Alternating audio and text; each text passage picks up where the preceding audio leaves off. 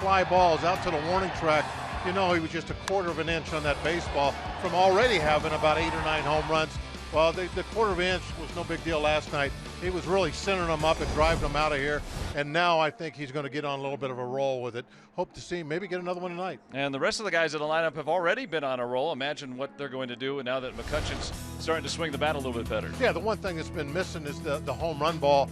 But everything else has been in place. Now they're starting to get the ball over the fence. I think they really started that in Arizona, and this offense can be something else if they start getting the home runs to go with that on-base percentage. Farrell brings you those numbers, and now all you need is some good pitching here tonight. Maybe another nice start from Nice. Jonathan Nice gets the nod for the Buccos. Jonathan Gray, his opposition for the Rockies. Pirates, Colorado, here next on Root Sports.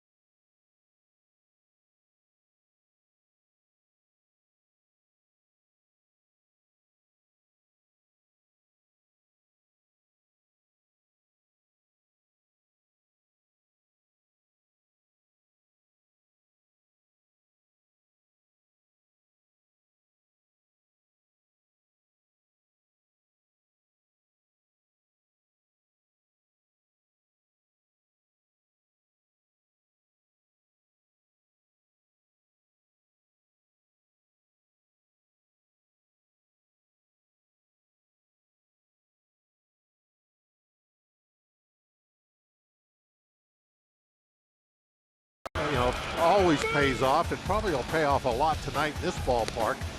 But also early on, he's got some big strikeouts. But what he's really doing a lot of is throwing strikes and making sure that he doesn't do the other team any favors.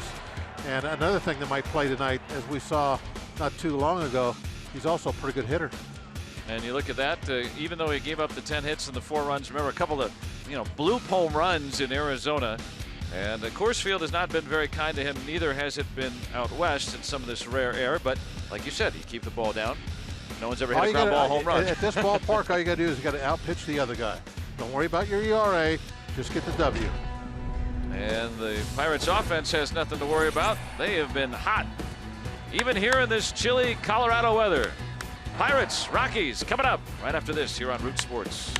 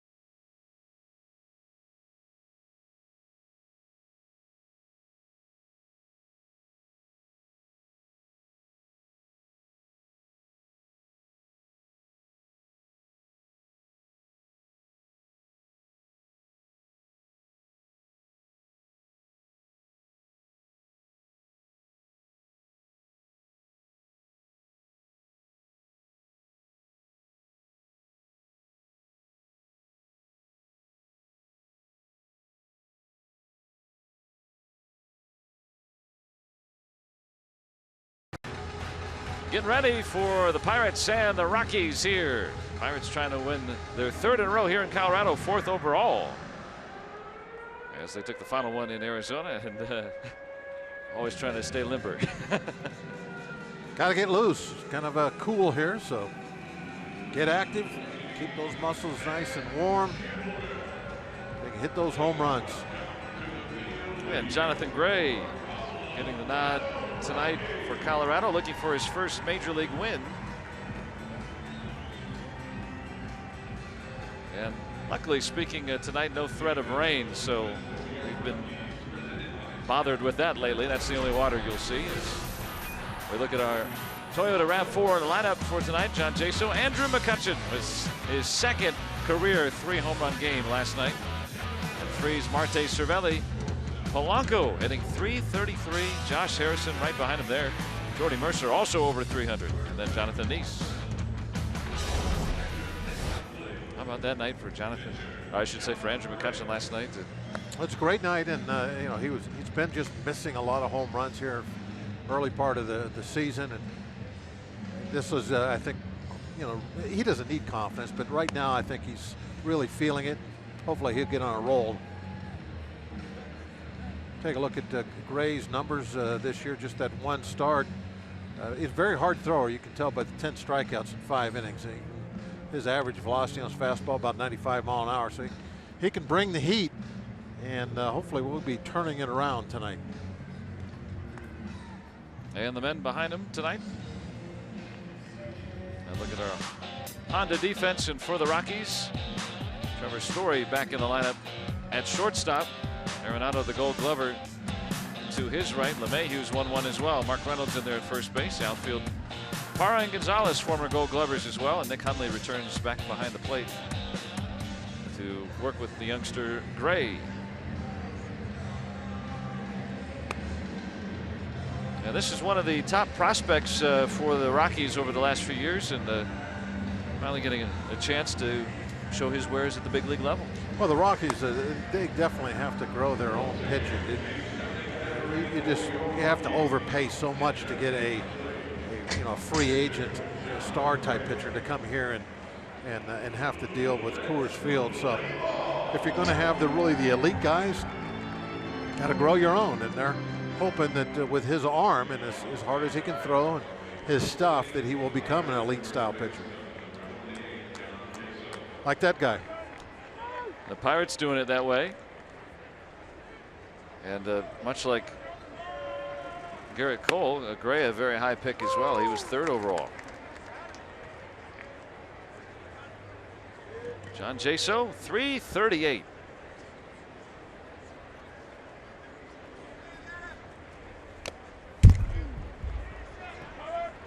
And behind 2 strikes.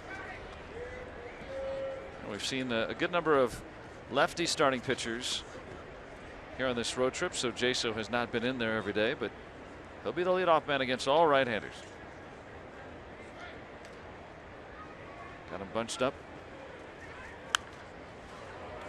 Yeah, everybody shifts on him, but we've seen him beat the shift a couple of times this year, where he'll go up there and just it's obvious all he's trying to do is hit a ground ball the other way and roll it out in the left field.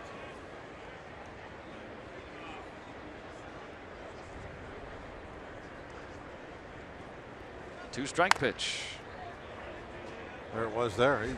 He got up on top of a pitch that was up a little bit.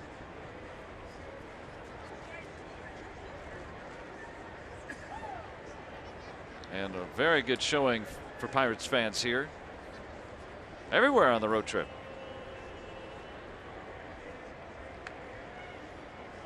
Another 0-2.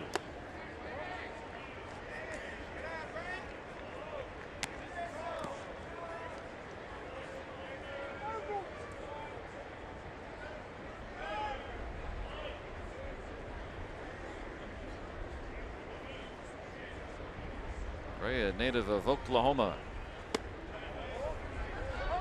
And now even on Jaso. Dale Scott working down over at 3rd base tonight.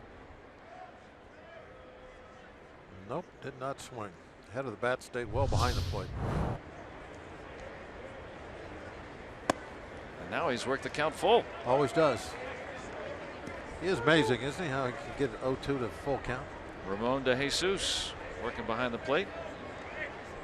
First umpire born in the Dominican Republic to work in the major leagues. Dale Scott, the crew chief, down at 3rd tonight.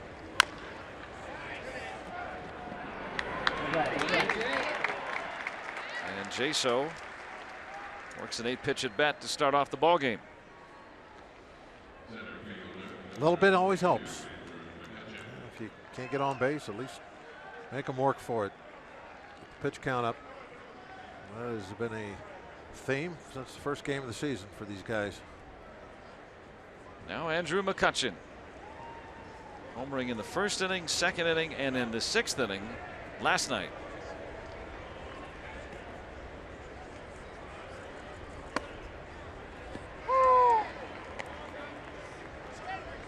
Second career 3-home run game. Had a nice chat with him before the game about. Asked him, how do you enjoy it? What do you do after that? He said he went back to the hotel room, called his wife, just talked with her, and moved forward. But was humbled to be mentioned in the same breath with some of the other Pirates greats who had multiple 3-home run nights. It doesn't really matter whether it's a horrible night where you strike out 4 times or you have a great night. You got to be able to turn the page quickly, because here it is. Those 3 home runs aren't going to do him any good now. He's right back in the batter's box. Baseball is that every night there's a new game, and whether you were a star or the GOAT, you gotta let it go pretty quick. So that's kind of a neat thing to hear that, okay, I hit 3 home runs, but I'm not going to go out and have cake. I'm going to go back out and get back at it again tomorrow. Maybe get another one here tonight. Still 2-2. Not that cake's not a good thing. Oh, well, no. I like cake. Don't worry, the Cake Growers Association aren't going to get on you for that. Don't worry. All right.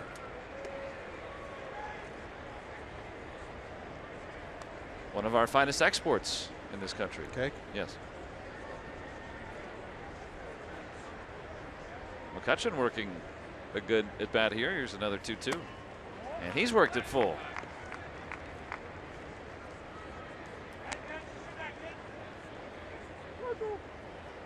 Well, John Gray has gotten 1 out. Has not allowed a base runner, and he's thrown 14 pitches. That adds up. 3-2. Cracked into right center. And this is extra bases for McCutchen. He's going to have a 1-out double. He smoked that one. Give that man a piece of cake. Well, the way he's been swinging the bat, he thinks the game of baseball is a piece of cake. It's kind of a little ironic. Normally he really gets hot when the weather heats up. Here we've come to Colorado, and the last 2 nights have been really on the cool side, especially last night. And he is thumping the baseball. Oh, how about that sound? Anything in sports better than that? The crack of the bat. Especially when it sounds like that. Solid. David Freese homered last night too. And now the Pirates have doubled in 22 consecutive games. That's about the best they've ever had. Short time frame though. It's only 115 years. Oh, okay. The modern era. Yeah. That one at 97 from Gray. Freeze at 278. Yeah, when McCutchen and Freeze are 238, 278, those are your bottom 2 guys. That'll work. In terms of batting average, everybody else over 300. And Freeze just a couple of games ago was over 3.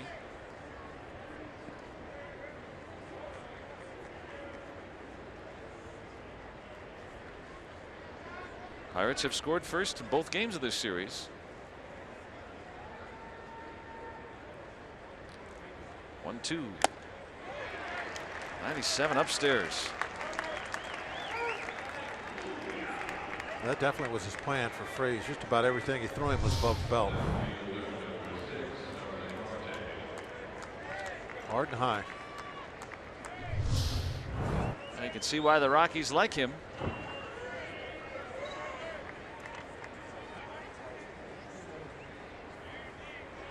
McCutchen with that 1-out double. Now with 2 gone for Marte. 322.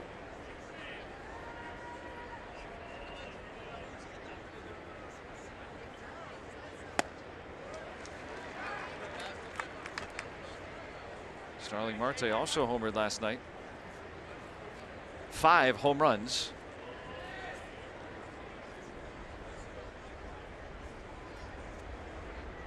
Pirates coming into the game last night had 12 for this season. Marte had been looking rather poor until he hit his. Wasn't showing much discipline last night until the home run. He was chasing downstairs first couple of at bats. See, with 2 outs and runners in scoring position, he has been inflicting damage. That's the situation here.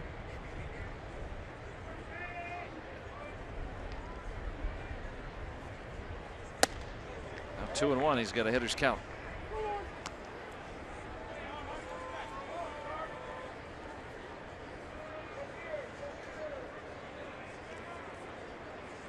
And it almost seems routine. Almost every first inning, this opposing pitcher throws around 25 pitches or more. That buys you an extra inning out of the bullpen most nights.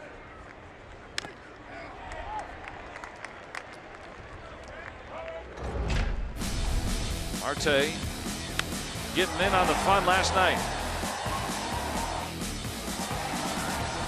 That's how you do it. Yeah, another thing about that, the home runs that this team has been hitting of late. And, even especially here at Coors Field, home run ballparks, they've been so far over the fence. They're home runs anywhere.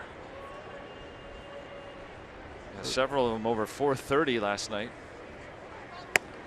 The home runs that they were hitting in Arizona some of those were 450 or better. I mean, three of them. They've been hitting just absolute moonshots.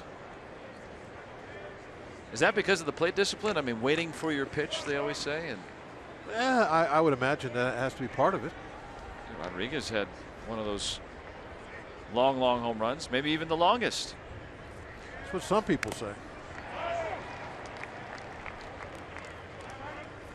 Landed the farthest that we could see. Yeah. Out of those 3 home runs back in Arizona. That's a true statement.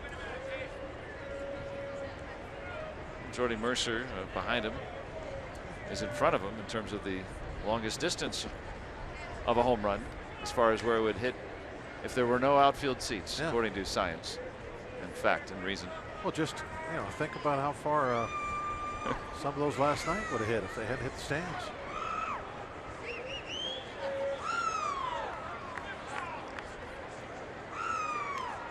It's your home run king right there, 466. StatCast said. Marte is going to see a 7th pitch of this at bat. And McCutchen on the move to third. No matter though on a close play at first. John Gray though needs 26 pitches to navigate through the first inning.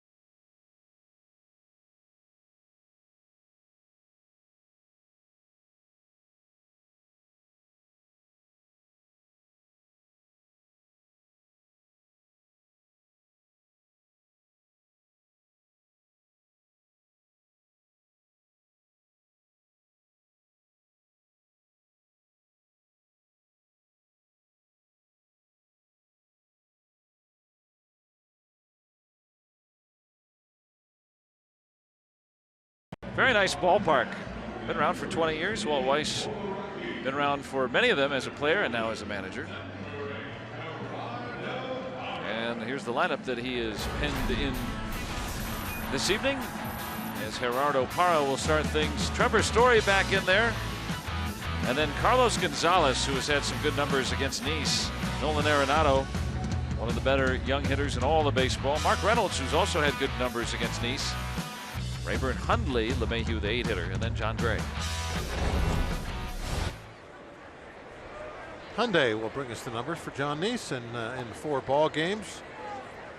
He has got the win in 3 of them. The ERA, a little bit, it's in the 4s, but the main thing is we're winning the ball games, and he could easily have that ERA at 3.20 instead of 4.20 with a couple of breaks early on in those first couple of ball games. He has done well. They gave up a couple of home runs against Arizona that, with the roof open that night, they just looked like pop-ups. Got out of the ballpark. The wind was blowing up that night. Straight up through the roof and taking everything with it.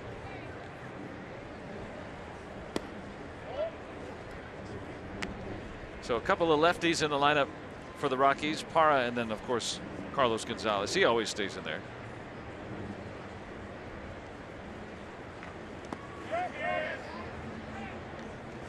Parra did a decent job last year in that great start with Milwaukee, facing left-handed pitching too. So the Rockies have a couple of those guys in there, not straight platoons.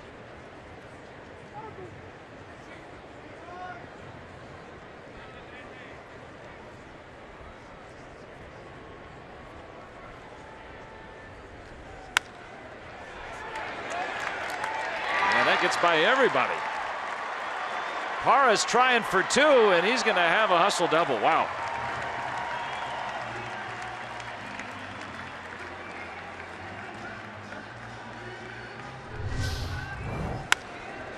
Hit it right through the windmill. I think Kutch got caught watching that out there, thinking that one of those two guys were going to catch that ball, and that's why Parra could turn it into a double. I thought it was going to be caught too. I was kind of surprised that ball got through the middle, but it was perfectly placed.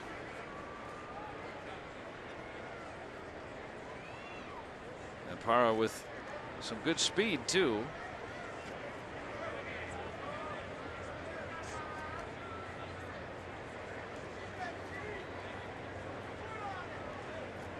Could score on a base hit, especially in this cavernous ballpark.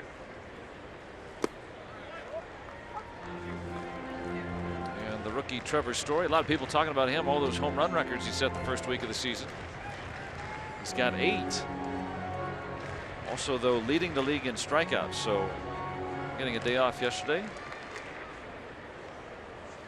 Sometimes having a day off when you're in a bit of a slump works. Sometimes. Sometimes it doesn't. That's one example. Worked for Kutch. But hopefully this will be a different story. Well, yeah, there's always an exception to every rule.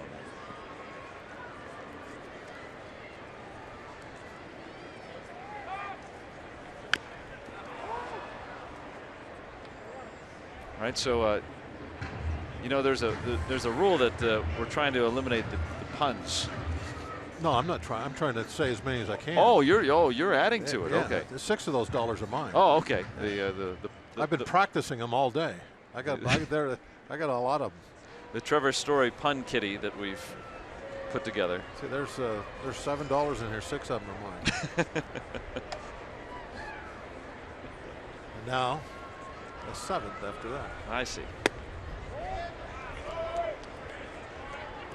See, Rock and I last night, we thought it was to try to avoid it. No. Oh, no. You know, I'm going to put a 5 in there now just because I know I'm going to have 4 more. As long as he stays in the game and does something. I got something for everything he does. I had a free lunch today, so I got extra dollars. Oh, yeah?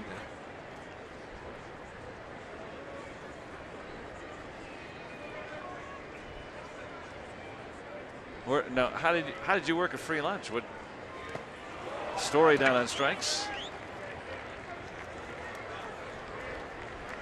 Tell you as the game goes on. Okay, all right, yeah. First inning. Let's not divulge everything.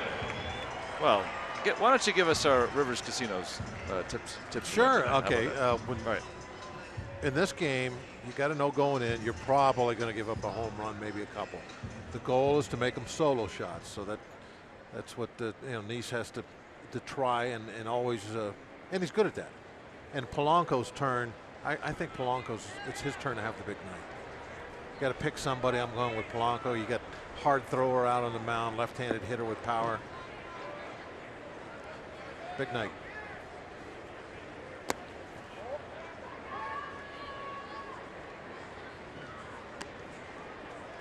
Well, we'll see if your you're a soothsayer.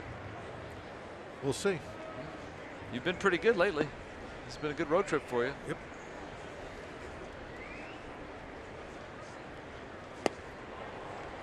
Out in front.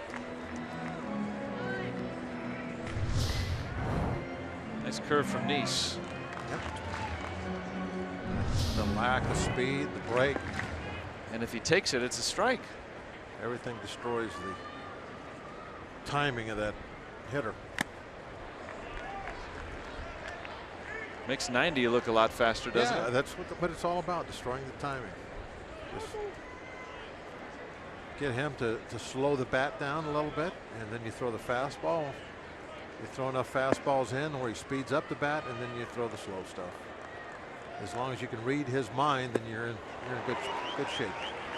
Curveball, fastball, curveball strikes him out.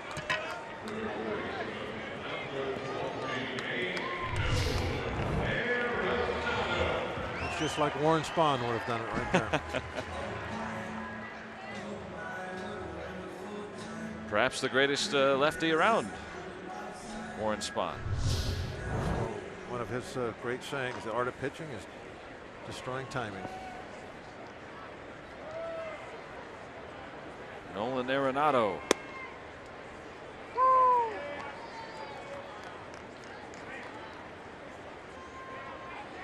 Has the mask back on tonight that he puts on when he's out there in the field. California native.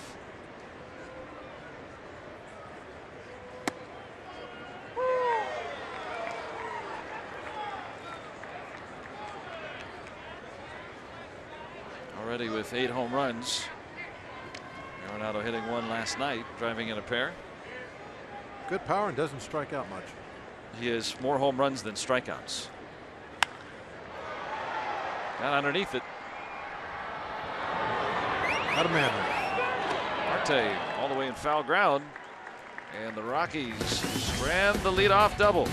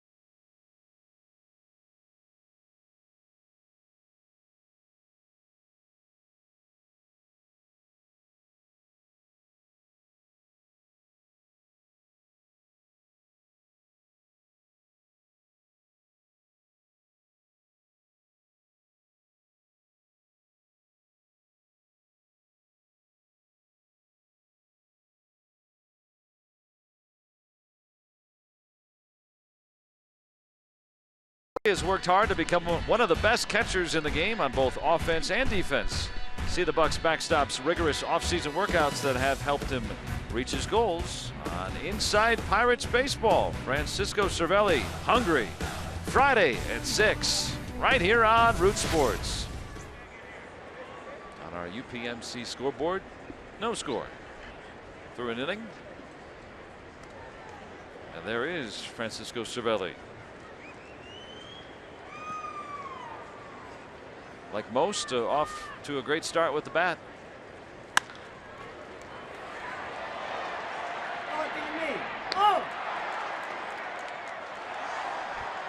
Good call.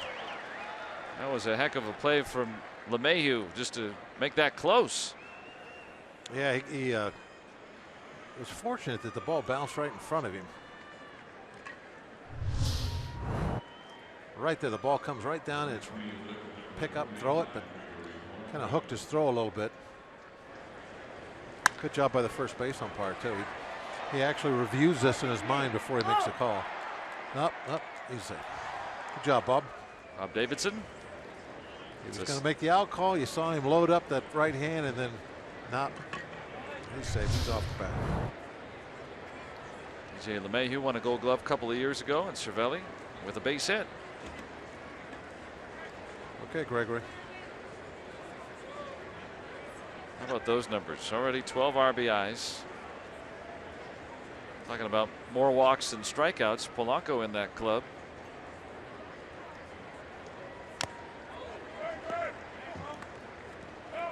And because of all those walks, Polanco on base at a 440 clip to start the season. That means he's on base 44% of the time.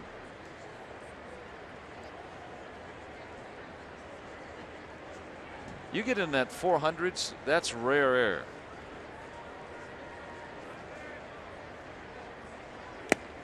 If he'd have done this last year, he definitely would still be the leadoff hitter. But that was one of the problems last season, is it just the on-base percentage wasn't there,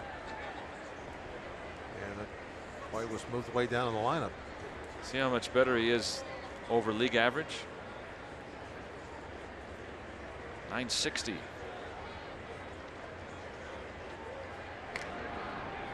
Well, you said this before. Just because he doesn't start the ball game doesn't mean he's not a leadoff hitter. We see, several different leadoff hitters. I mean, if everybody's getting on base 350, 400, you've got a lineup with 7 or 8 leadoff hitters. Yeah, somebody's got to make a last out occasionally. Pirates lead baseball in on-base percentage by still a wide margin. And they've been getting so many base runners on. They're right now on an all-time pace for the most base runners in a season in history. Ever. Through 21 games. They got to start somewhere. That's a good start. And I know that you have to be careful when you talk about good numbers in April, but it's better than the alternative. Right. Oh, sure. Having to try and say, well, it's early, they'll get going.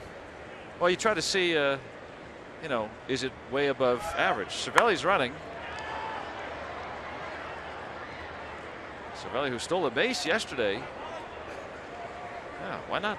Try again. Well, Polanco's got a couple fastballs right in the middle of the plate to hit. He swung and missed one and fouled that one off.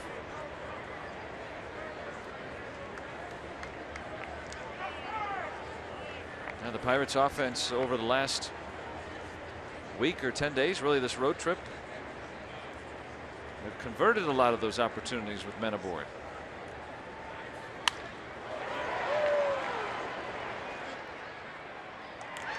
And Polanco the first out of the inning.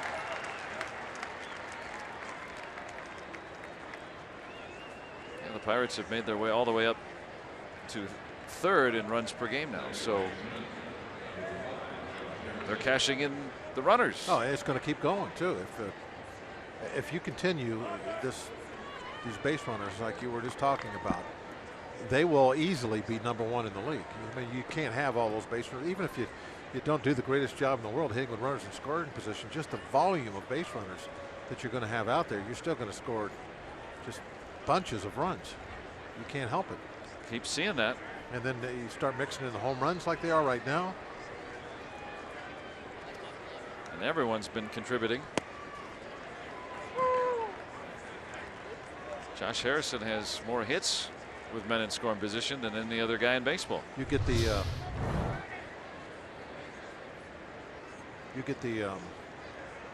starting rotation getting a little more consistent, and now you get the team. You're right back to where you're going to be somewhere in the mid-90s and wins again.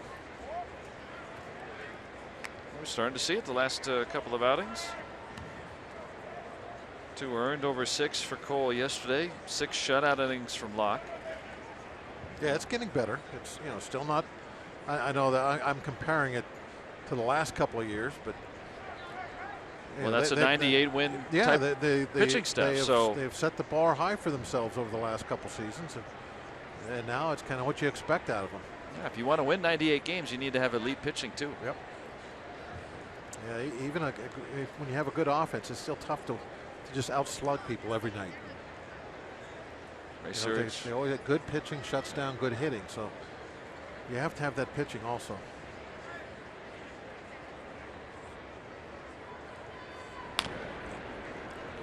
We'll see from what we see from Nice tonight, but 3 straight 6-inning starts and all wins. So if the starter is going a certain length, probably means he's doing well,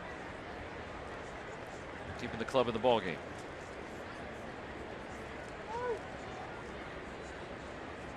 You want to get that average start a little bit over 6.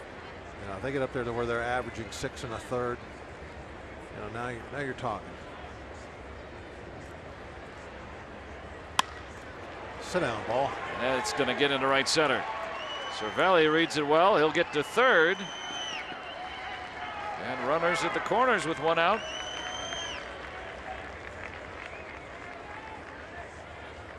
And moves Josh Harrison's hitting streak to 7 games. Didn't get a whole lot of this, which kind of was a good thing.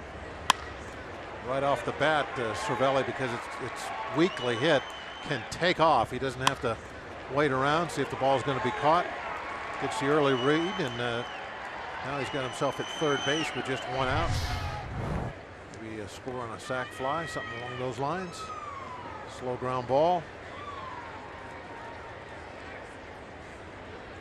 Or maybe Jordy will find a gap with 1, score everybody.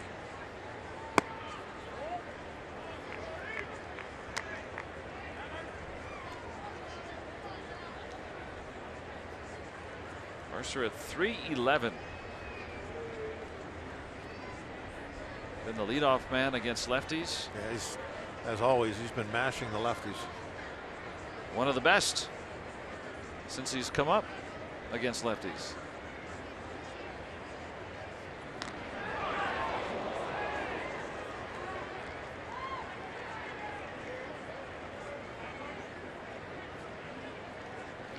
Cervelli 90 feet away with the game's first run.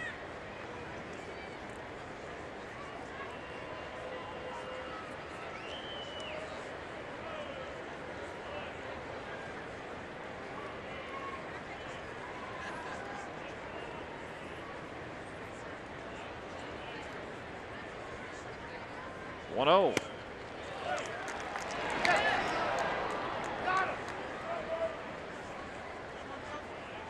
Doesn't ever take long in a ball game for Jay Hay to get dirty, does it?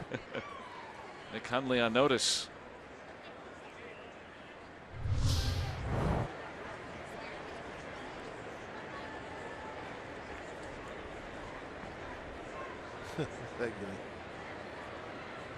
Clubhouse manager's nightmare, right?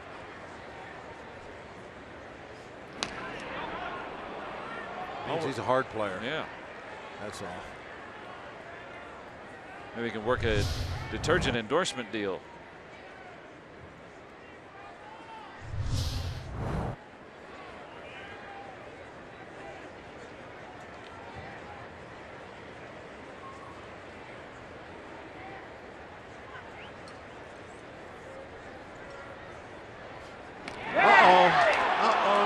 Dropped it. Oh, thank you. Whew. They had him. And Cervelli was working down the line at third too.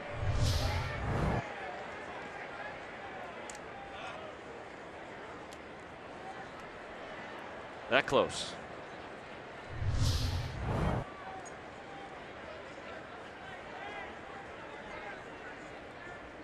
Cervelli was alert on that play. May have tried to come home.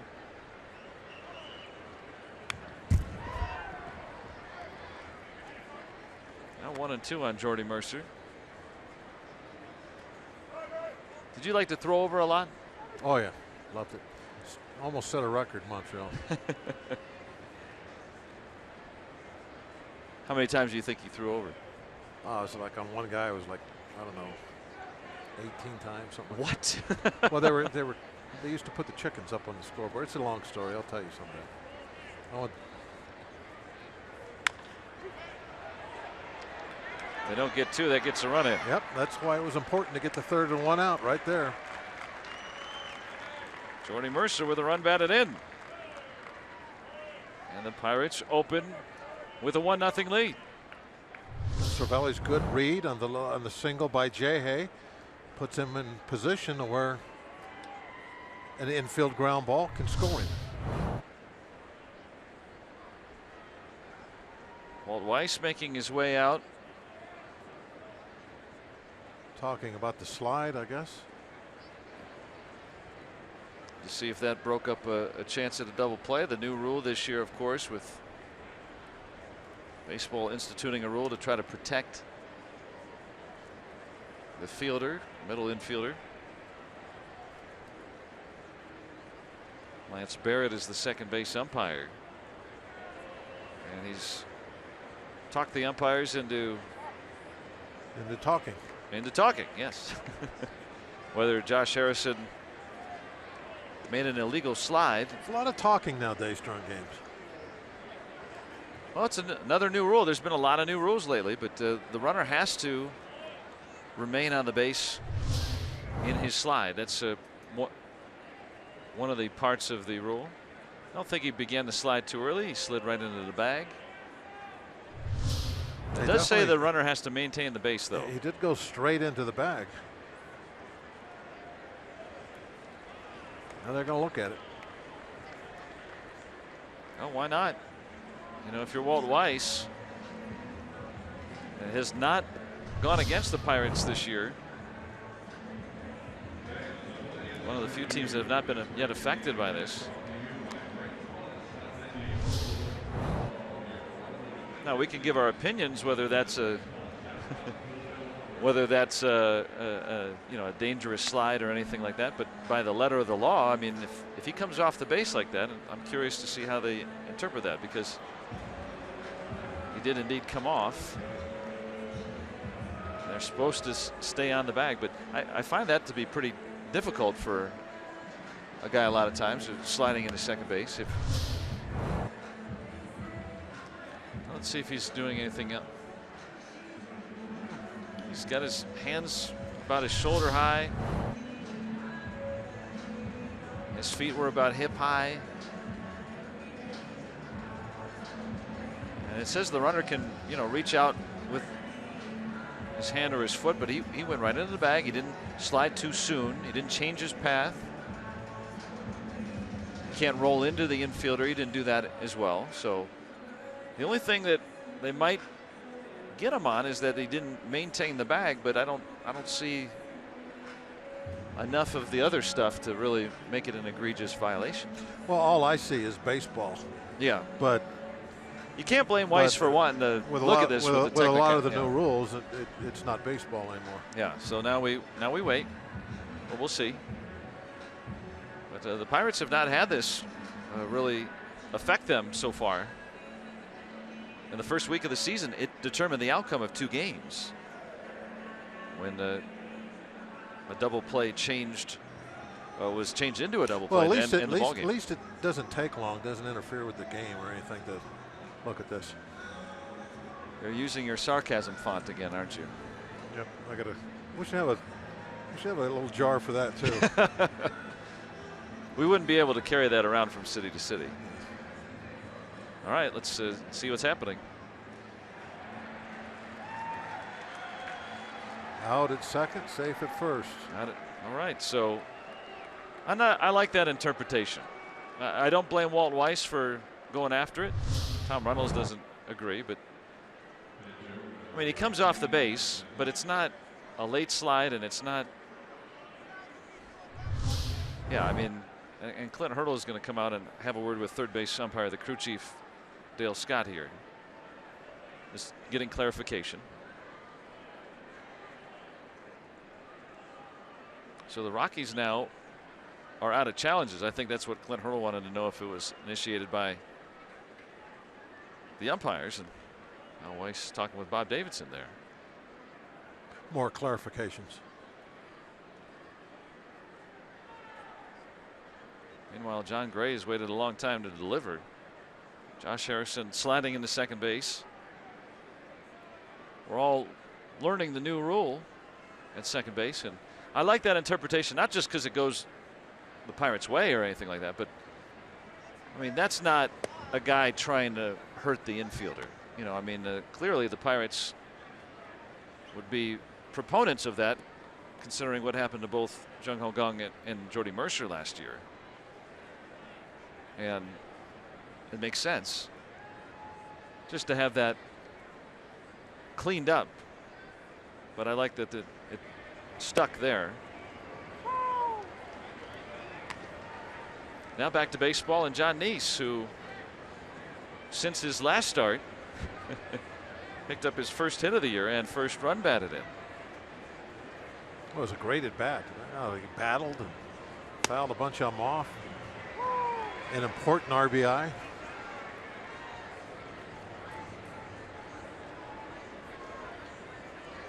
First Pirates pitcher to pinch hit and have an RBI since Ken Brett back in '74. And that was a 9-pitch at bat from Neese. Yeah, it was a battle. It was a great at bat. It was a great game. Pirates winning 12-10 in 13 innings on Sunday. We had 3 pinch hits or pinch hit appearances by pitchers in that game. One of them played out in the outfield after he got done pinch running in the game. I mean, it was just the Diamondbacks, a crazy thing that you don't get to see very often. Yeah. It turned out, I think, thought to be a lot of fun. Maybe not for the fans because Diamondbacks ended up losing, but still, it was an entertaining game to watch. Diamondbacks used 23 of their 25 players available in that game. Story get the out at first. Pirates strike first. They've got a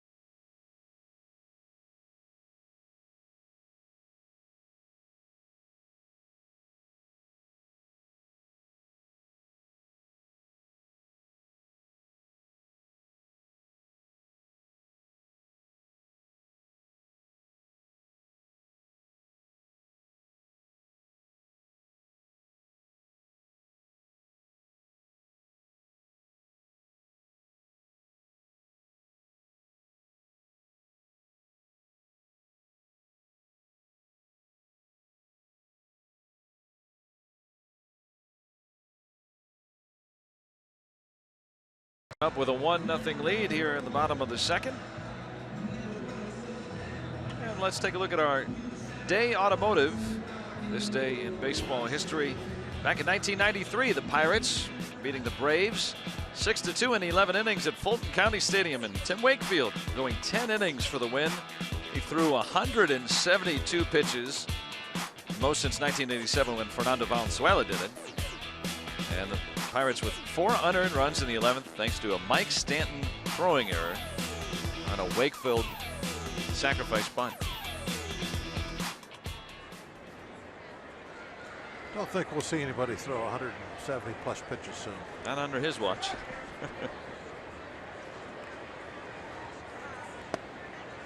What do you think the most you ever threw?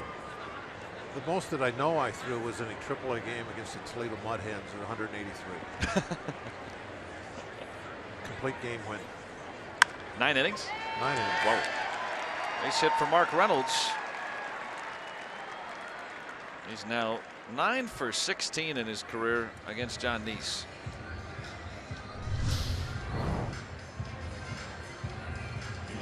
He tries to go out, pull that ball, rolled over on it, hit the ground ball.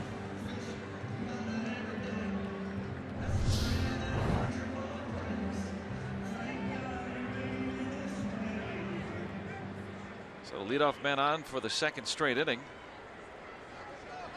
Ryan Rayburn.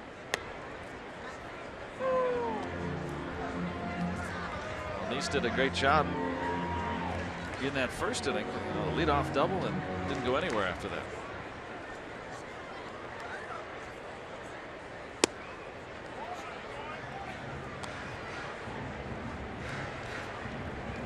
Well, this is where he's good at getting these ground balls, so we can hopefully try and get a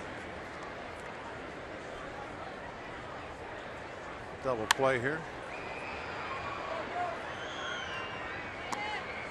That's Neese's specialty, one of the best last year at getting that ground ball, 4th best in the National League in the ground ball percentage.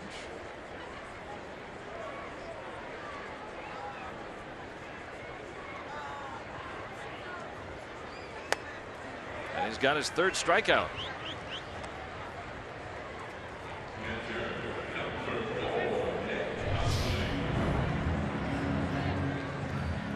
Little backdoor breaking ball. Saw that ball start away and just move right into the strike zone.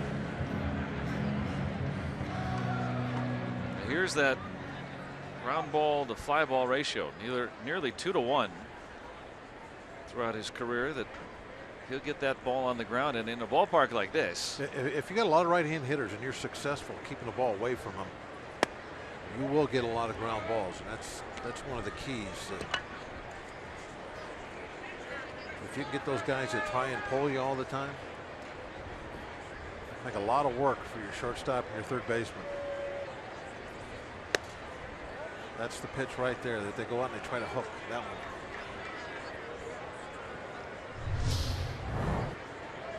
So he brings it right over the corner for a ball.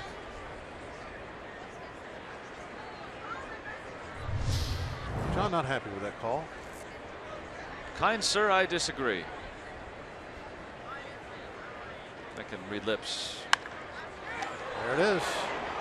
There's 1, 2, a double play. John Neese rolling through 2, making sure they've got the strike zone figured out. 1-0 Pirates.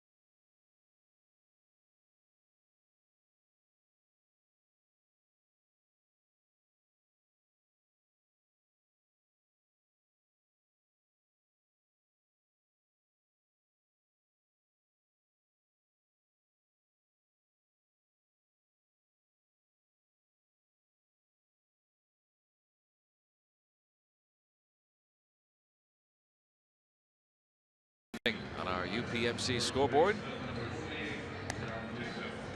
A lot to figure out with that. We've seen the second base slide rule. Well, Jay was in conversation with the umpires, obviously, in between the innings there, and so I think he's kind of relaying to anybody that wants to hear what the umpires had to say to him about his slide. It's really new for everybody, and Dale Scott, crew chief, been around this game for 3 decades now. Jaso worked an 8-pitch at bat back in the first before bouncing out.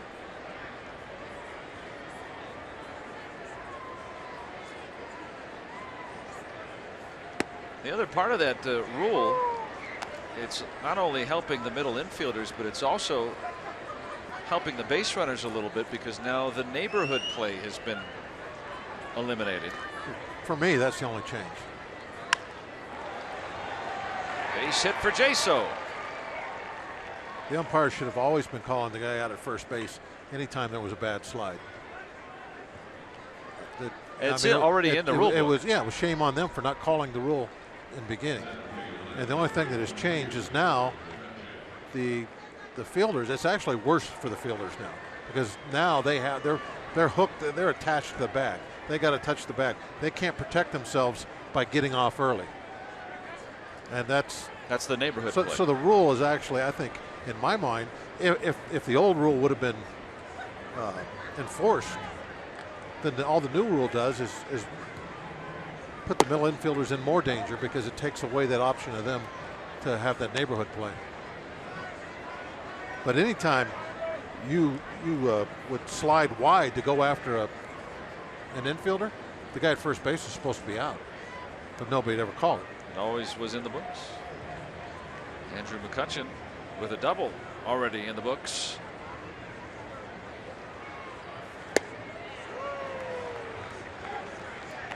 Three homers last night after the day off.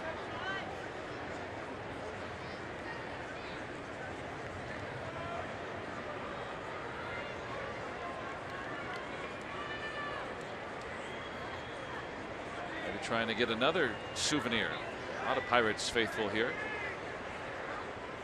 All around town here today.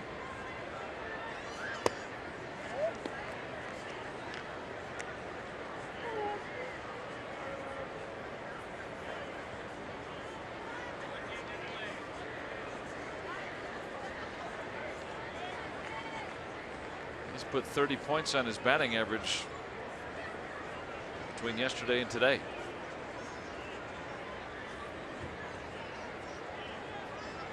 2-1.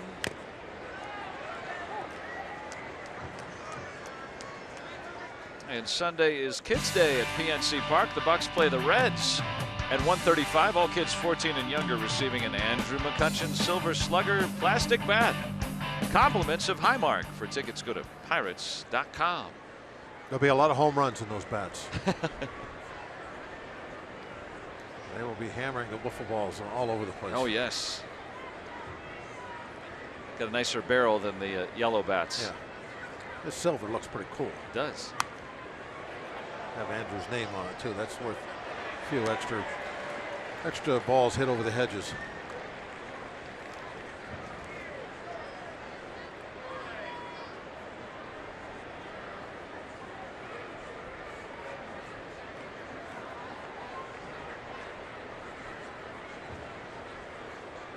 John Gray over 50 pitches already. Nobody out here in the third.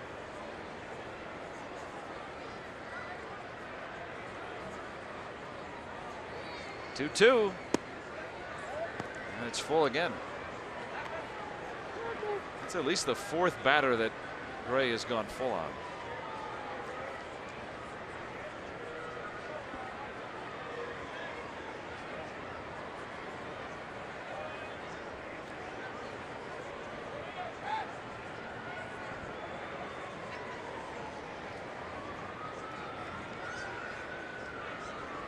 Payoff pitch. I see some of those dance moves from Rick Sofield. Well, he's got his dancing shoes on. Shiny and sharp. Yep. Jaso running on the pitch. There they are. Look at that. 1-2, cha-cha-cha. You know he's a good dancer.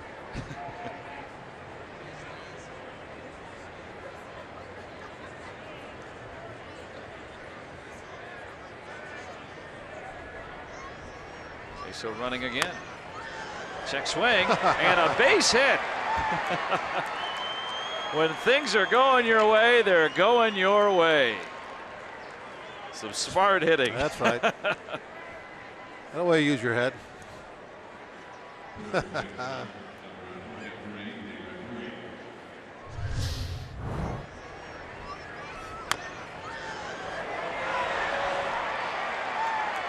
mean, if you try to do that. You know what would have been real funny if instead of pointing to his head and giving the smart hitting sign, if he would have gave the sign they usually do for when they hit a double or something, you know, where they point to the sky and go bring their arm down real fast. That would have been funny after that base hit. Guys would have been rolling in the dugout laughing. 2 men on for David Freese. And Jaso moving on the pitch. Getting to third. Again, helping with less than 2 outs.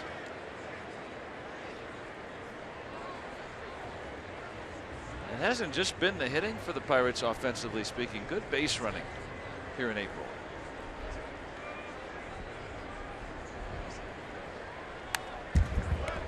Very few mistakes. You know what I mean? And, yeah, I do. Extra bases are taken. It's one of those things that we don't really think about until there's a mistake made. And then you think about base running. But it's been very consistent. Really worked on a lot in spring training.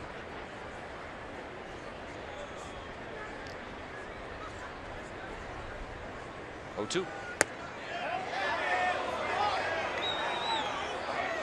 Base running is like that offensive lineman. Holding.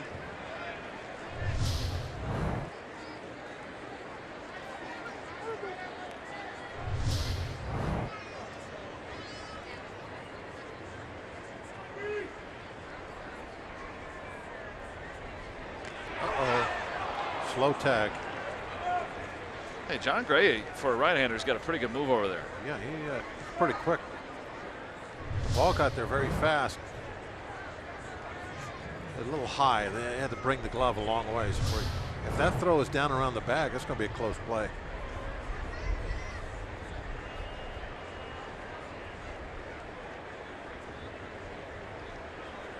McCutchen with the steal already this year.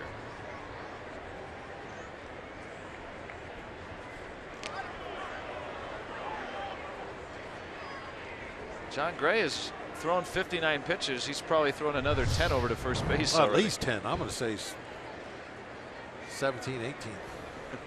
He threw 10 over there when Jay was leading off.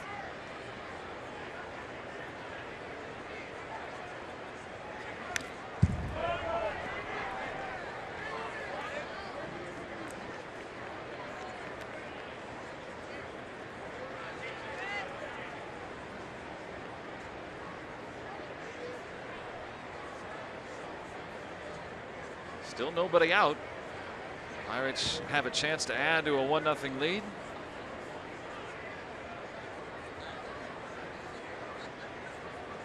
Men at the corners for Freese.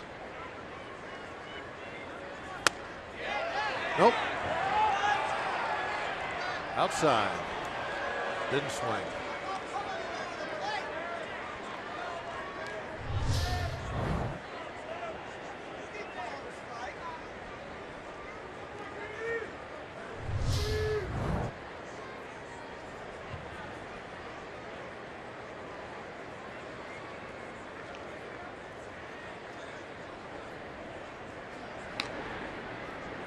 McCutchen dancing over there at first.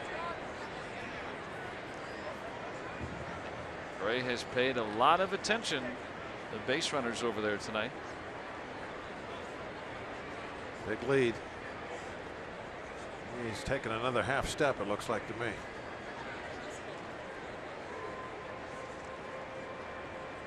coming home. Ooh. That was almost another pickoff play.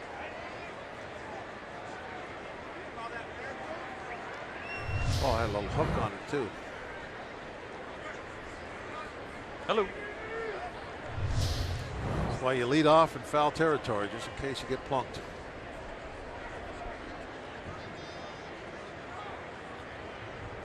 And it's just a foul ball.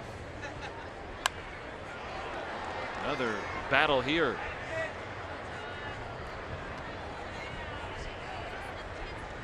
Curveball that didn't break. And I think that Gray might have been lucky that one didn't break, because it just stayed inside and was just spinning in there. That happens sometimes here at this ballpark. If that ball breaks, see the number 7 ball, if that ball breaks down toward the middle of the plate, I think it's right on it to crush it somewhere. Full again. And that's why Garrett Cole last night, at one point, he threw 20 straight fastballs. He was primarily fastballs all night. Yeah, he really did throw a lot of fastballs at the entire night. But he had a string there where he really got in a groove with it, decided that he didn't want to throw anything else. Now the veteran Hundley out. So Gray's thrown 64 pitches. Garrett Cole stewing the curveball last night for the most part. Yeah, Gray 64 pitches. He's thrown over to first 9 more times. And for a young arm, of course, they always err on the side of caution. There's still nobody out in the 3rd inning. His night is looking perilously short. The 9th pitch coming to Freeze. Is that a balk? He faked to 3rd. He's got to throw over there. Yep. No, he stepped off. He stepped off. It's not a balk. Well, they caught a balk.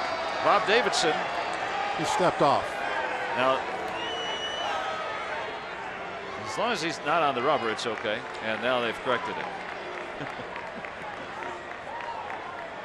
Bob Davidson's been known to call a balk or two in his career.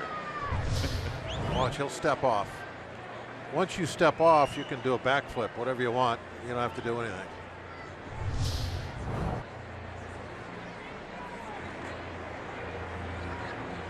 That was almost our second balk dispute of the road trip. 3-2 to Freeze. And a base hit in the left. Jaso's in, and the Pirates have a 2-0 lead.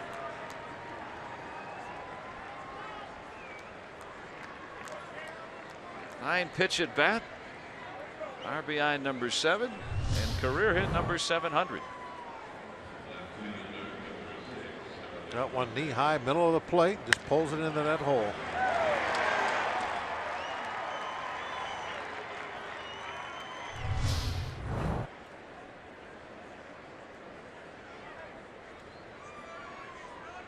Gray has thrown 20 pitches to 3 batters in this inning and has not gotten it out yet. 3 singles. Pirates' relentless offense continues with Starling Marte.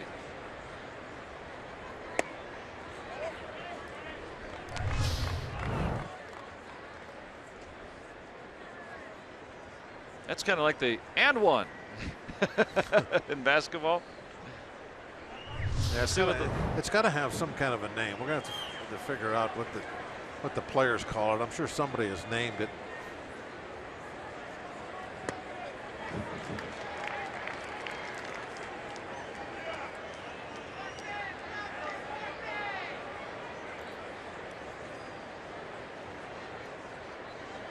They've been doing it a lot, whatever it is.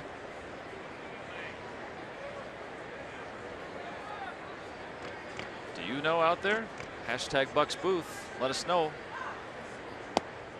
What are we missing? Now we don't want to know why they're doing it. I'm sure it has a story behind it. We just want to know what the name is. What is it? That way we can refer to it.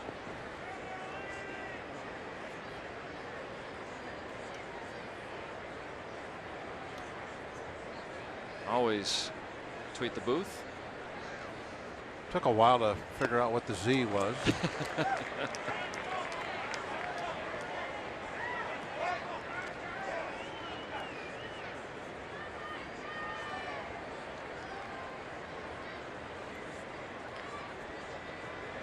Heavily guarded secrets by the Pirates in the clubhouse. Enjoying that heater. That's a popular place to be. Not as cold as it was last night. Temperatures still, though, in the 40s. It really feels nice out here now. Not bad at all. Oh, cue shot. And Reynolds will get one out. A 3 unassisted out on Freeze. Marte on the fielder's choice. That's the first out of the inning. Freeze wasn't sure if that ball was going to get caught in the air, so he held up for a moment. But he was, if he hadn't got tagged, he would have gotten forced over at second. So it really didn't make any difference. It was going to be first and third no matter what. This will be an interesting little battle right here with Marte. You know, he's going to be taking that big lead, and Gray is going to be back to that pickoff.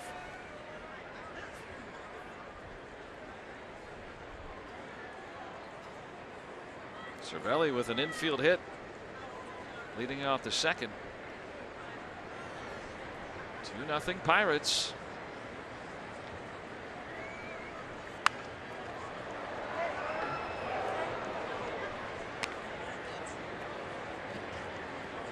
Cervelli has that average up to 324. There's a little breeze coming into the booth. That made it feel a little cool. Yeah, it's starting to pick up a little bit now. That's one of the reasons it was cold last night, because of that wind was not being kind. Now even at a ball and a strike.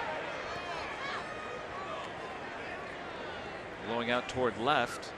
That's the rock pile above center field. Long way out there. Over a mile high.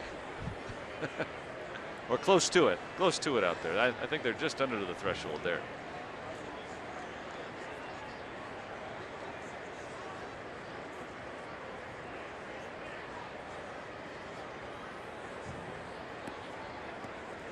Gray paying a lot of attention to Marte, who's 6 for 6 trying to steal.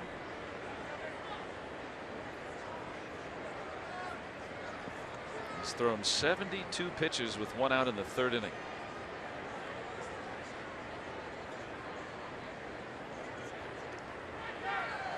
Marte on the move, and he's going to walk in with number 7.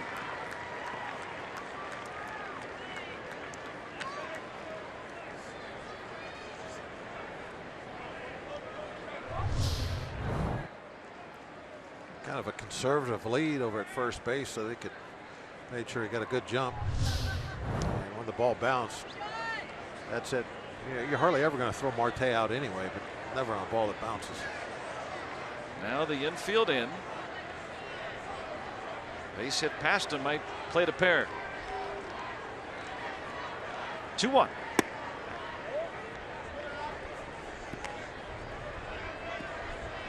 Interesting decision with a runner at second base to bring that infield in. Might give up the 4th run, trying to prevent the 3rd run from scoring.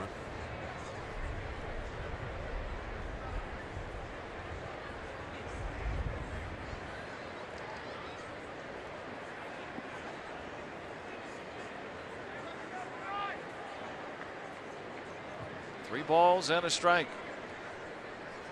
Here it is. And Cervelli will take the open base.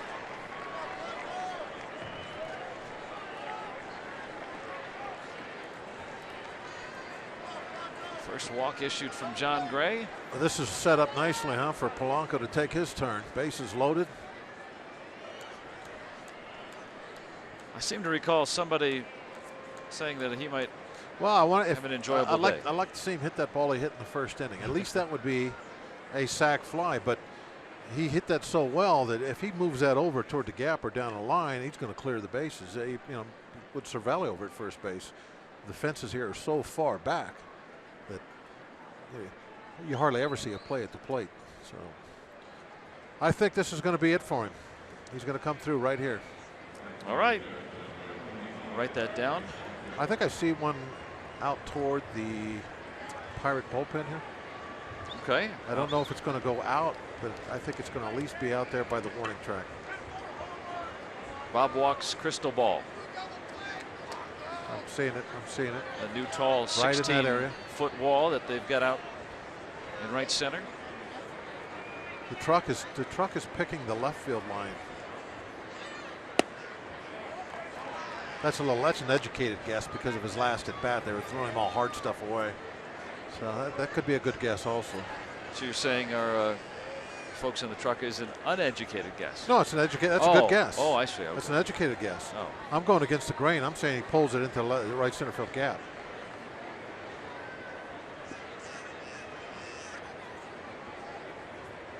A 1-0. How about to center? Well, that's where he hit the first one. I said I'd be happy with it. So, okay, I'm happy. And McCutchen is in. Sack fly for Gregory Polanco. 3-0 Pirates. Can't you get a gap? That ball was stung. Yeah, it's two of them he's hitting on a line out to center field. Just didn't hit it in right spots, all. But still got to run home. That one I put in my book, SL8. Sack line drive. That's no fly.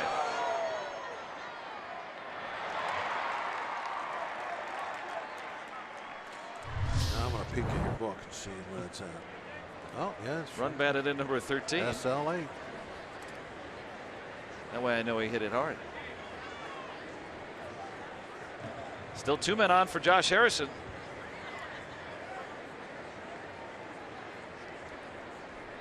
He's collected 12 hits this year with men on in scoring position. That's more than anybody else in baseball.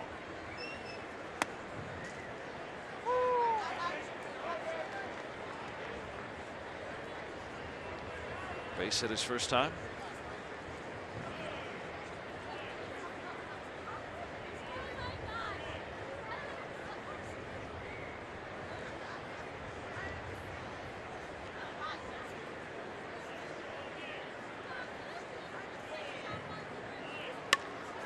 Little poke in the left and a base hit for Harrison. Marte on his way home. He is in, and Josh Harrison with an RBI single. 4-0 Pirates.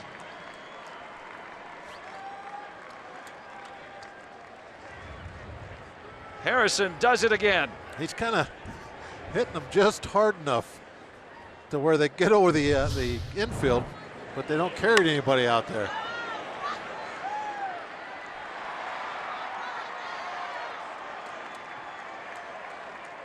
So Kutcher's giving the smart hitting.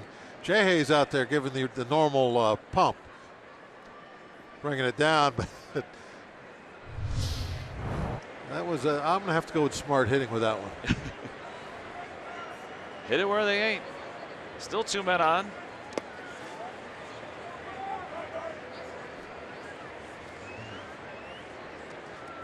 You guys vote. Hashtag Bucks Booth. Smart hitting. Was that smart hitting, or do you give it the pump? Guess we've come up with a name, the pump. Yeah, I like it.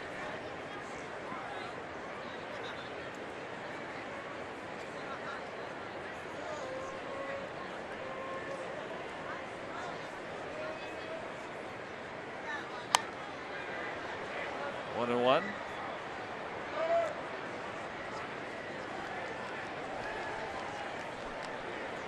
The Pirates have sent 8 men to the plate now here in the third. Still 2 men aboard. John Gray's pitch count over 80. Activity continuing in the Rockies bullpen.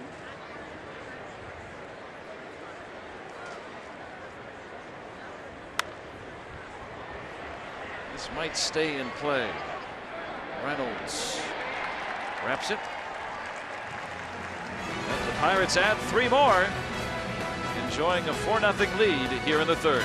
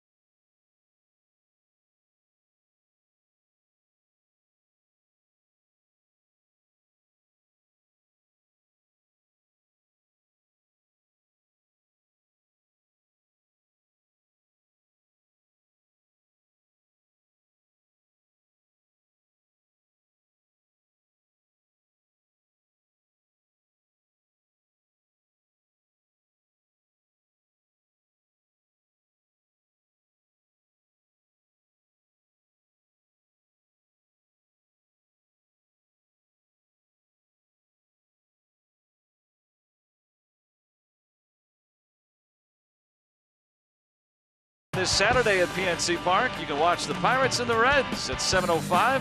Then stay after the game for a spectacular Zambelli fireworks show presented by 93.7 The Fan. For tickets, go to pirates.com. Pirates back this weekend, and a little shorter commute for you if you want to come out and see them at the old ball yard. 4-0 advantage. Pirates trying to win their 4th in a row.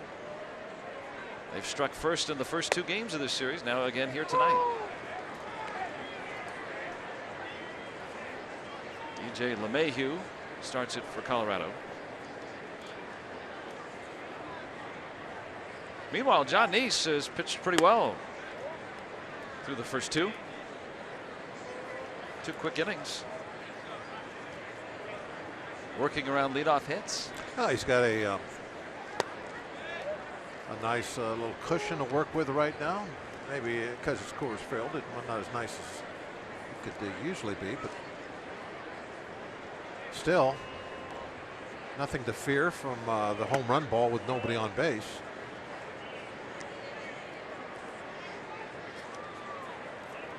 Yeah, I've always heard, you know, the adage here is you just try to win. You don't pitch for ERA here. You just, whatever the score is, you just pitch to win here. It's hard to, I think like that, but that is what they have to do. If you're going to be a pitcher at this ballpark, you need to think about out pitching the opposition. The opposition, you got to be better than he is. You got to be happy with a win of 8-5. And then at the end of the year, you're 15-10 and you had a good season. Maybe your ERA is a little high. So what? It's going to be high here no matter what. Yeah, but just in your mind, you just got to think, I'm going to give up some runs tonight, but I'm not going to give up as many as the other guy. Polanco's got the first out. Yeah, Neese has given up 5 home runs, but the last 4, they're all solo shots. Yeah, it doesn't hurt you. Challenging hitters without men on base. So John Gray. Remember a couple years that ago. Vantage point. That's a mile-high viewpoint. A couple years ago, I kept talking about how solo home runs don't hurt you.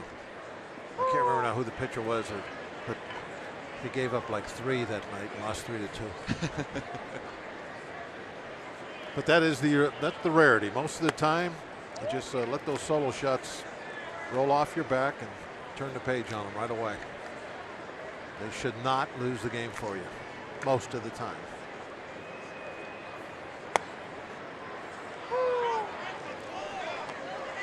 Nice pitch there, just right at the knees on Gray. I was wondering if Gray was going to get a chance to bat. And on strikes, and 4 strikeouts for John Neese.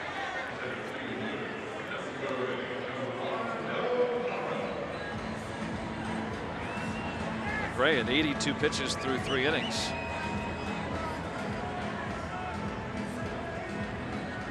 Meanwhile, look at Neese's pitch count, 35 with 2 gone. Got to be efficient.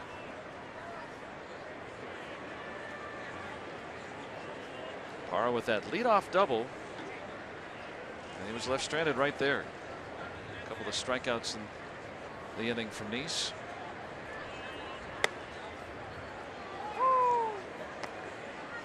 Revisiting that trade that the Pirates made to get Neese. You know, Neil Walker is going to be a free agent at year's end. He's got 9 home runs now, but John Neese has been arguably the most consistent Pirate starter. If not, he's been very consistent. You could say that for sure. Absolutely, I agree with you on that one. And it's hard to find that. And he can also be under team control for the next 2 years if the Pirates want to pick up the option. 17 and 18. So it's a win-win, it seems like.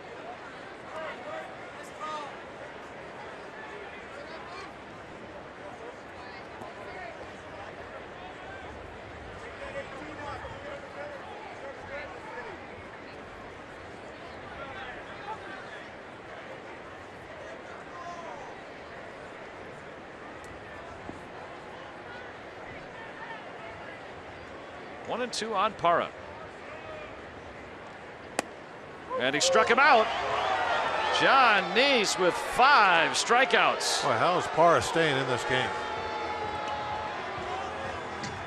He's lucky he's got a rookie umpire there. He would have just got tossed.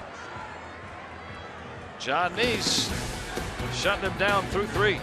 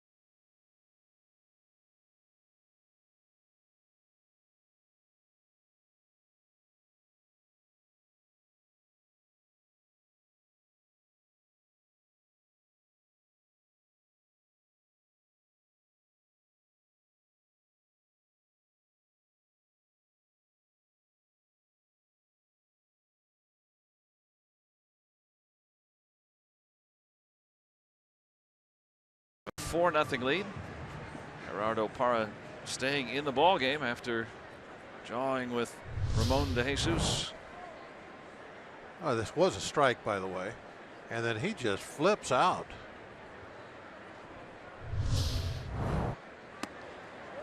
Walt Weiss came out to kind of deflect some of that. Yeah, one of those older, grizzled umpires. They would have said goodbye. I mean, think the other night about Ryan Rayburn was walking away. Yeah, got ejected. Had his back to home plate, and then John Neese with a base hit. Shortstop of the who was it got thrown out the other night and really wasn't saying much of anything.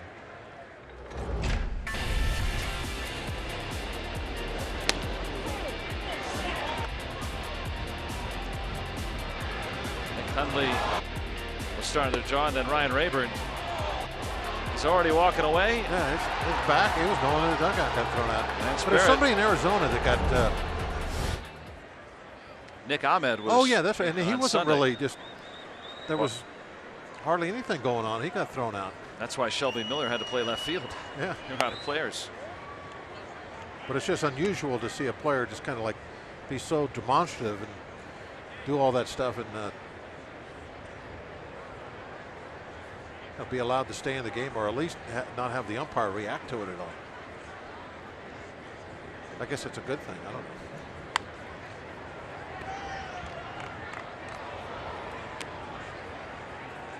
I'm kind of old school. I like the umpires to be able to be treated with a little more calmness than that. And then after they throw somebody out, then I like the fireworks. That's when you get your money's worth. Once you've been thrown out of the game, then go ahead, go crazy. Got nothing to lose then. Yeah. Kick dirt, cover up the plate, whatever you want to do. Yeah, De Jesus in his first year umpiring. Walt Weiss already been ejected in this series. First umpire from the Dominican Republic.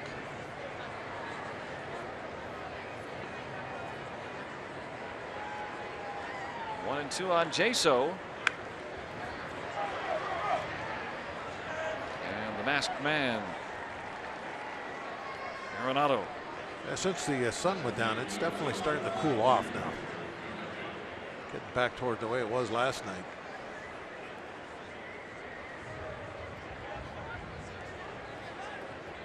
Blowing those flowing locks of John Gray. Yep. Which way's the wind blowing? 46 without the wind chill. What was it last night? About 42 or Got so? down to 38. 38. Mid-game.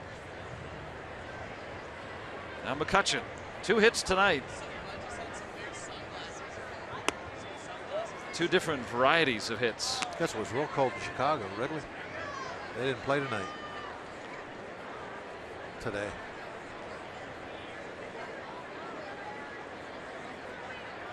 Jake Arrieta's start postponed.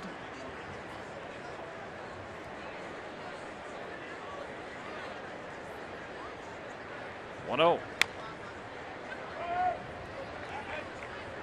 And McCutchen with that ripping double back in the first, and then in the third inning with the runner moving. Kind of an excuse me swing.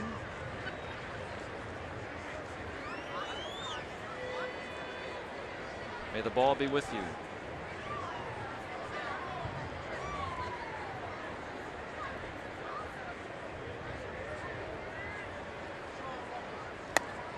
Big rip. Pretty good slider. I'm surprised we haven't seen Gray go to that more tonight. It's been pretty good. 87 miles an hour. He throws it very hard. He's gotten some swings and misses on it tonight.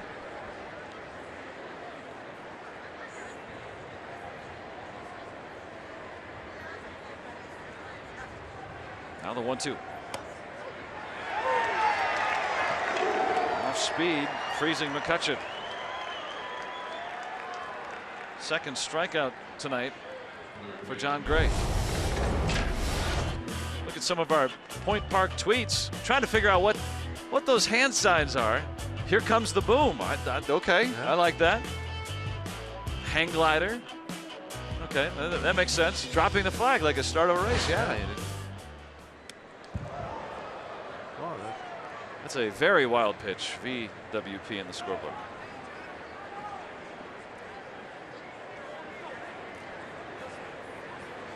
Oh, what's your vote?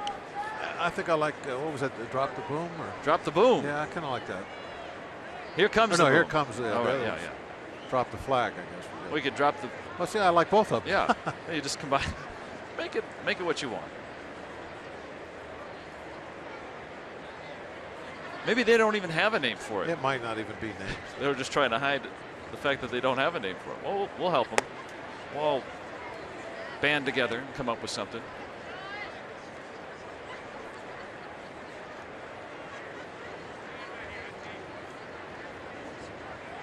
Always talking the game. Either that or they're just trying to find an excuse to stand in front of the heater. See, now when I swing the bat in front of the heater, David Freese. He rips a base hit and an easy double. That drives in John Neese. Gets him back in the dugout near that heater. 5-0 Pirates. Drop the boom. Yep. That was a frozen rope on a cold night by Freese. I got to put $1 in for all that? We don't have a freeze bucket, do we? Right down the middle. And that was one of those sliders. Didn't locate it very well. And Freese just all over it. Freese now with 7 doubles, a pair of RBIs tonight. That actually does help having Neese back in the dugout too. Yeah. And John Gray is going to go back into his, as reaching his tying his career high in pitches there for John Gray.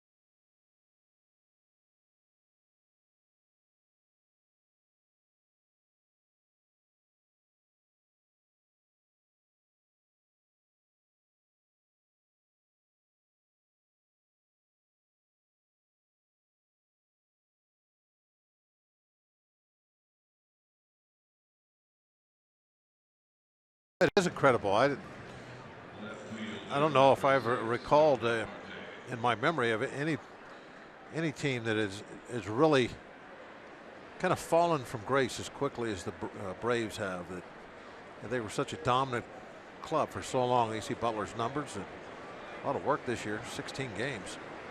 But to have to see how difficult it is for them right now. Now they've traded away some talent, but boy, to have now only 4 home runs, and we're almost through the end of April. They had that long streak going and can't hit a home run. In my mind, I always think about the Braves, that the streak of first place finishes, that just incredible over the years. Only the Montreal Expos in '94 interrupting that streak. That's a fair ball. Arenado unloads, and Reynolds may have held on. It said that he did. And if he held on in the bag, that's an extraordinary play. Clint Hurdle initially out of the dugout.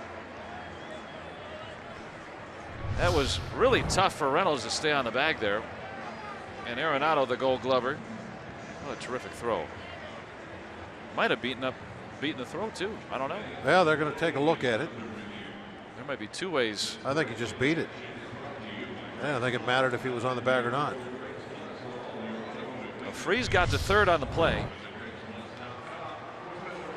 And the Pirates using their challenge here. Now remember, the first year of instant replay, you could use a challenge, and then if you got it right, you had one more. Now you can keep doing it as long as you've got it right. He just flat beat that easy. I'm curious if Reynolds was able to hold it back. He didn't matter. But I know it doesn't matter, but I just think yeah. that's an extraordinary acrobatic play. I've seen Mark Reynolds do the splits before over at first base. You wouldn't think a big slugger like that's as athletic as he is, but he's made some interesting ballerina moves over there. And Arenado, of course, has been one of the best at third in the last couple of years. All right, a quick decision rendered from New York. He's safe. Overturned. An infield hit for Starling Marte.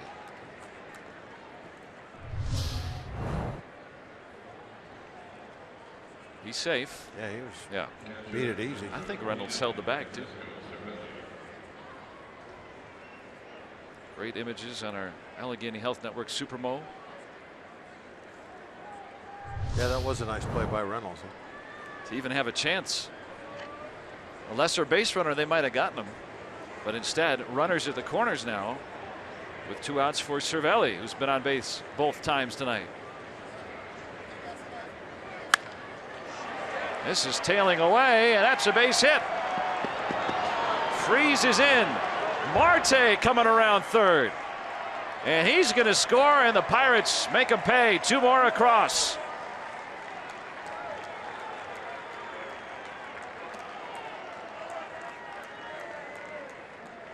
This offense is just a machine.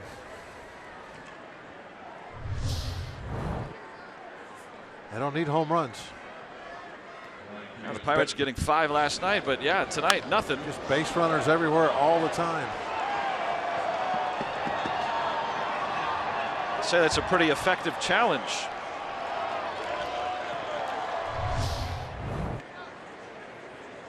Pirates lead 7-0 now in just the 4th inning. John Gray charged with 6 of those runs in 3 2/3.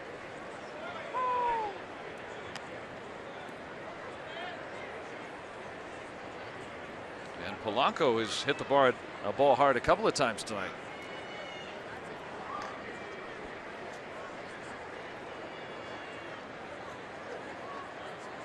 Only he and Mercer without hits, and we're only in the 4th inning. And Polanco's driven in a run already, and Mercer's driven in a run.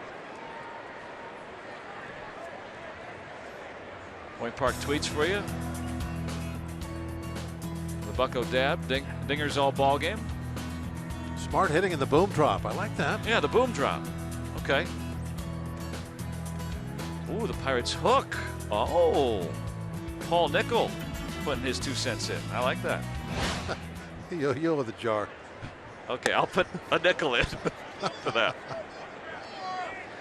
I got a quarter, so I got 4 more of those. 7-0 Pirates here in the 4th.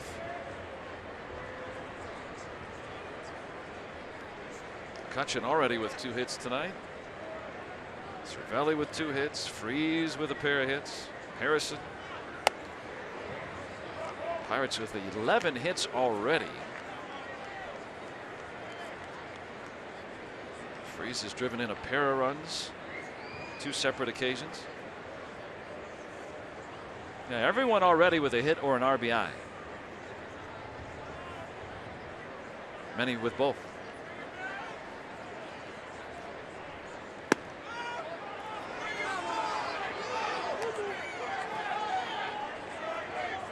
And I've said it before and I'll say it again. The way that they have hit so far this year, on pace for the most base runners in a season in the history of baseball. That's how well they've hit. And Polanco, the 3rd out here in the 4th, but 3 more across, and it's 7-0 Buccos.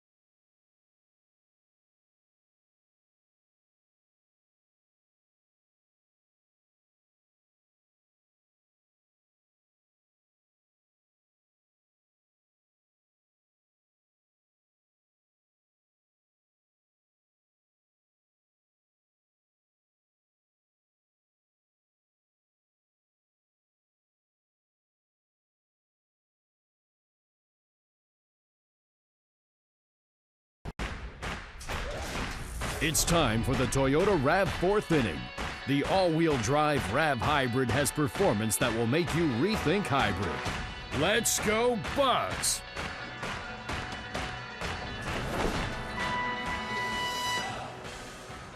David Freese and Francisco Cervelli driving in the runs in the 4th. 3 more across. Pirates owning a 7-0 lead in the 4th inning for John Neese.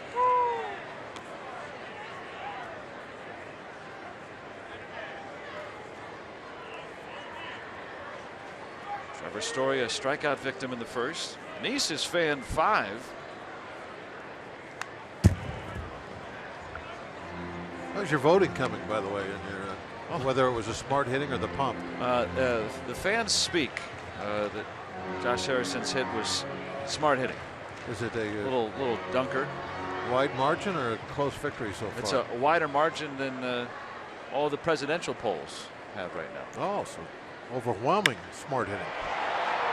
Story deep into center and out of room.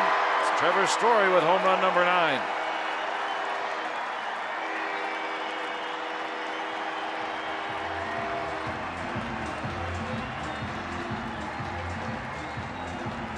It is pretty amazing, isn't it, that one of the best hitting shortstops in the game played here for many years. Tulowitzki, he moves on, and they come up with this kid to take over out at short. 9 home runs in his first month in the big leagues. The ball looked like it was about 6 inches off the ground when put the wood to it. Yeah, it wasn't even a strike. It was out of the zone. Still hit it. So Story now one shy of Jose Abreu's 2-year-old record for most home runs for a rookie in April.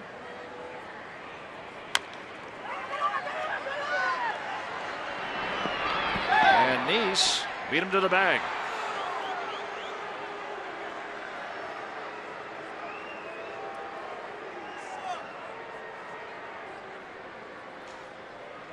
You watch Nice play. The way he pinch hit the other night. I mean, he really is one of those guys that enjoys playing the game of baseball. He's a competitor. You can tell how much he takes pride in the defense he plays. That's not an easy play for a left-handed pitcher because you're getting such a late break over there, and then that ball not being hit very hard, so you're going to have to be looking over your shoulder, try to find the bag at the same time you're making the catch. A lot of stuff going on. Jaso's been pretty nimble over there at first base too. It's like Jaso's been playing first for years now, instead of just a month. That's been a huge reason for the Pirates' success. I mean, think about the 30 errors that were made over at first base last year, the most in 45 years in baseball for that position. And how many innings get extended? How many more pitches does a pitcher have to throw? How many runs come across because of errors? And now Jaso not only with the bat, but he's handled the position just fine. And has made some extraordinary plays at times too. You got to think he'll probably at some point not come out of the games for defense like he has early. We're saying that in April. Arenado has cleared the yard, a home run, and the Rockies with a couple here in the fourth. It's all right, solo home runs don't beat you. Arenado wants the matchup with Story. He hits his 9th. Harper, Walker, Story, Arenado atop the National League. It's all right, just 2 runs. You get a 7-2 lead. Really got his hands in on that ball too. Wow. Well out of there. Did you see Marte in that shot, by the way?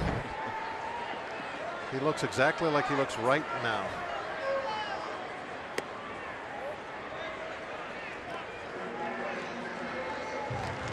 Why turn around? No, he know the outcome. Yeah, well, that's about 20 rows up. No reason to run back there.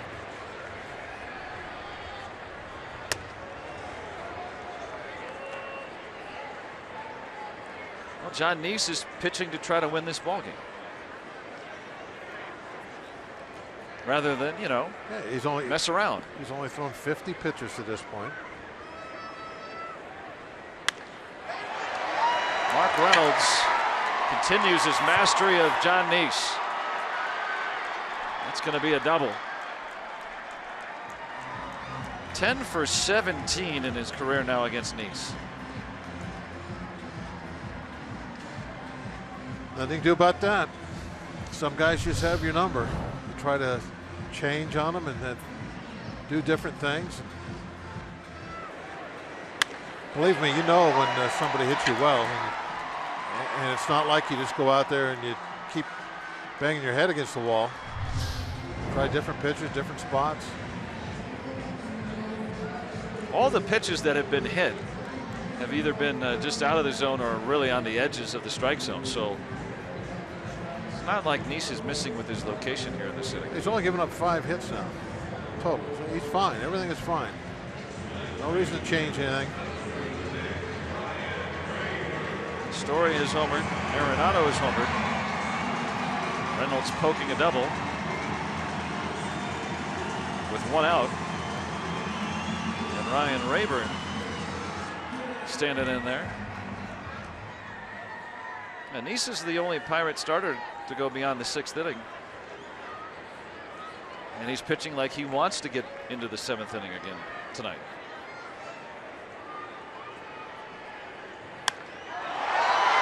Hit well to center. And McCutchen can't get this one. Reynolds will score. McCutchen slow to get up. And 3 bases for Ryan Rayburn.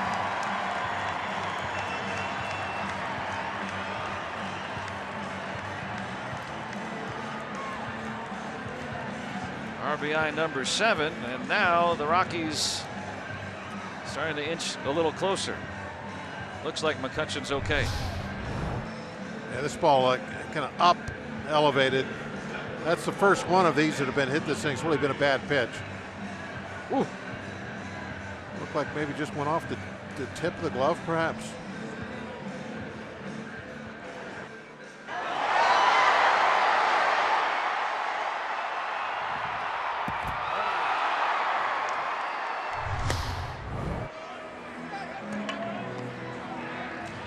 That seems to be okay. Might have just got some of the wind knocked out of him.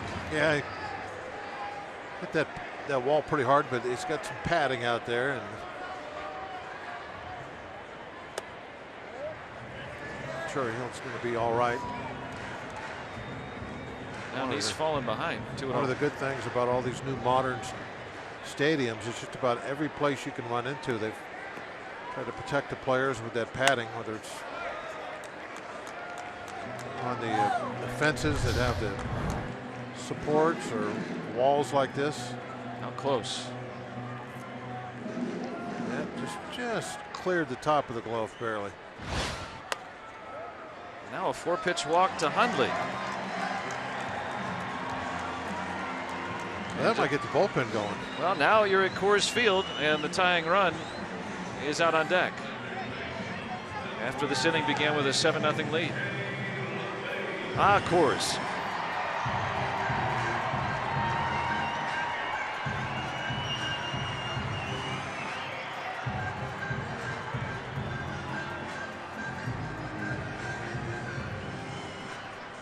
Get a ground ball right here, double play, you're out of it. Still got a 4-run lead. Mayhew flat out to right, back in the 3rd.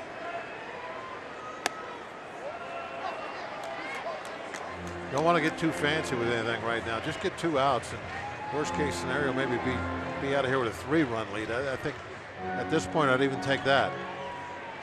Just get this inning over with. 6 straight wide ones from John Neese. And now he's starting to struggle with the control.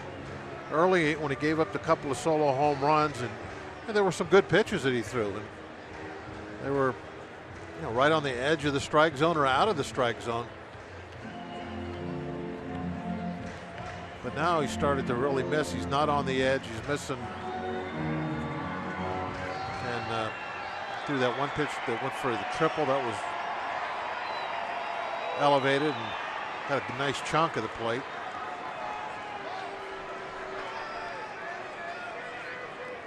Get the ball down, get it away, get a ground ball to 3rd. Right there.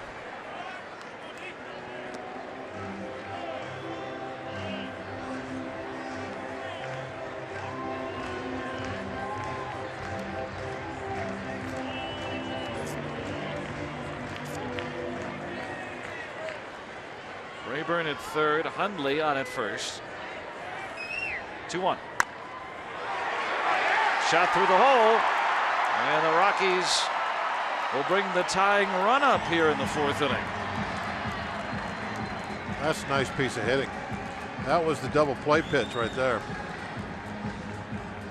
A little above the knees on the outside corner. This is one that you want the hitter, the right-hand hitter, to try and pull and hit that ground ball over on the left side.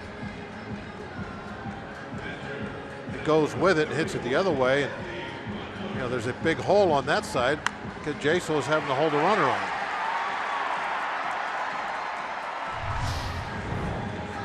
Mayhew a 300 hitter last year. We see why.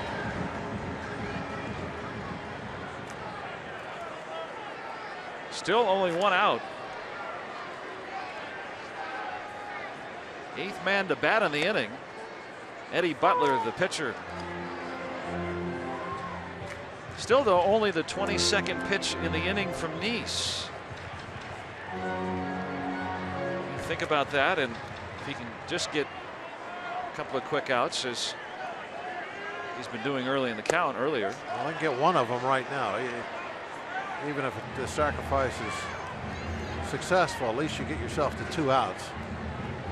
Of course, now that you have a 2-strike count on Butler, you want to try and strike him out. You don't want him to move the runners now.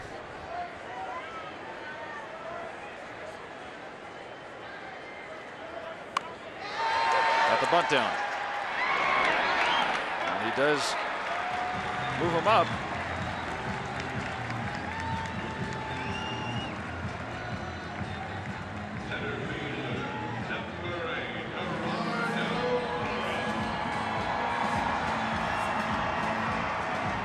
Now the Pirates have been one of baseball's best offensive teams. So have the Rockies.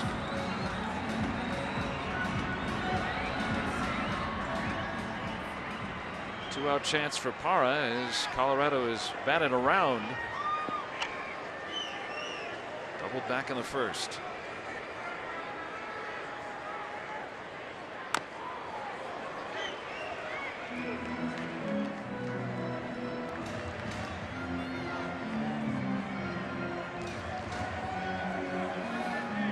Well, when you come into an inning with a 7-0 lead, you don't expect to face the tying run, but at Coors Field, I guess nothing's ever out of the equation.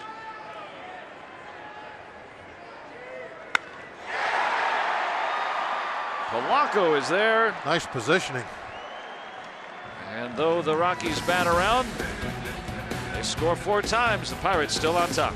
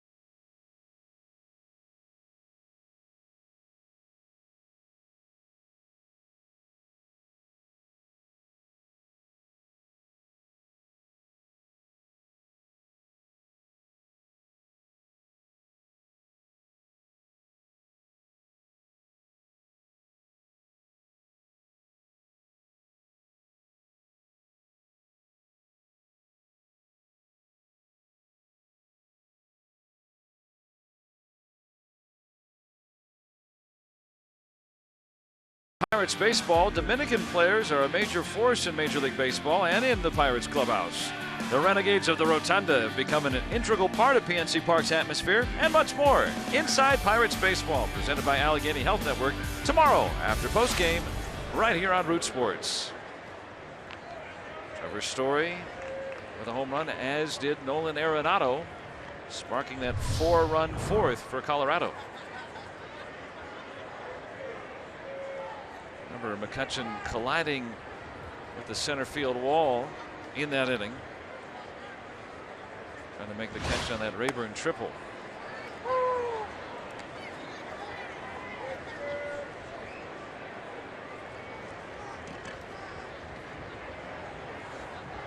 Now what was that? The paper airplane? I don't know. Not sure what. The way Cervelli was describing something there.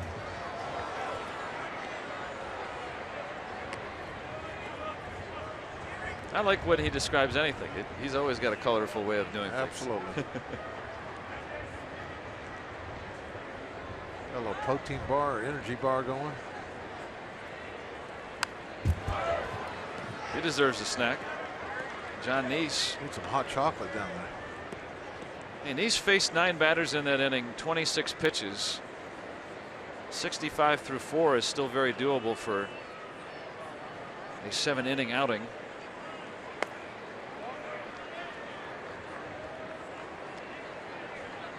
And Harrison today, a pair of singles. The last drove in a run, another 2-out single for him.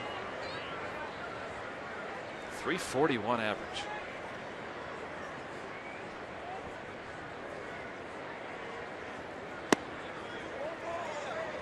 And he's worked the count full.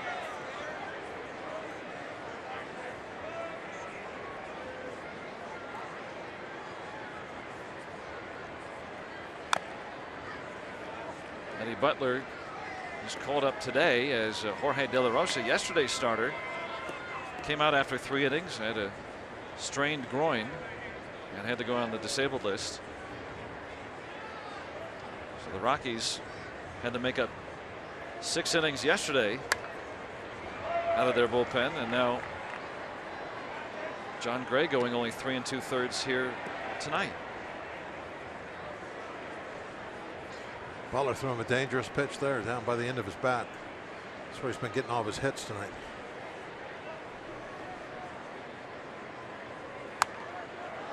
Harrison continuing to battle. Already 9 pitches this at bat.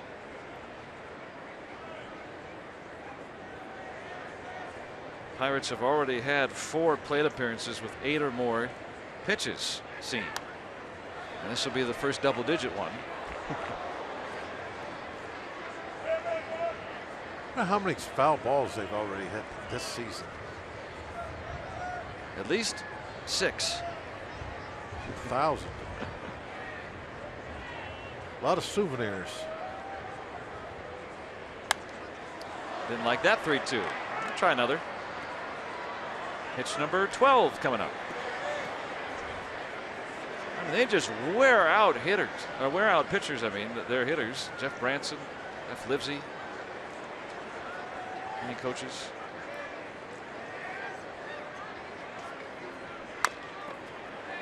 Run, run, run.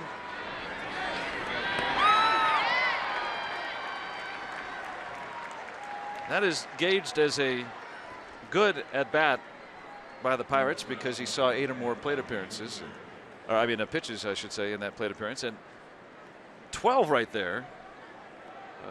That's sometimes an inning for a pitcher. 8 could be an inning if he's lucky. But yeah, 12. That'd be a decent inning to have. How about the Pirates? You asked how many they fouled off. They fouled off 23 off of John Gray, and 12 of those with 2 strikes.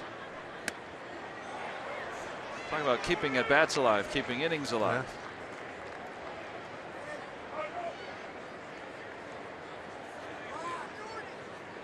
Yeah. Every Pirate through the first 4 innings tonight, either with a hit or a run batted in. Mercer down on strikes.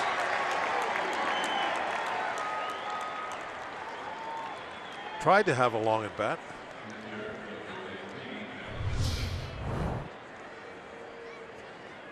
See where those pitches were and why he took them. They were close enough. Now Neese with a base hit his last time. Had that pinch hit RBI single on Sunday and then followed it up. Now has that average up to 250. Pirate pitchers have swung the bat pretty well. Neftali Feliz just loosening up out there. Ryan Vogelsong started to loosen last inning when the Rockies batted around and scored 4 times off Neese.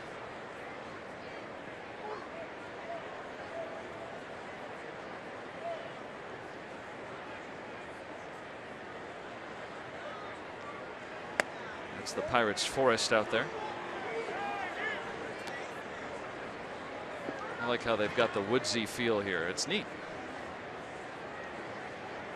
Just need some trout. Might stock it.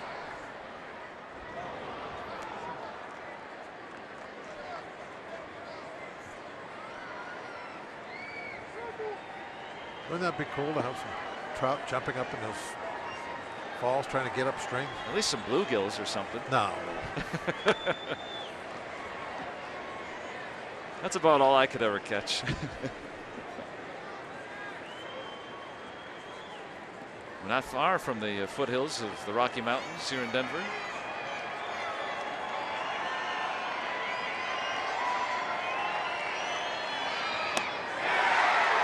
He's down on strikes, but they make Butler work in the inning. Still 7-4 Buccos.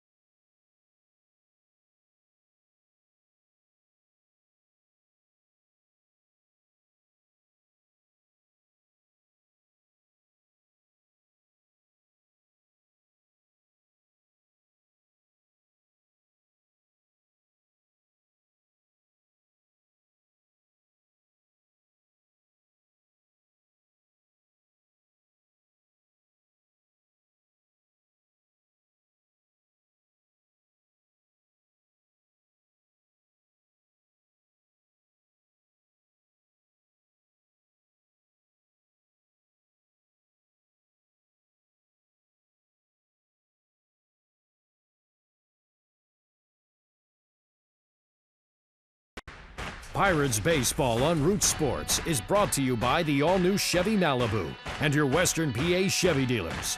And by Barrel. Our service centers are now open evenings and weekends. Visit barrelservice.com for more. Let's go Bucks! Pirates have the lead, 7-4. Trying to make their third straight win here and fourth overall. Trevor Story led off the last inning with a home run. Got all 4 of their runs as they batted around last inning. Now I'm going to state the obvious here. This is a big inning for Nice. He's got to get back to where he was. Have a nice, quick, efficient inning. 3 quick outs, not many pitches. You talked about it earlier too, being able to locate a way to right-handed batters.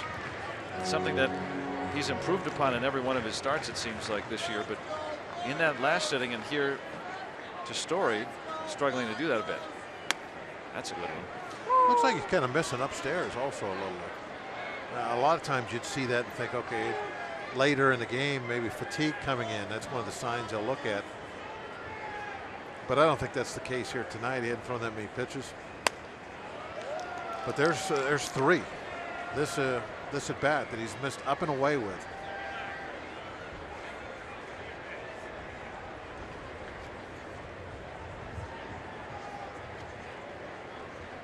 (3-1) to Story. That's 4 that's really up and away. And in the days where they used to look at, other things, not so much pitch counts, that would definitely be one of them. Are you starting to get the ball up? Or can you drive the ball down toward the knees anymore? And if you're not, then that would really tell the pitching coach and manager, hey, he's getting a little tired out there. The ball's starting to come up now. We got to really watch him close. Maybe get somebody going in the pen. Pirates had activity briefly last inning. This is to Gonzalez, ball 1. I mean, Nice, even in the early part of the 4th inning, he was making some pitches. The Rockies hit him, but he was making still some good pitches. Well, a lot of times it's not necessarily the total that'll get you. Sometimes it's working a long inning that can get you fatigued a little bit. Not really the amount of pitches you've thrown for the entire game, but did you have an inning where you really had to extend yourself? And the ball down this at bat. Very slowly hit. And they get the lead runner. Third baseman, number 28, Arenado. So 1 away. Gonzalez on the fielder's choice.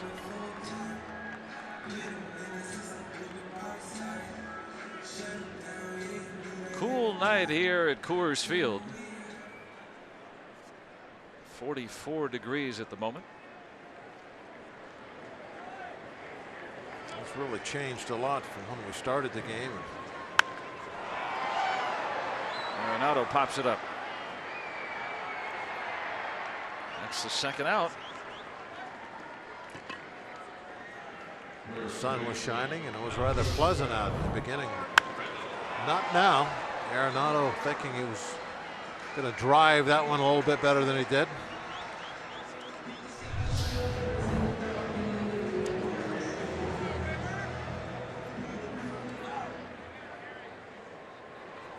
Got through the big 2 hitters, but the way that Mark Reynolds has swung the bat against Nice, got to include him in that mix. And he popped him up. Good jamming fastball gets him out of the inning. He did get that nice quick inning. Not very many pitches at all. John Nice with a 10-pitch inning.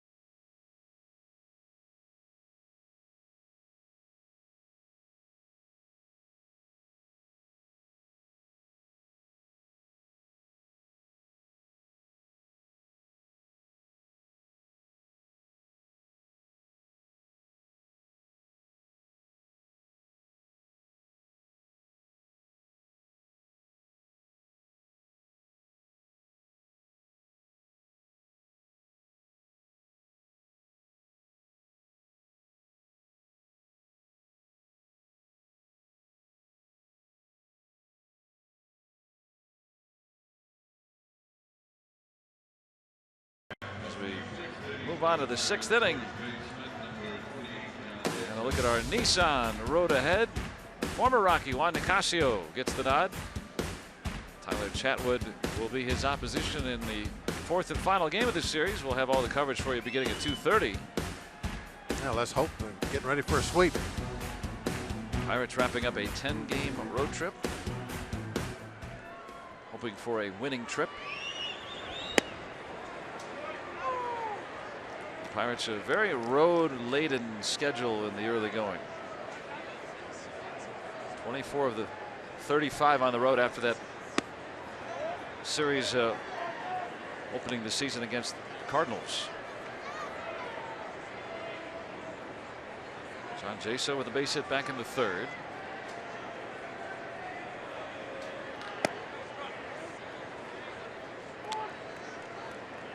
And so, you know, you look at the Pirates record, they're going to go on another long road trip after fairly brief homestand, 6 games coming up. Seeing where they're at after that trip, you think about all those road games. You know, if they've got a decent record, now they're going to play the majority of the rest of the season at home. I think about that next trip too. You want it to be a good one because of who you're playing on that trip. All in the division. Right into the shift. Fielder number 3 throws it over. Hard to know who's the shortstop and second baseman, third baseman. They're almost all on the right side from Jaso. Story made the play. Now Andrew McCutchen. If I kept score, I would always just say that's the shortstop. However they're lined up, because if I wanted to look back and see my book and see what happened, then that would tell me. Oh, right, yeah. When they start flipping positions around. That's a home run cut. You know, when the third baseman goes out and plays shallow right field and you hit a ground, putting down 5-3 doesn't tell me much. That's a good point. Doesn't accurately tell me what happened. I know that that's the official score, but you should put 9-3. What a catch by Mark Reynolds. Outstanding play. Who is that masked man? He stole one from McCutchen.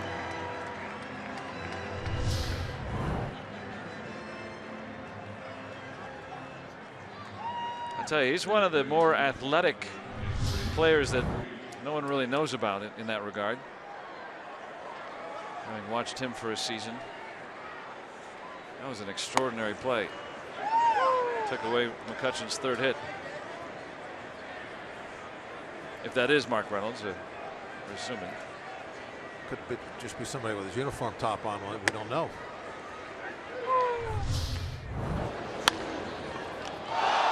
You don't have any time to react to that. That's amazing. That's such a great view, because when you see the game played at that level, just know how talented these guys are. Eddie Butler has sent down 7 Pirates in a row.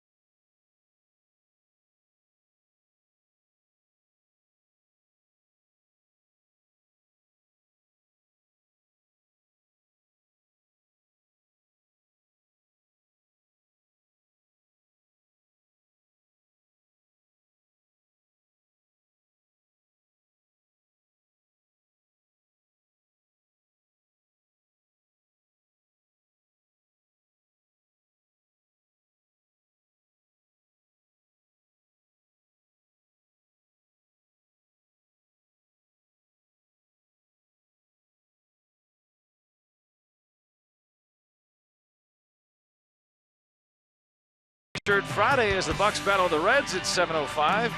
For one of the first 20,000 fans through the gates, you receive this free Francisco Cervelli t-shirt presented by Allegheny Health Network.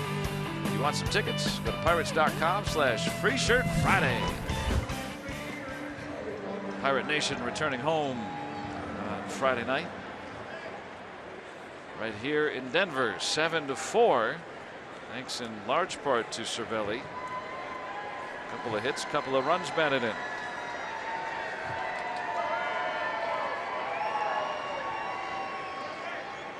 John Neese getting the 6th at 75 pitches. Really rebounding nicely. Rockies batting around in the 4th inning, gave up 4 runs. and then got through the 5th after a leadoff walk on just 10 pitches. That's 2 less than Jay saw his last at bat. That's a good point. 2-0. Strike into Rayburn. Justin Miller.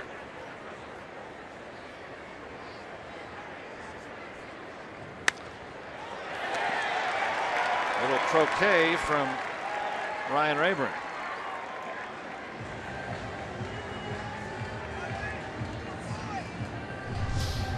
Rockies have had the leadoff man on in 5 of 6 innings tonight. They've only scored in 1 of them, at least so far. Need the double play ball. It's where being a good ground ball pitcher comes into play. Nice has had 1 behind him tonight. Hundley not fleet of foot at all. If you can get the ground ball, you should be able to get 2. They did on Hundley back in the 2nd.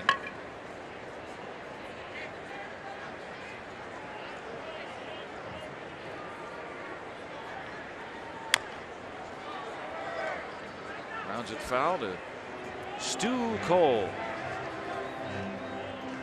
One of those kind of nights where I wouldn't mind a little stew. Beef stew, maybe a chowder. Put a little more coal on the fire. EY, Eric Young. I guess he's Eric Young Sr. now, right? With Eric Young Jr. of the Brewers. Was leadoff hitter very first game Rockies ever played. 1993. Rockies were born. Hard to believe they've been around almost a quarter century now as a franchise. Making me feel old now. There's the winningest manager in Rockies history.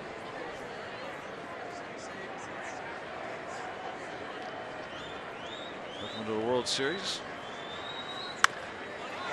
Another one right past Nice up the middle. There's the ground ball we were looking for.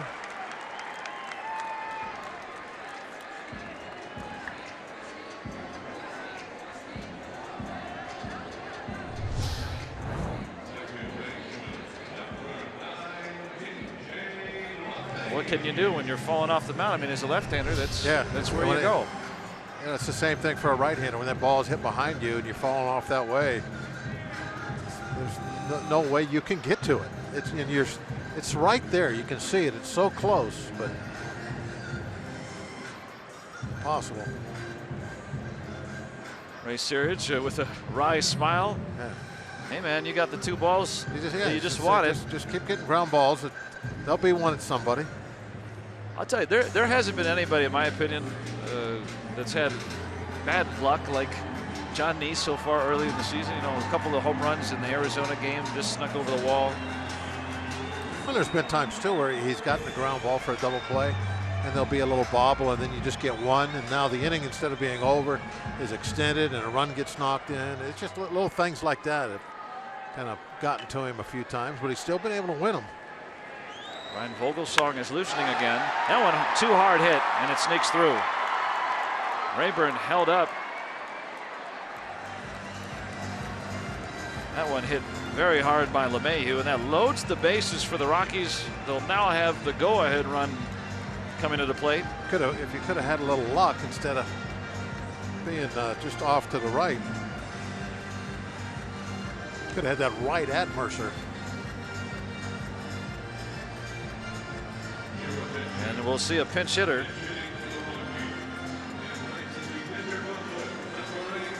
Christian Adames. Butler went 2 1/3, gave up a run, and had retired 7 in a row. And here comes Clint Hurdle. Reason for John Nice to be frustrated tonight. He pitched a lot better than being in this situation right now with the Rockies having a chance to get a little closer in this one. 5+ for Nice. Rockies with the bases loaded here in the 6th.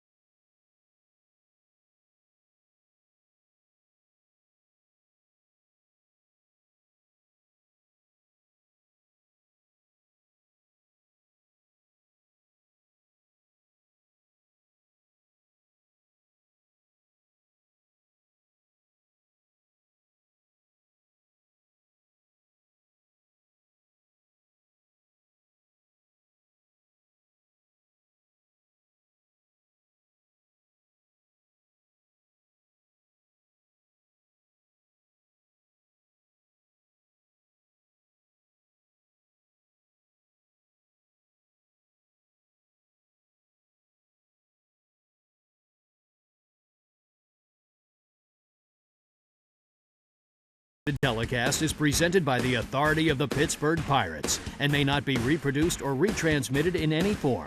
And the accounts and descriptions of this game may not be disseminated without the express written consent of the Pittsburgh Pirates. And John Neese, frustrated, pitching a lot better than the line shows. We've said that a lot about Neese this year, and they're brought out of the ball game with nobody out here in the 6th. A couple of seeing eye singles right up the box, and then a hard hit ground ball there by LeMahieu. Well, you know, the only thing you can do is, you know, you try to. I mean, it doesn't mean anything to him right now, but later on tonight, thinking, well, I pitched better than the other guy, put my team in a position to win the ball game. So we'll see how the cards fall here. Long way to go here at Coors.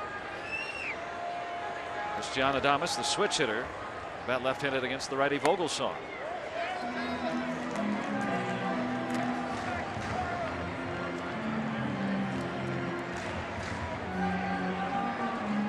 Two for 7 as a pinch hitter. Adames with not a lot of power. Hit 11 home runs in Albuquerque last year, but that's a home run haven.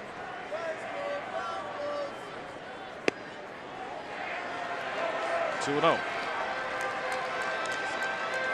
only got 4 hits on the season.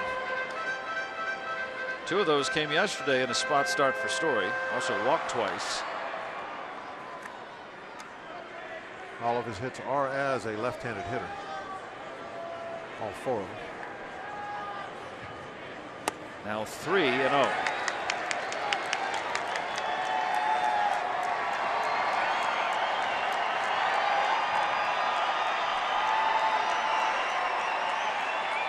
Gerardo Parra would be next.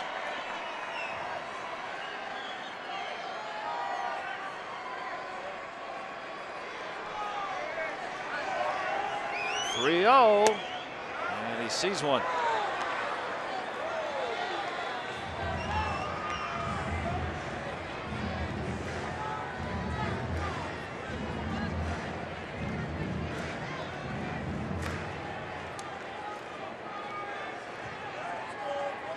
John Neese can only watch. 3-1.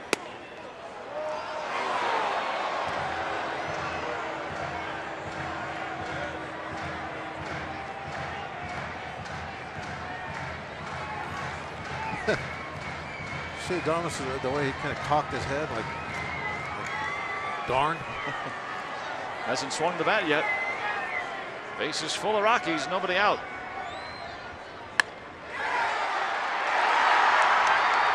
And that'll get one in.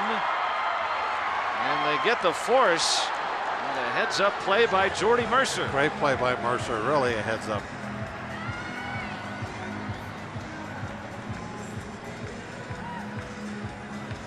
Fielder's choice RBI for Adames at 7-5.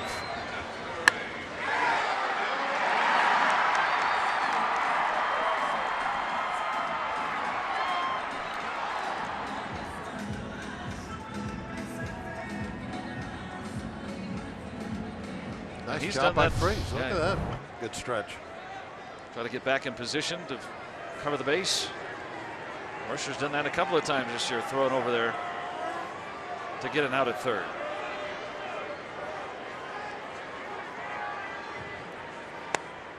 Parra. This will be the only time you have to write 4-6-5 in your book this year. Well, with today's shifts, I'm not so Yeah. sure. Yeah, Who knows? I take that back. So now you got first and second. The lead runner's LeMahieu.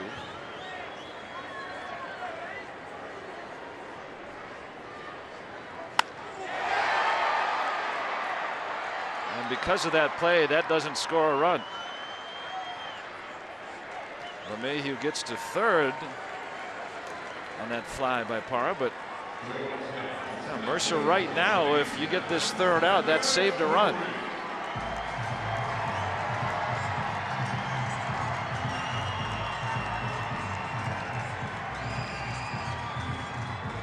Vogelsong inherited the bases loaded with nobody out. You get out of it with 1 run, that's a success. Yeah, that's definitely a.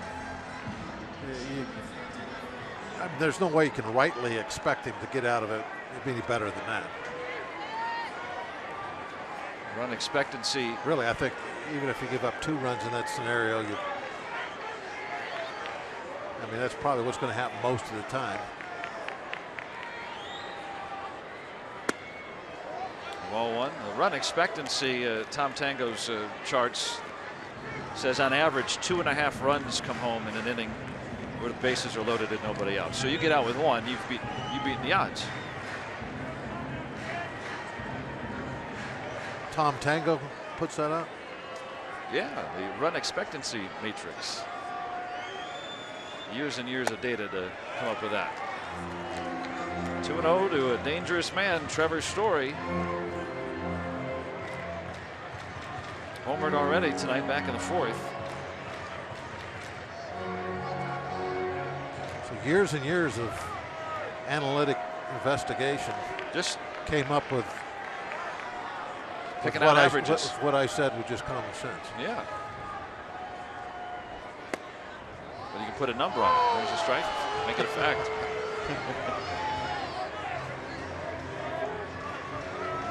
But you're right, obviously. Yeah, you get out with 1 run. That, having seen as much baseball. Yeah, getting out with 2 runs is about what you would expect in that situation. Yeah. You know, that's like, you start off an inning and there's a runner at second base and nobody out. Good chance he's going to score. Wow, that had to sting. And Cervelli really writhing in pain right now. Todd Tomczyk is out quickly.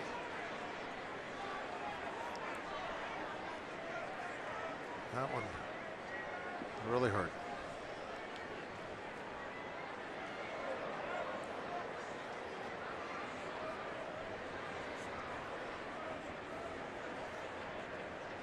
That might have gotten him on the thigh.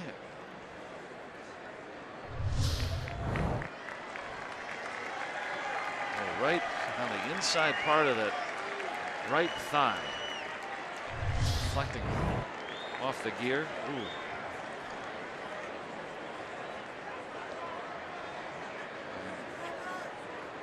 Still walking gingerly.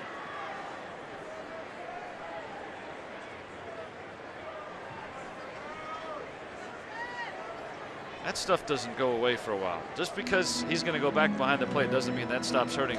It's going to be a bruise. Tonight, tomorrow, or next week even. You know what? It's going to be one of them bruises with different colors.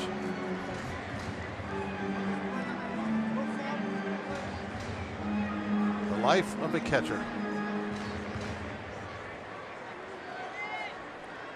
He's going to stay in. Try to get this final strike of the inning. Keep the lead. The Rockies have scored 5 unanswered.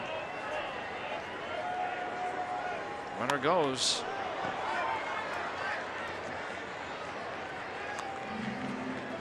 Damas was on the move with a pitch.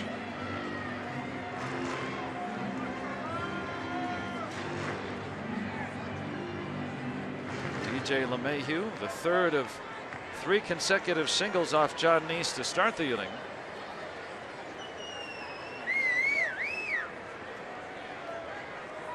Vogelsong trying to get out of it with just the 1 run. Neese 5+.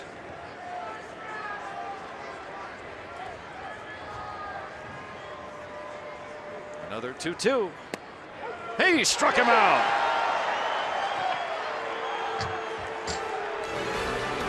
And Story down on strikes. Vogelsong gets out of it with just the 1.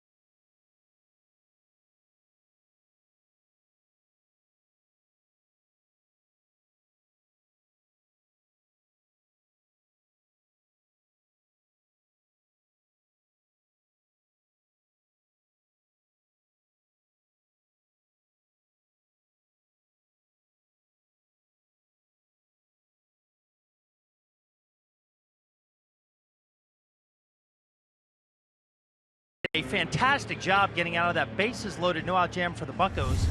And he's familiar with a little bit of offense as we flash back to last season. His only career home run last year came right here off Chris Russell. I asked him about it, and he said his memories weren't that great that day. That home run pulled him to within 2 runs, and then he was happy that he was able to hit a big league home run, but the fact that it didn't, excuse my choking there, Joe and Bob, but the fact that he hit the home run, he was happy to hit a big league home run, but his memories weren't as fond as he would like them to be because he lost the game and didn't pitch that well. And Ryan Vosong, a lot of memories in his career. Yeah, he's checked a lot of boxes. Gone overseas and played. Been an all-star, won the World Series a couple of times. It's been really a great ride for him. Justin Miller in the ball game now. 9th time this season. Giving up a few too many hits, it looks like. Batting average of .343. The opposition.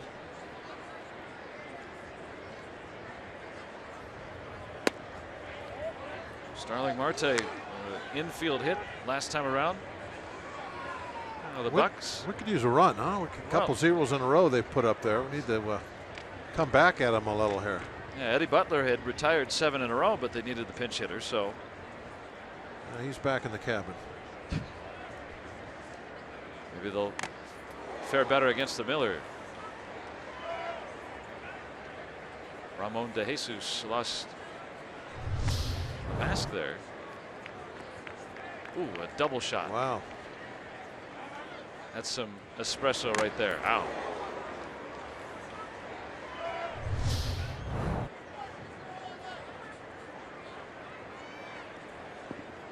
And Nick Hundley coming off the concussion DL right before this series. Always got to be mindful of that. A little cue shot. And Miller beats him. That's not an easy foot race to win. Marte going down the line.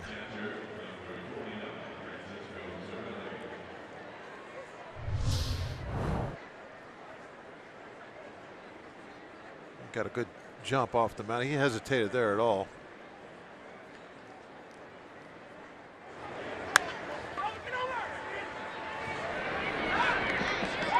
You could hear on the crowd mic, they could hear Hundley yelling, "You got to get over." Now the pitcher has a shorter distance. About 64 feet. Is that what we had? Well, there was some discrepancy on that. Now we had someone do all the math by hand. And then we had John Wayner tell us that he doesn't think that that's the correct number. Oh wow.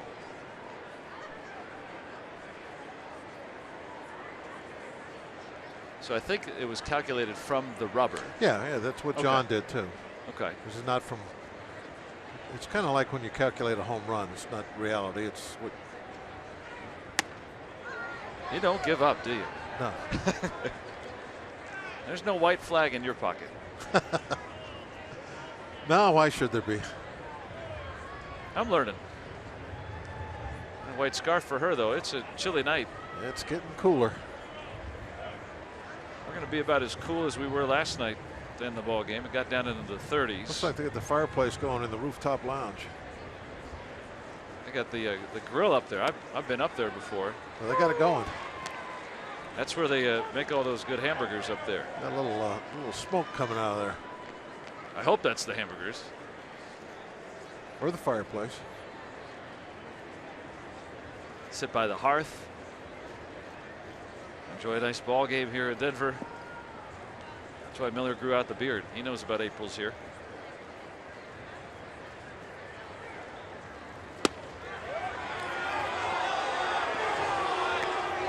That was a great pitch, except it didn't get called a strike. That's tough. Just inside. That is tough to lay off.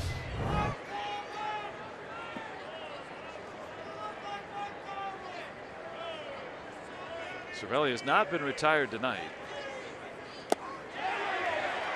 And De Jesus says he wins. Bob Davidson confirms it.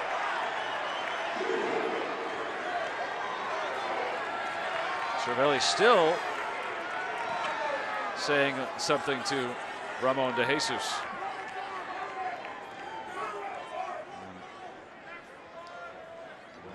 Clint Hurdle, You know, protecting his player. It's kind of been a little bit of a throwback on this road trip. There's actually been some arguing with umpires. I missed it. Yeah, we haven't seen a lot of it since they've instituted the video replay, but there's been some jawing going on.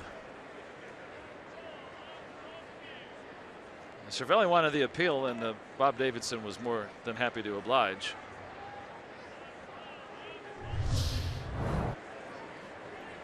So Cervelli now 2 for 3 tonight with that walk, and Polanco. I think what Cervelli was at I think this is what it could have been, was that the appeal wasn't made by the home plate umpire. It was made by the catcher. And I think that's what Cervelli was upset about, that Bob called him out because the catcher asked.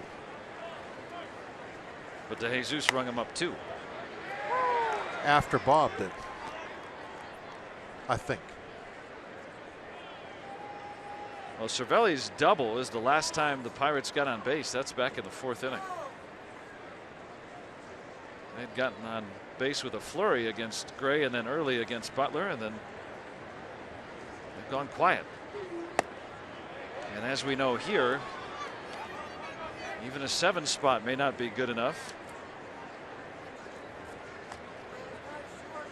Rockies' potent offense with 4 in the 4th and another in the 6th.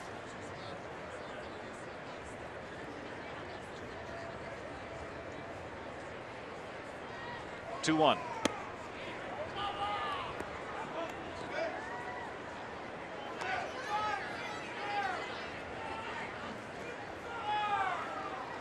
Jesus, so one of the first times that he's worked behind the plate in the major leagues. He's done a pretty good job with the balls and strikes tonight. I was just going to say, I think he's called a nice game tonight. Cracked into center and deep. And Parra turns around. There it goes. A home run for Gregory Polanco. That was his turn. Number 2 for Polanco, and the Bucks lead it 8-5. That's a good run to get right there. After they've been coming back at us, be able to put a number up on the board ourselves. Hey, and you said expect something good from him tonight. Want him to take his turn. There it is. He's been getting a lot of pitches outside tonight. Just drives it back through the middle, well over the fence. That hit the bat. So Harrison down a strike. Just a nice, smooth, easy swing from Polanco. Oh, it really did put a nice, smooth swing on it. His bat is so live. The ball just leaps off of it.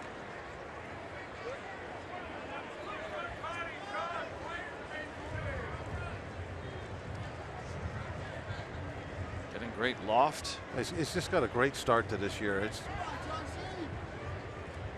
It's going to be a lot of fun to see him over the next few years put up huge offensive numbers. 2 strikes to Harrison. And he doesn't have to. We're seeing take that big swing. That's just a nice, smooth, easy swing.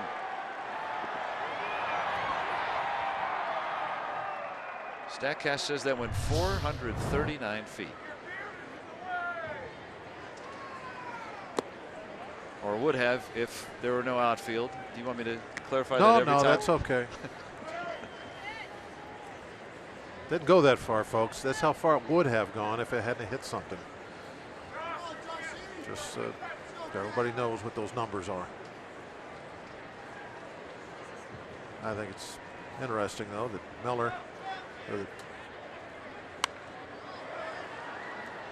Polanco took Miller out by the bushes at Coors Field.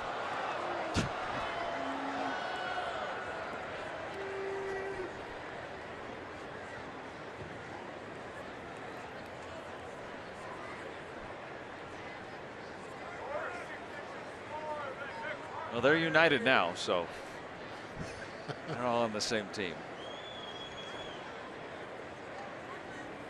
1-2. Now even up. It's another long at bat for Jay. Saw 12 pitches his last time around. Jay dominates the time of possession, doesn't he? That's a great way to look at it. He's all night in that batter's box. I mean, the Rockies have thrown 157 pitches here. We're in the 7th inning. And this isn't anything unusual. I mean, pretty much every other night we're seeing, and lately it's been every night where the Pirates are getting 5, 6, 7, 8 runs. The opposing pitchers, 180, 190 pitches in a 9-inning game.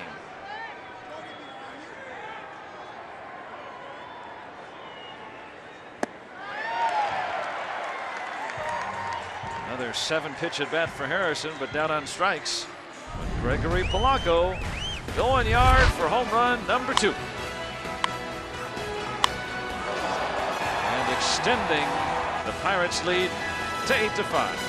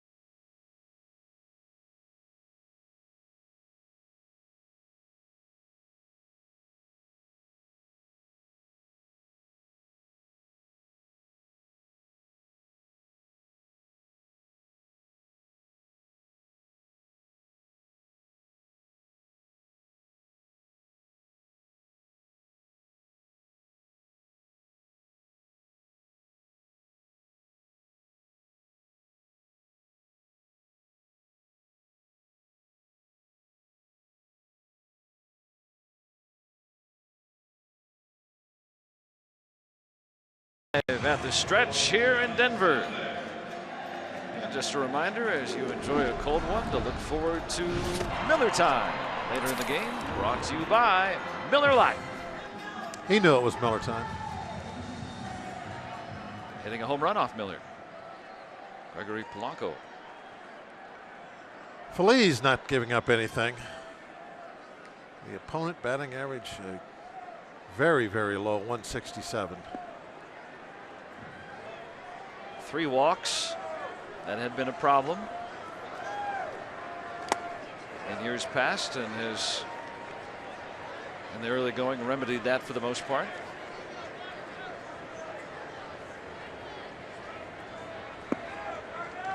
Pirates have kept Cargo 0 for 3 tonight.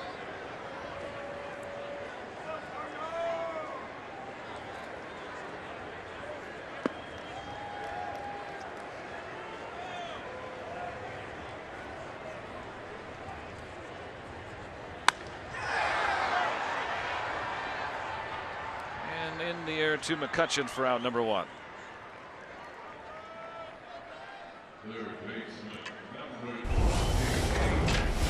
You can always tweet the booth, hashtag Bucks Booth, and Polanco really impressing me this year. Robert, us too. Get the coffee going, says Doug. And a hot coffee cannonball into center field. Polanco with home run number 2. Hit deep into the night in center. An important run here.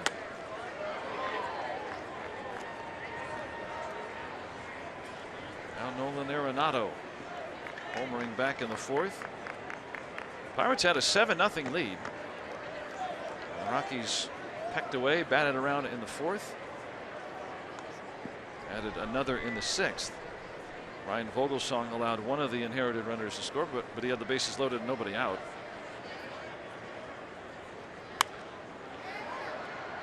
So a good outing for Vogelsong.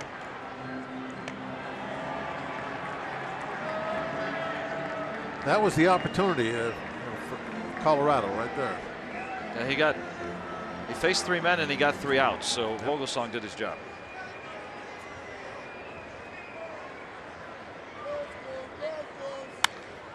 A little poke into right center. And the ball juggled by Polanco.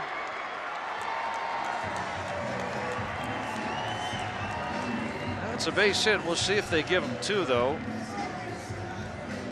Polanco did a nice job cutting the ball off. I think he would have held him to a single. I think so, but it's home field advantage. I think he'll get a double. That's not easy to cut that ball off. But now he's going to have to spin and make a throw, even if he catches it cleanly.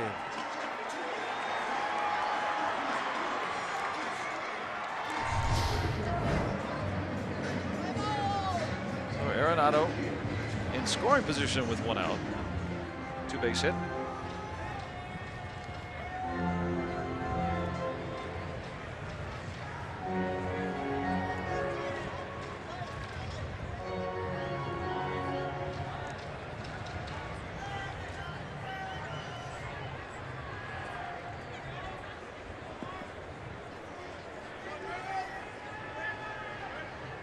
Reynolds 2 for 3, a single and a double, all against John Neese.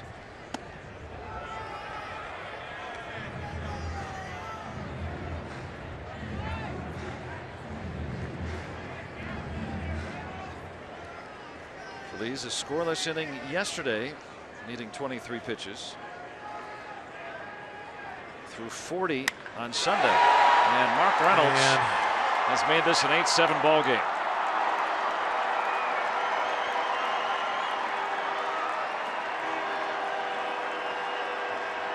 Home run number 2 for Reynolds. I was just about to say, Phillies has pitched a lot lately. And curious how he would hold up tonight. You know, this kind of stuff really doesn't have anything to do with Coors Field. You know, you got the gap shot double, and then this ball here is out of the Grand Canyon. No matter what ballpark you're playing in. They estimate that, the StatCast, at 456 feet. Longest of the night. Ryan Rayburn. And now it's a 1-run ball game. Pirates led 7-0 at one point, which is never safe here. Now it's back in the 4th inning. Nothing's easy here, huh?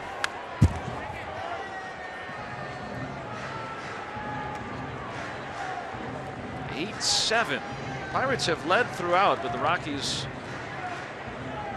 as they did last night, they pulled to within a run. Pirates then pulled away. The Polanco home run feeling more important by the minute.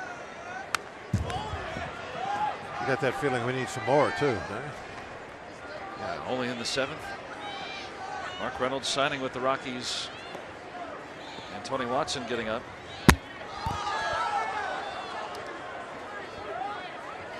Watson has not pitched since Sunday, so he's well rested. And assuming it gets to the 9th, Melanson hasn't pitched since Sunday. Neither one of those two guys have been getting a lot of work of late. The games have been, you know, either you're behind or lately the Pirates have been up by a good number of runs.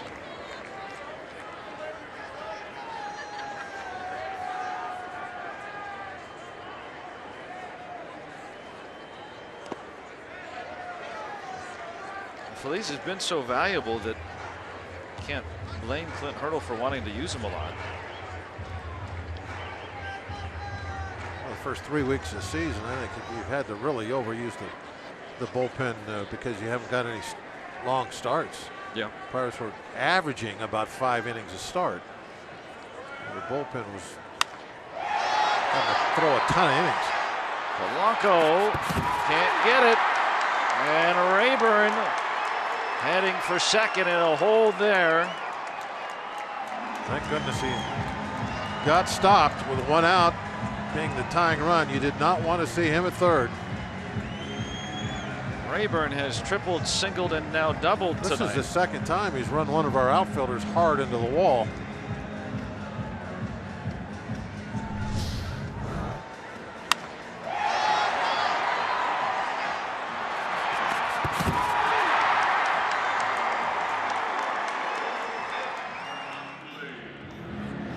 Just missed. Yeah, that it didn't look like it went over his glove. That might have went to the side of it a little bit.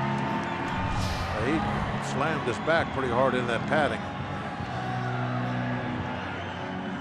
First double for Rayburn. Meeting at the mound here as Clint double Hurdle switch. is going to make a double switch. Phillies has pitched in 5 of the last 7 days. Great images on our Allegheny Health Network Supermo. I think maybe it did just get over the top of the glove. I don't think he knew where the wall was. It's hard in a He found out. opposing ballpark. Pitching change here with the Rockies having the tying run at second here in the 7th.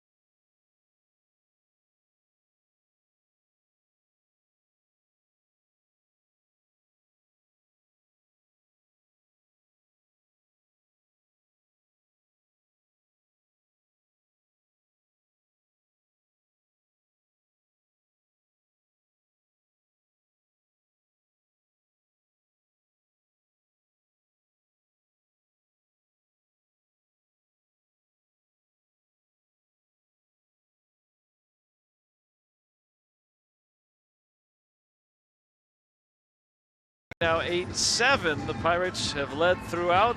The Rockies rallying here. Naftali Feliz allowing a couple of doubles and a home run, pitching in the 5th game out of 7. So now Tony Watson. Yeah, hopefully Tony can pitch like he did the entire season last year and just shut him down. We're getting a little nervous now. Sean Rodriguez now in the game at second base on the double switch. Watson a scoreless inning on Sunday, the last time he pitched.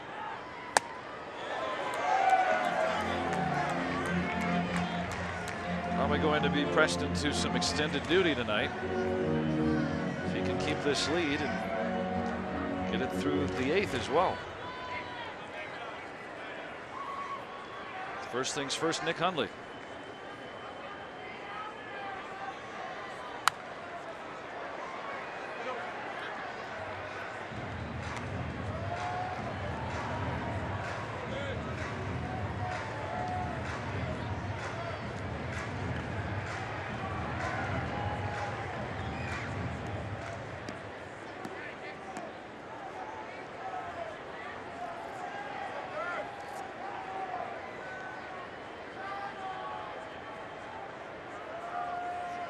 Two from Watson.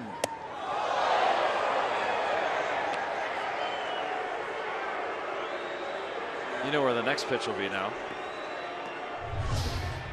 Setting him up. Definitely put that 0-2 pitch kind of old school under the chin. Double up in there. They are. They're going to.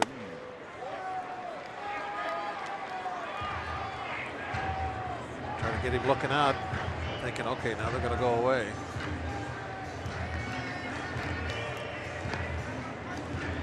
The chess game that is pitching.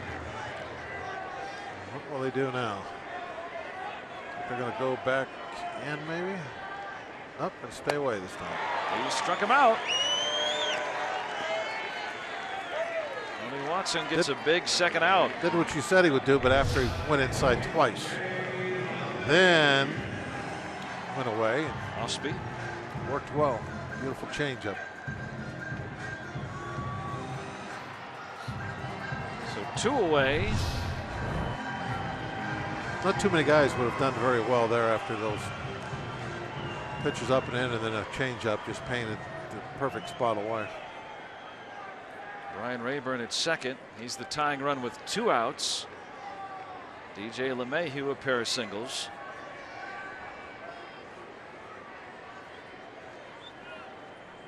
Eight 7 in the 7th. Hit well to right. And Polanco able to make the catch. Whew. Twisting and turning and getting the final out. And the Pirates hold on to the lead.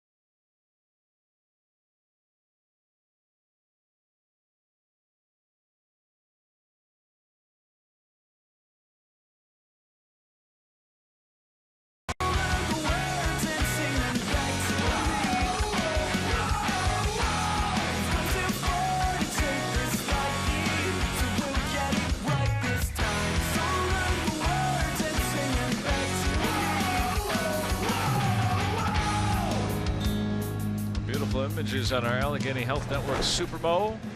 Crash City coming to stage AE Friday night when the Bucks return home. Trying to do it on a winning streak tonight, trying to keep it going, leading 8-7.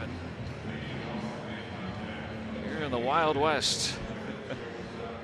A lot of fans here tonight. Folks live out here, maybe made your way out here.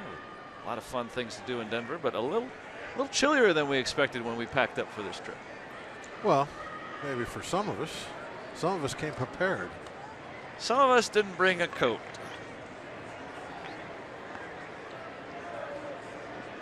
Chad Qualls on now to do the pitching. ERA up there a little bit in this short time.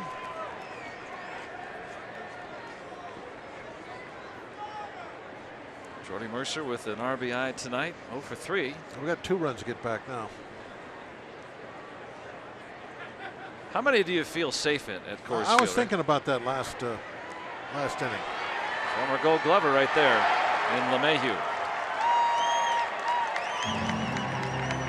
How about a 10 spot? You feel good with 3? And it's no demerit on Well, no, I'm not going to feel good, but I think Yeah. maybe 10 might be what it takes. yeah.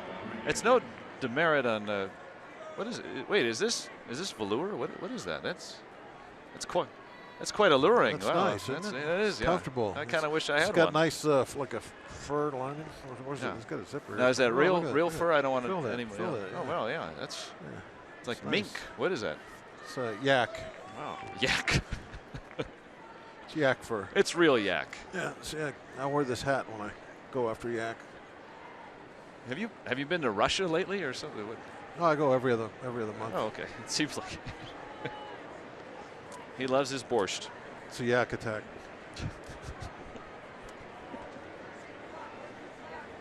Here's Sean Rodriguez. I'm just envious.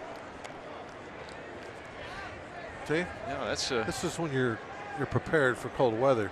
You pack appropriately. I wore a tie. Oh, that'll keep you warm. Didn't really do much. You wrap it around your ears, maybe. A little headband for when it's a little warmer. How'd you walk home last night? I didn't. I took the Oh, bus. you didn't? No. Well, that's how. Now, those guys are gamers. Get the windows wide open. Rock's got the sweatshirt on tonight. Yeah, Rock and I went down and got sweatshirts last night. I needed a little insurance. Well, that's what happens when you don't think ahead. You don't pack properly. You gotta be fast on your feet. Try to get clothes wherever you can get them. I packed a muscle shirt, but I didn't pack a coat. It was really a strange road trip to have to pack for. High fly ball to left. Not gonna make it. We have room in foul ground, and there's not much out there. Needed about another 10 feet or so to get to the wall. Hey, you San Diego. It was in the 90s the first day we got in Phoenix, and we come up here and it's almost snowing. Tough to pack for. A few miles from here, up in the mountains it is. Now they're supposed to get sleet here on Friday.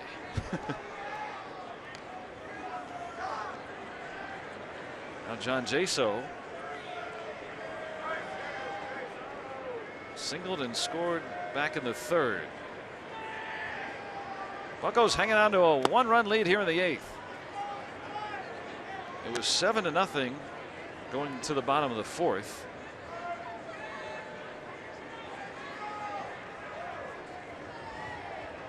Polanco with a home run in the 7th. Right now the difference.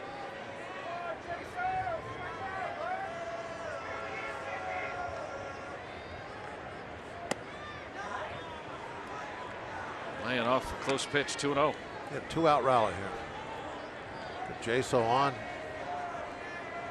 Kutch put one in the seats. This is about the lightest shift you'll see for Jaso.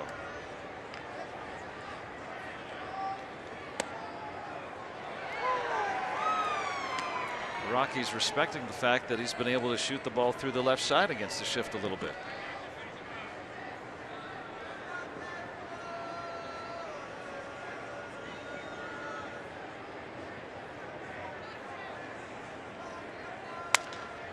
His bat. Balls retires the side in order. Bottom of the 8th coming up from Coors Field. Still 8-7.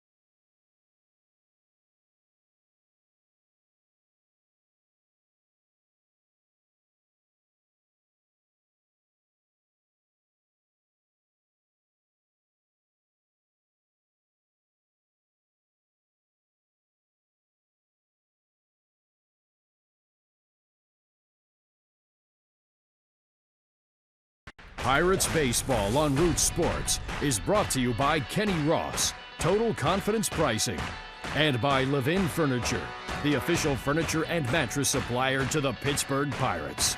For the best quality, service, and value, shop Levin's. Let's go Bucks! Trying to stay warm on this chilly night here in the Mile High City. 8-7. Pirates have the lead. Can we get Dan a heater? It's a little cool in the camera booth. He may need attention. Poor guy.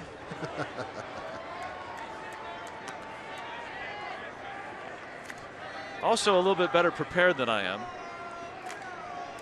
And doing a great job tonight, despite frostbite. If you live here, this is just kind of a balmy evening. Brandon Barnes, the pinch hitter, and he's the first out. Tony Watson's come on and retired 3 straight men.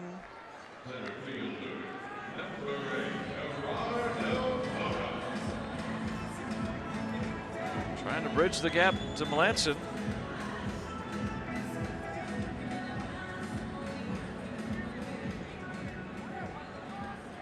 Tonight doubled back in the first inning, and he was left stranded there. Shortest double of the year. Ground ball over the mound. And right through second and short. But John Neese stranded him. He stranded the leadoff man on in the second inning as well, and was rolling through 3 at 39 pitches, but then a 4-run 4th inning where the Rockies batted around. Got through the 5th with relative ease. And then in the 6th, 3 straight singles, a couple of which went right past him through the mound. And that was it. Vogelsong retired 3 men, allowed just one of the inherited runners to score. Phillies gave up a 2-run home run to Mark Reynolds in the 7th, and that's why it's a 1-run ball game.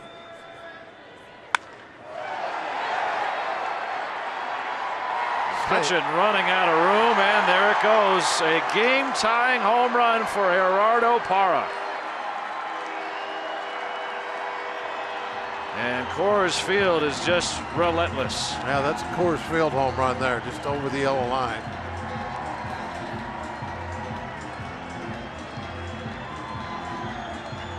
And we're back to even.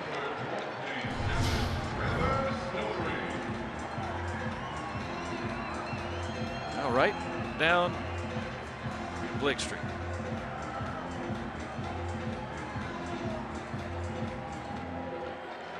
Just over the yellow line.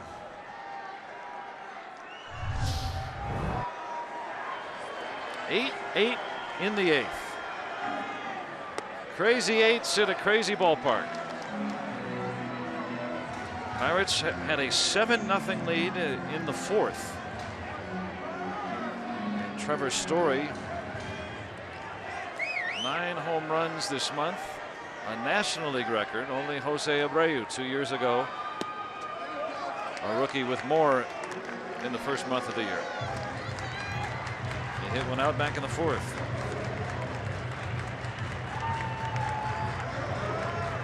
You put one ball where you don't want it, and it's out of here. Unforgiving.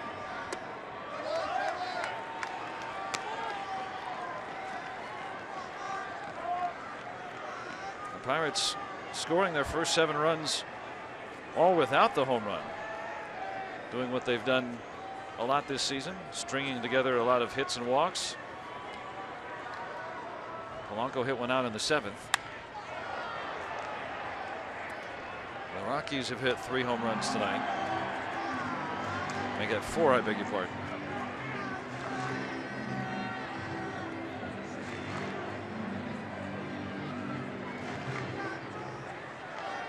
Now Kyle Lobstein getting loose.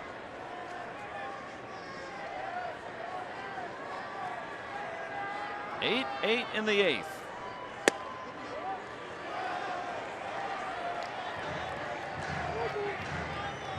Carlos Gonzalez is the odd neck hitter. It doesn't get any easier after Story. Arenado in the hole.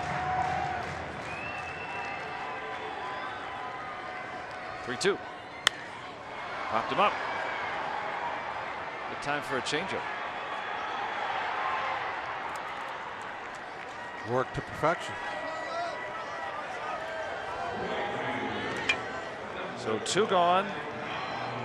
And Cargo 0 for 4 tonight.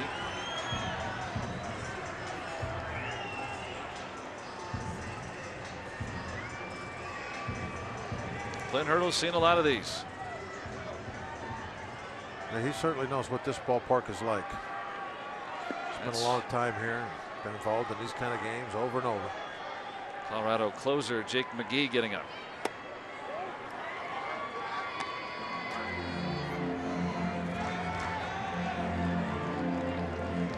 Rockies out hitting the Pirates 14-12.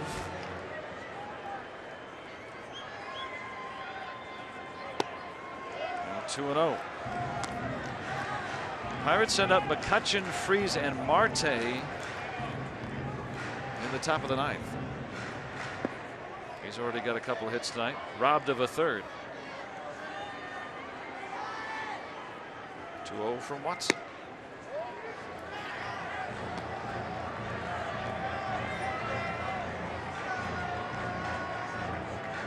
Nolan Arenado has homered and doubled tonight. On down. 3-0.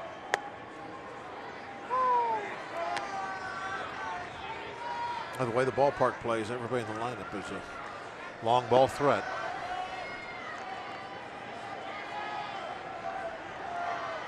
It's hard to, in these close ball games, to just go right after somebody because you know one swing could be over the fence. Carlos Gonzalez with a base hit with 2 outs. Obviously, guys like Arenado, they don't need a small ballpark or a ballpark that plays small. That home run off Nice back in the 4th seemed harmless enough at the time and made it 7-2. It was harmless, but there's been a lot of damage since then. 8-8 in the 8th.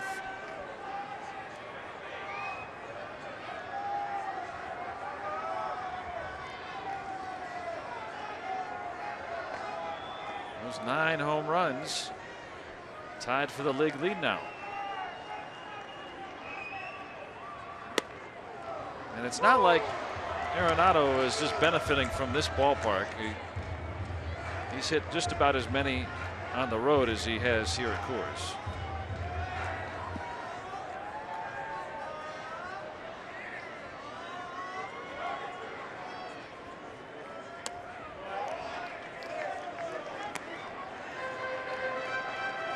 It's so deep here to left field. If you get up there, you know, quite a ways into the stands, I mean, it's a legit home run no matter where you're at.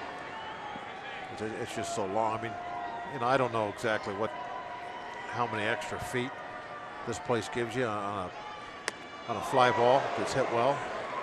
Got him down to one knee. It can't be 50 or 60 feet, can it?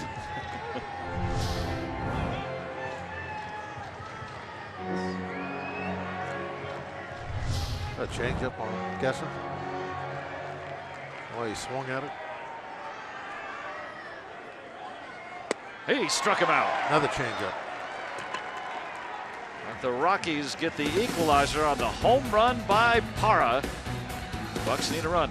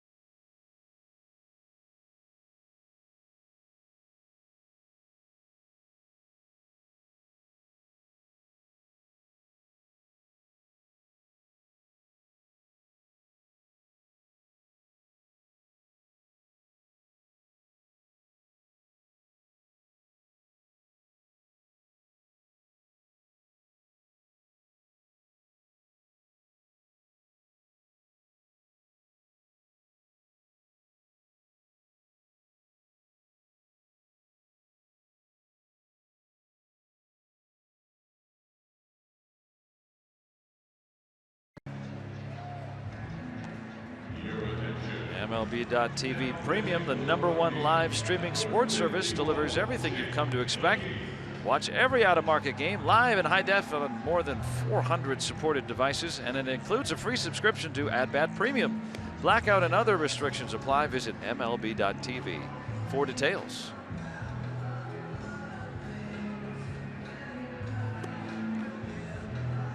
Well, Jake McGee will see if he can put a 0 up there. Hadn't been that easy tonight to put zeros on the board. But this would be an important for him to hang one up there and give his club a chance in a walk-off victory in the 9th. Coming over from the Rays in the offseason in that trade for Corey Dickerson.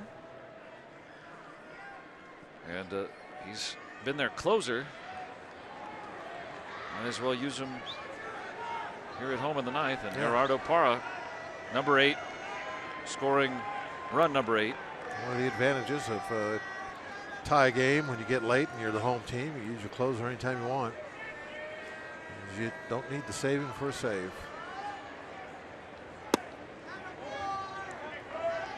And the guy who hits lefties very well, and Andrew McCutchen to start things. He's hit the ball hard twice tonight. Got one hit out of those 2 hard hit balls. The other time he got a single. Still 2 hits anyway.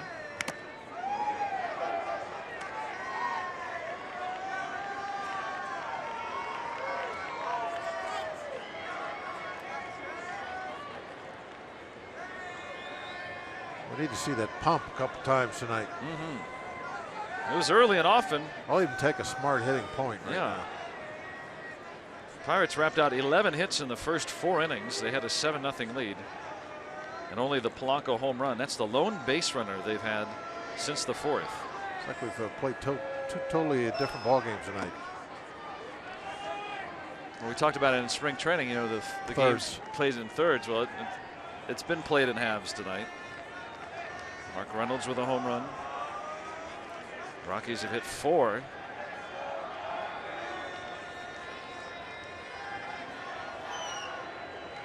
Pirates had led throughout. Nolan Arenado's hit one out tonight.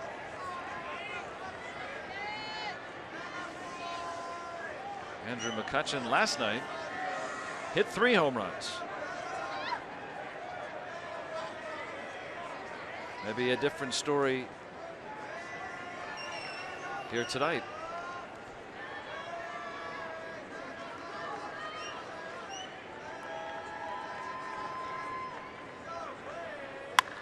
And McCutchen, it's deep. Yeah, it's going to be foul. And it's going to be foul. That one hit a long way.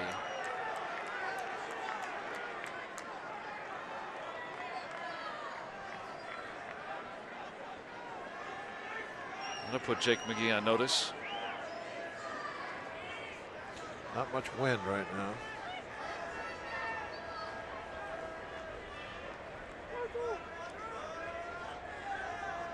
If he straightens one out, Pirates can get that lead right back.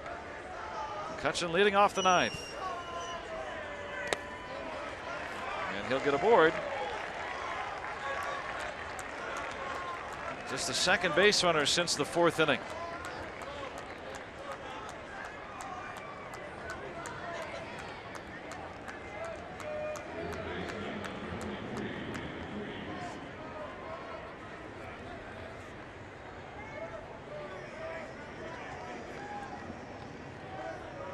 David Freese, 2 for 4 tonight. A couple of run scoring hits.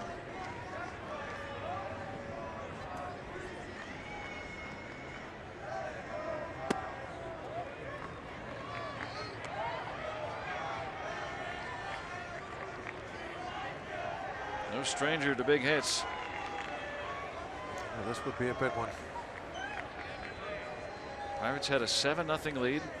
Rockies have come back to tie it. 1-0 to Freese.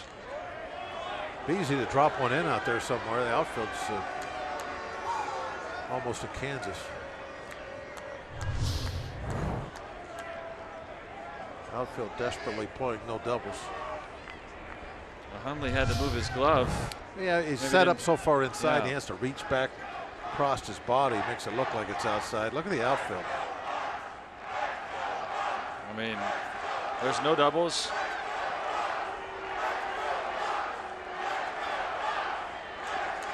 Here are all the Pirate fans here. Yeah, got a big time. Let's go Bucks going.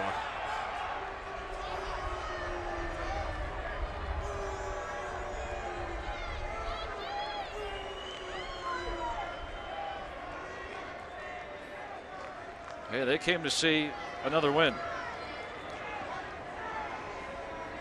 Pirates won the first 2 of this 4-game series. They'll need another run. Parra still going back on it. Good thing he was in Kansas, because that's where that ball was hit. That's why they're playing back there. No doubles. Keep that go-ahead run at first base. You don't hit too many balls 405 feet like that and not get anything for it.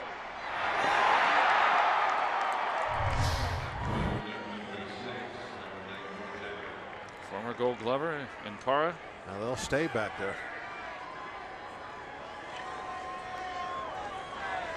They'll give the single in front of them, but they're going to definitely have to guard against the extra base hit. Marte with a single tonight.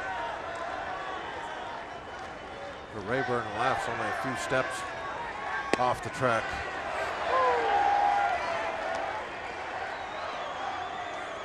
Well, they'll just have to hit it over their heads. A lot of room in front of them for the single, but boy, you're going to have basically going to have to hit it over the fence to get over their head. I'll take it. Yeah, you got to do what you got to do, I guess.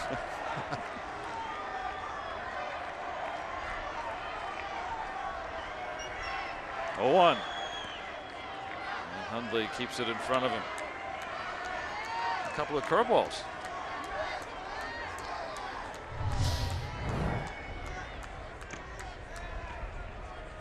Good job, kind of bent forward a little bit, so when that ball got the chest protector, just goes straight back down.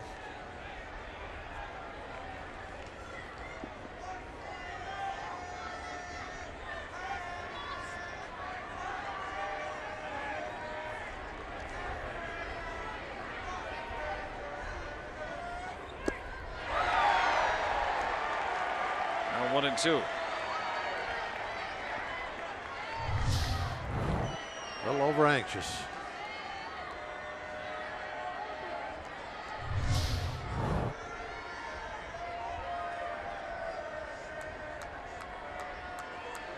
Eight tie in the 9th.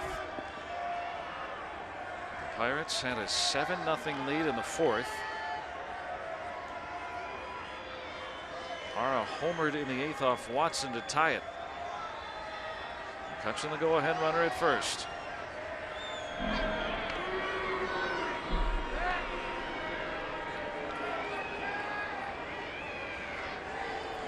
Lobstein if it's tied, Melanson if there's a lead.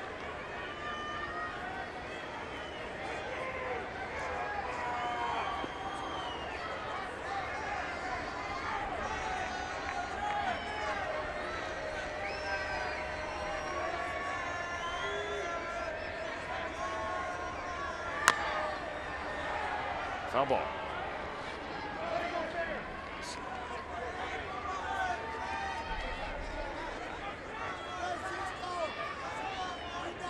When we talk about how deep the outfield is, because they're so deep, if you hit it in the right spot, you might be able to get a double well in front of them. Yeah, it hits low. I like the ball that Parra hit earlier.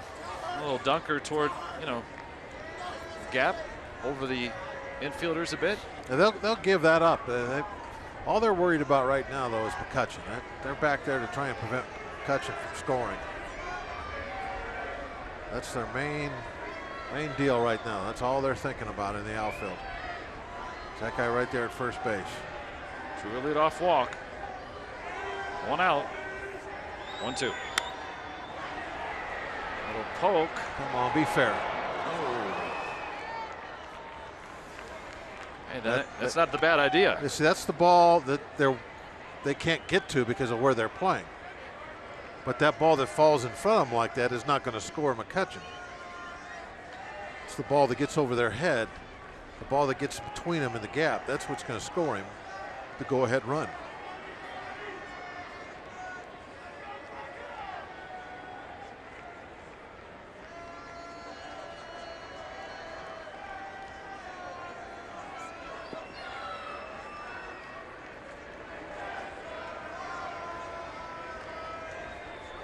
One ball, 2 strikes. Foul ball.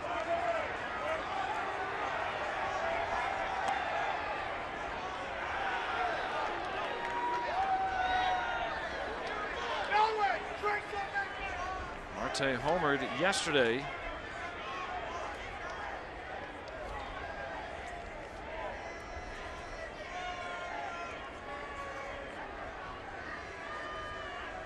Trying to get the Bucks back on top here in the 9th.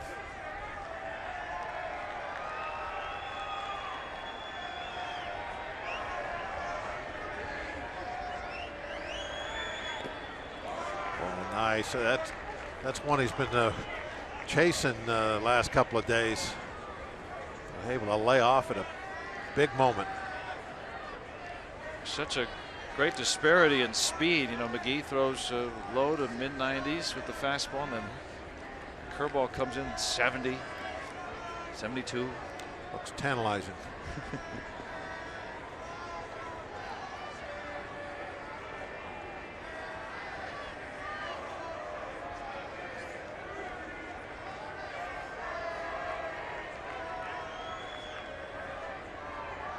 Two. Broke his bat, and that's a base hit. McCutchen will hold at second. Parra really charged that ball. Now Marte gets the job done. Keeping the line moving here in the 9th.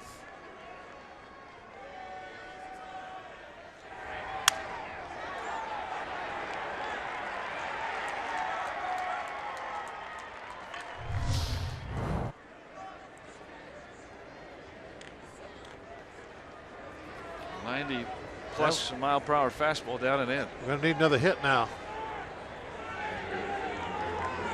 Well, Cervelli's gotten a pair of them tonight. He drove in the pair with a double back in the 4th.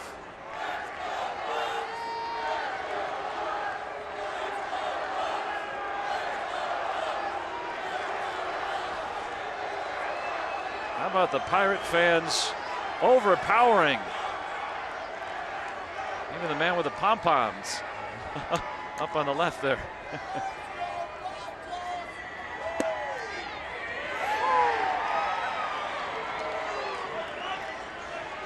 Cervelli has disagreed most of the night. This is a pretty close pitch. I can see that being called a strike. Jesus has done a good job with the balls and strikes. You can see where it was, just perhaps nicking that inside corner. That's a good pitch. Just strike one, get 2 left.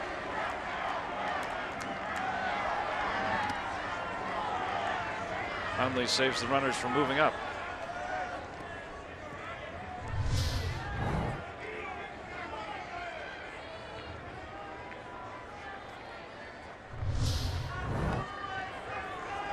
Go-ahead run, Andrew McCutchen at second. Marte with a blue base hit on at first.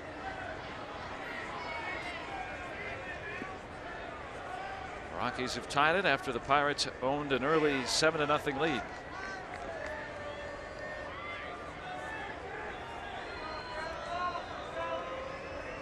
One. 2 balls and a strike. One of those real slow breaking balls.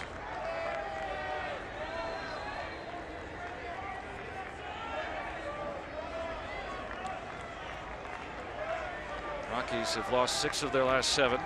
Pirates winners of 3 straight.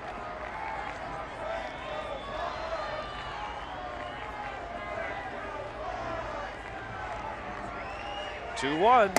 Up high, 3-1. And the man who hit a home run his last time up.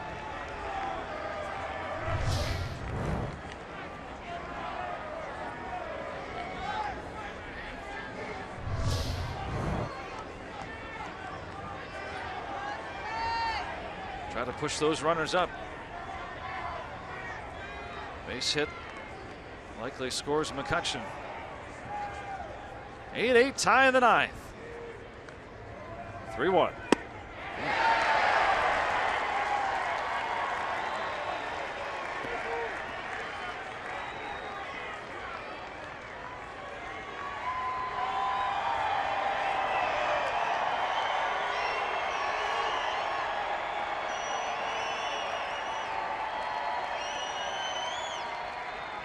McGee really taking his time out there, isn't he? He still isn't on the rubber yet.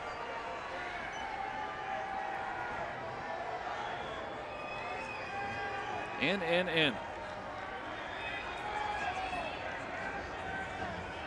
2 on, 1 out. 3-2. There's one. And that gets him out of the inning. They go around the horn to end the threat. Bottom of the ninth coming up, tied at 8.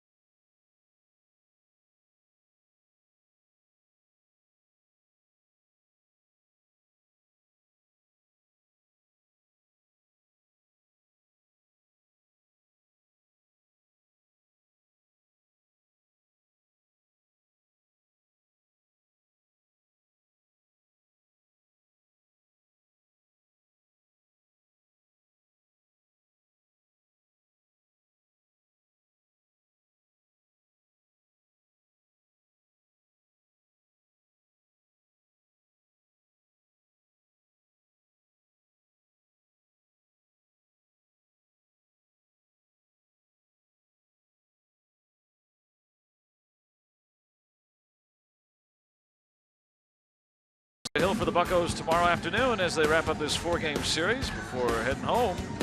Coverage begins at 2:30 with Pirates pregame presented by WB Mason right here on Root Sports. 8-8 tie going to the bottom of the ninth. The resilient Rockies battling back from a 7-0 deficit.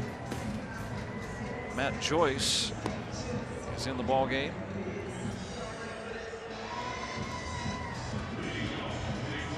Taking over for Starling Marte on the double switch.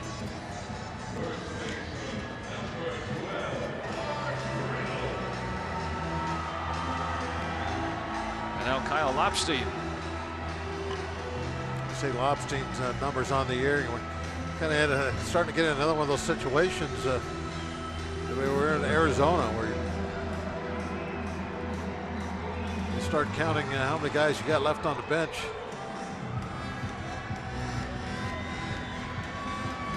Well, hopefully there will be extra innings tonight. Mark Reynolds, who has homered. Ryan Rayburn, who is single, doubled, and tripled to follow. And then Nick Hundley, 1 out of 3 tonight. 2 up third. Lobstein last pitched in that marathon game on Sunday and delivered 2 scoreless innings en route to the Pirates' 12-10 win in 13 against the Diamondbacks. And they were 2 heavily trafficked innings.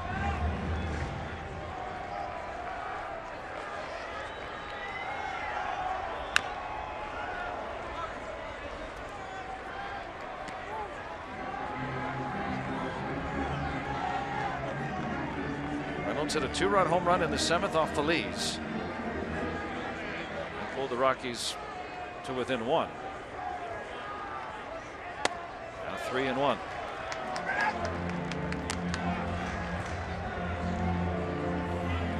John Neese went 5+. Vogelsong pitched the 6th. Phillies got a man in the 7th.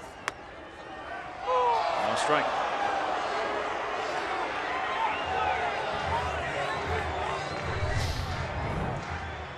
Another example of the good job that the home plate umpire is doing tonight.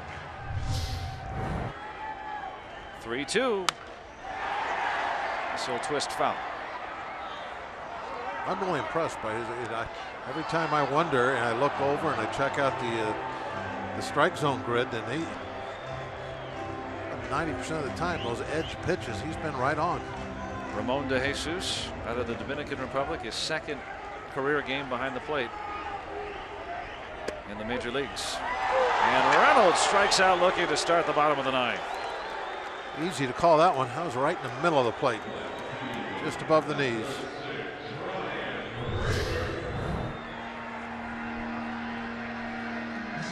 Kind of stayed up. Yeah, I don't know what. I think Reynolds thought that was going to end up being a breaking ball, because there was no other reason that he'd actually jump back from it, thinking it was going to break down and in by his feet. And it just, as you said, stayed up. Right there. Rayburn has tripled, singled, and doubled in 4 trips. Lobstein did a great job of battling back in that at bat.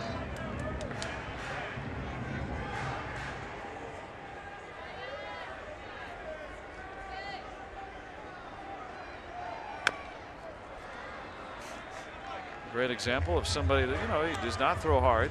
A young guy who does not throw hard. But when he has good command, and he almost always does, when he has good command, he can be very, very effective.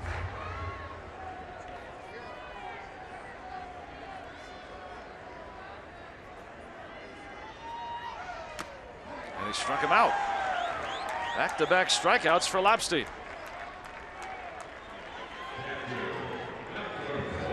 Throw that sinker at 88. Bye, guys.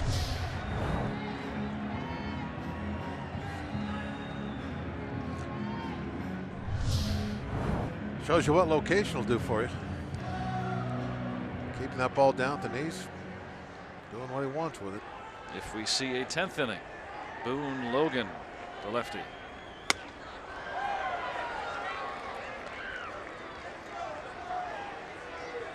Getting swings and misses at 88.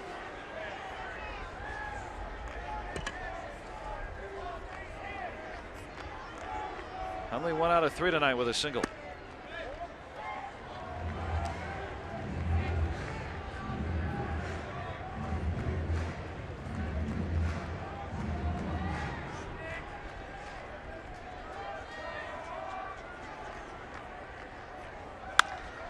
And this will be a base hit. The Rockies have the winning run on with 2 outs in the 9th.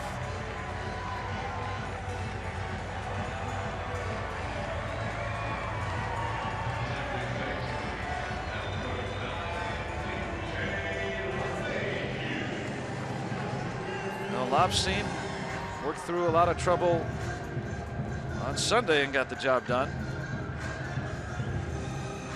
He had to face 6 batters with the winning run on base and never relented in his 2 innings. LeMahieu, a pair of singles, 1 drove in a run back in the 4th. Bottom of the 9th, 2 outs. And strike 1.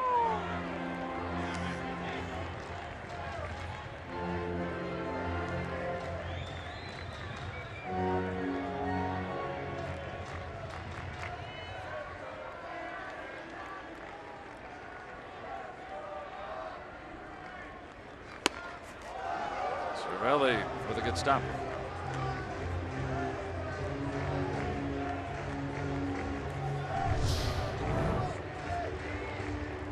Quick hands on that one.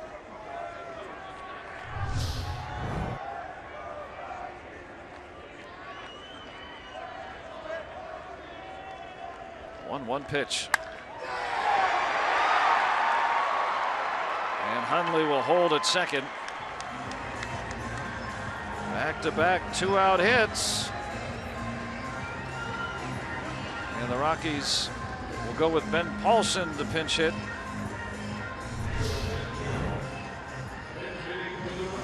Left that one up around the belt.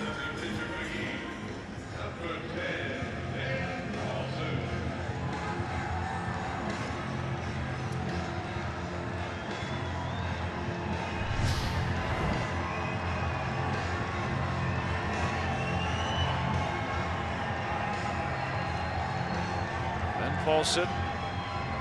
A decision time for the outfielders. They need to come in a little bit to give themselves a chance at throwing the ball home, but then the ball carries so well here.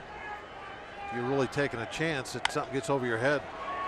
Foul ball up first.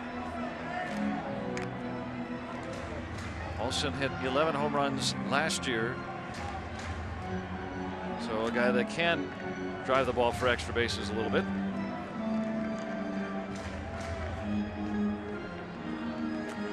Back-to-back 2-out singles for Colorado. Not a lot of speed, obviously out at second base. Hundley running. Now 1-1. Well, he took a real aggressive secondary lead there. He was way off.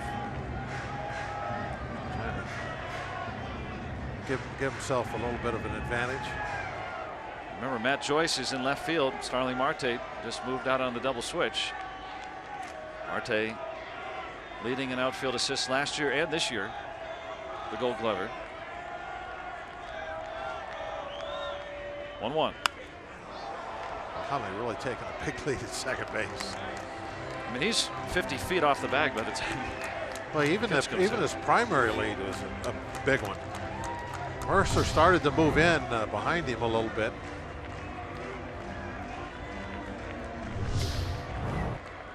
He knows how important that run is, and he's trying to get as close to home plate as he can. 1-2. Nice down and away.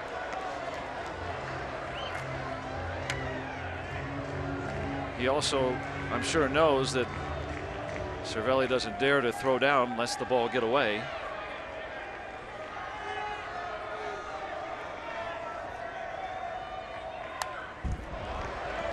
Still 2-2. Try to pick him off. Yeah, that's kind of what I would think. It's kind of what I was hitting at. I thought Cervelli would maybe take a shot at him and gets a big secondary lead. But then if that ball skids in the center, who knows? I don't think he's going to score. Be laying on his stomach trying to get back to second base.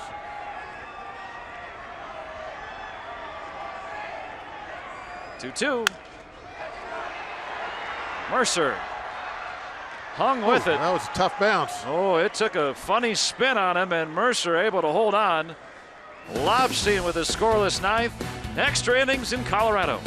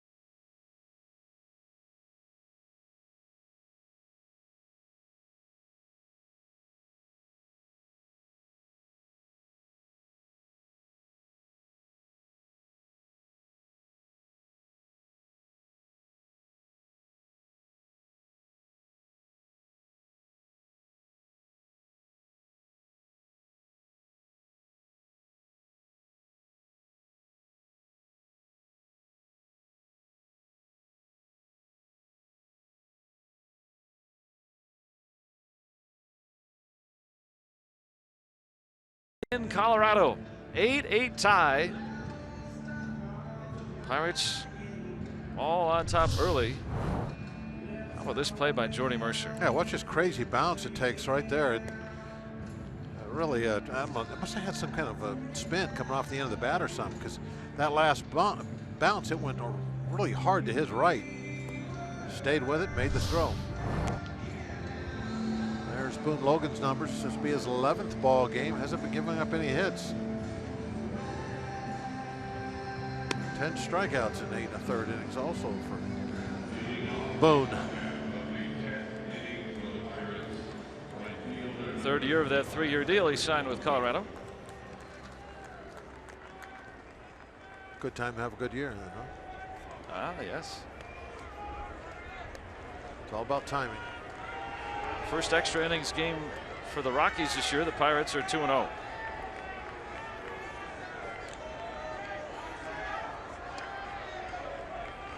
Gregory Polanco homered his last time back in the 7th. Matt Joyce to follow, so 2 lefties, hence Logan. Trying to bunt. Said he offered at it.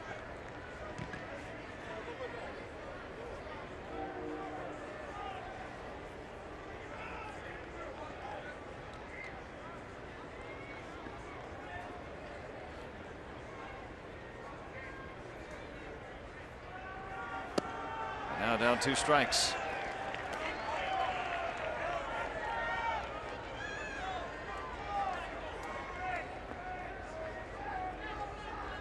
Polanco 3 for 13 with a home run and a double against lefties this year.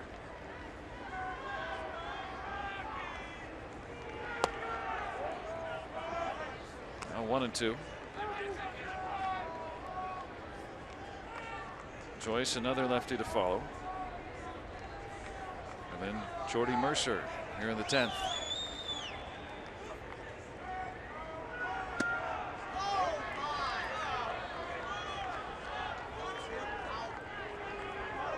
Work the count back to even.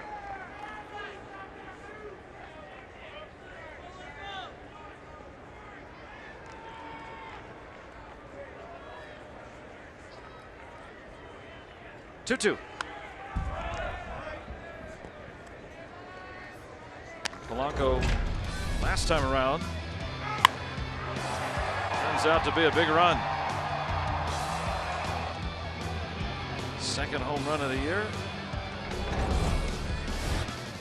Give the Pirates an 8-5 lead. The Rockies coming back from 7 runs down to take it into extra innings. Now 3-2.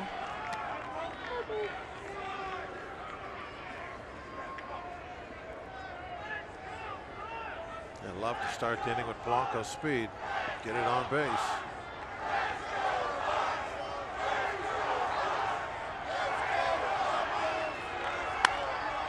Two popped up in a foul ground, and Reynolds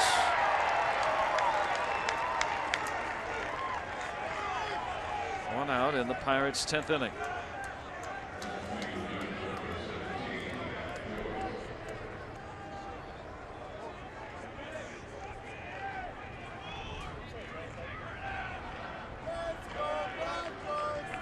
That choice 1 for 3 with a couple of walks against lefties. They've been pretty much a platoon player his last several years, and a very small sample size doing well against lefties. And there's a base hit down in the right field corner. Extra bases for Matt Joyce, who continues his torrid hitting, and the Pirates have a man in scoring position here in the 10th. Yeah, that's what they're trying to guard against by playing so deep. Somebody getting an extra base hit, but you can play deep, but you only have 3 of you. You can't play all over the place out there. They're not expecting for Joyce to get out and pull a lefty down the down the line, and that's what he did. So now he's in scoring position, and you have Mercer coming up, who's just wearing lefties out. Oh, that's a big hit against the lefty.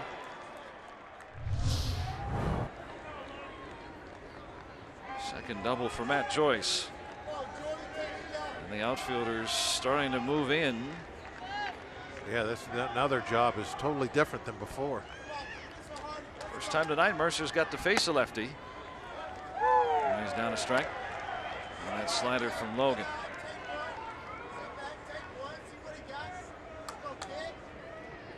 Mercer, one of the top guys facing left-handed pitching since he's come into the league.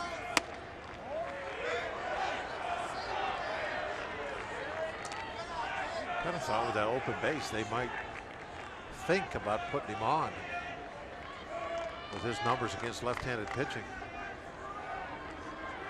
400 this year, 328 for his career against lefties.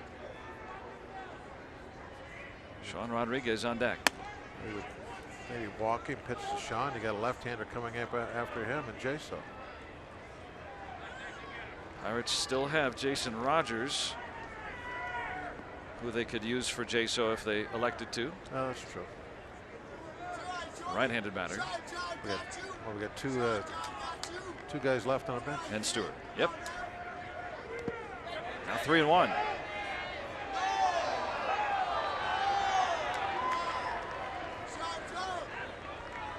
Well, let's hope it gets to Jason and we find out.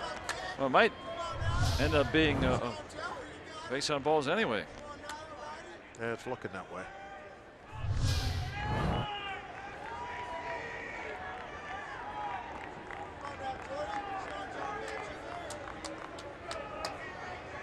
Three and one on Mercer. Go ahead run is Matt Joyce at second. And he does draw the walk. Nice hit bat.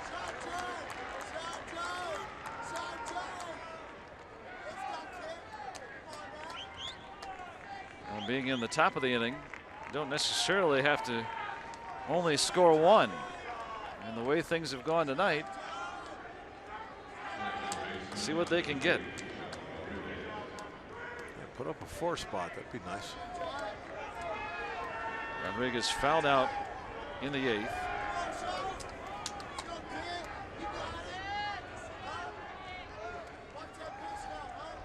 Carlos Estevez pitched last night.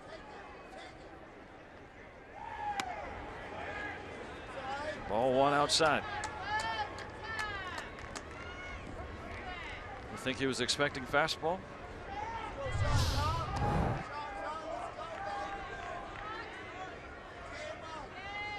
Because is that a changeup? It's 86. Slider. Slider? Yeah.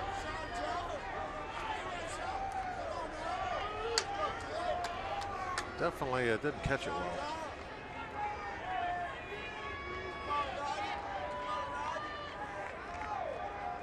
Two on, one out. And now 2-0 on Rodriguez.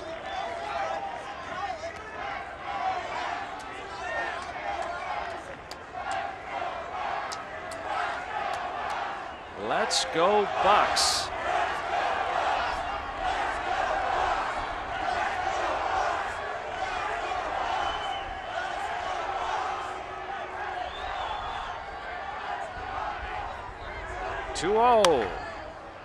Popped him up.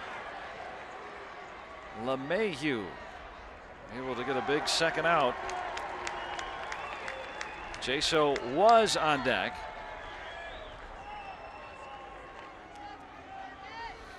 But it's going to be Jason Rogers. You're right.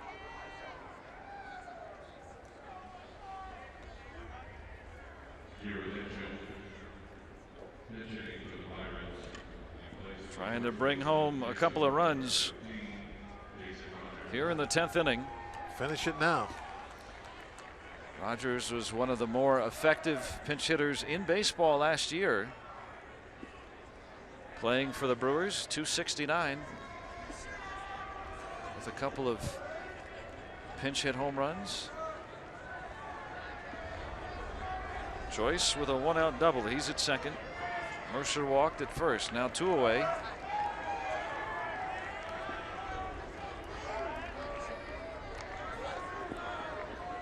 Pinch hitters last year hit .219 in baseball, so shows you how above average he's been.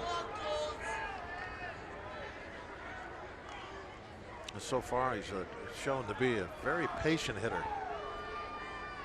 Just like the Pirates kind of teach and what they really want. That's his style. Try and wait for his pitch. That one way wide for ball one. Now the Pirates had a 7-0 lead in the fourth. They've got a chance to retake the lead here in the 10th. Trying to win their 4th in a row.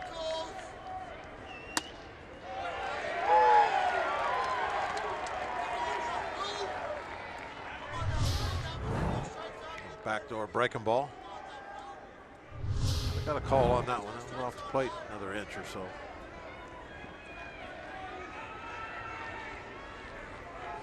One. And the Pirates had 2 men on with 1 out in the 9th inning and could not score. Mark Melanson ready. I want to give him a save chance.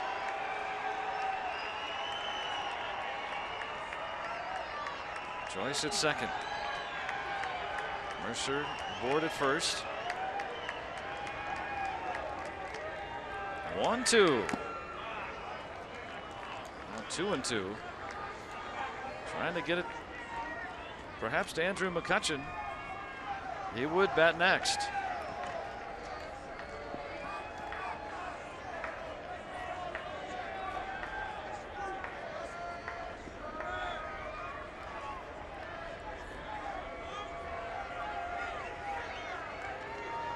Two.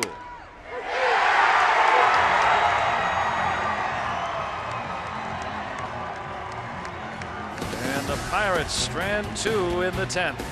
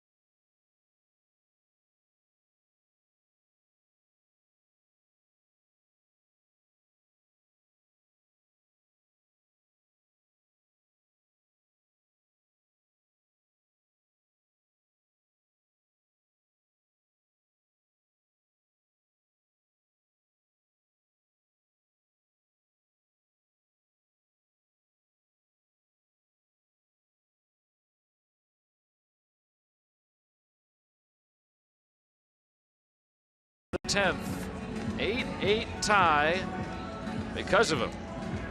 And in the 8th, Tony Watson. Just enough.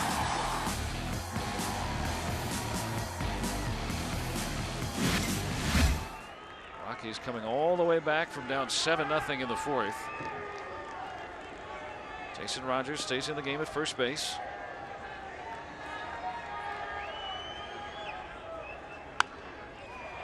And strike one on Parra.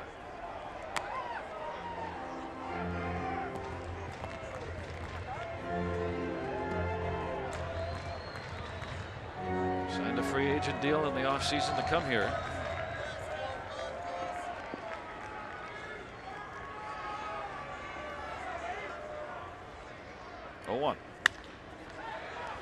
To Rodriguez. And one away in the 10th. Kyle Lobstein gave up two out singles in the 9th, but worked around it.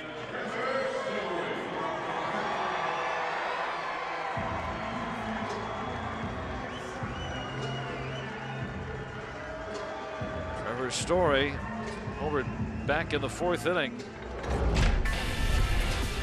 Already now 9 home runs. How did he get that pitch?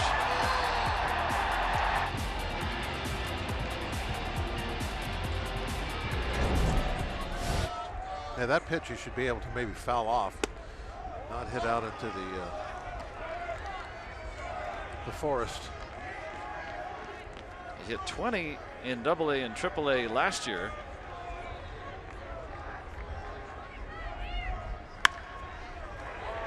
Tough play for Mercer. He makes it look easy. He's made some sharp plays here late in the ballgame. You're going to see one of Mercer's really the best tools that kind of separates him, is he's got that very strong and accurate arm. Former closer at Oklahoma State.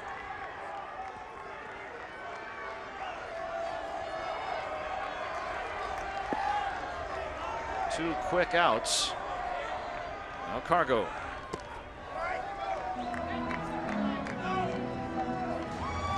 Base hit back in the 8th. 1 out of 5. If we see an 11th inning, McCutchen, Freeze, and then probably Chris Stewart with the pitcher spot due up 3rd.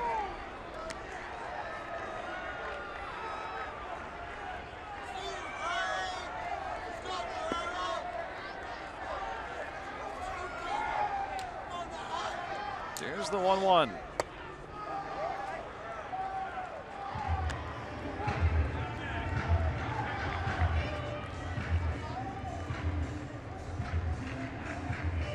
Knotted at 8 in the 10th.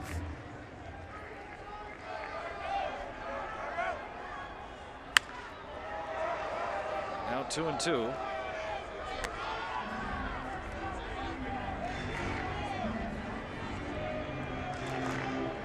Couple of walk-off home runs in his career. That number should stay at 2. Let's hope.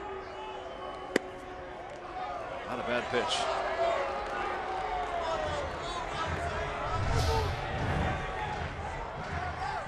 Just a little off the plate.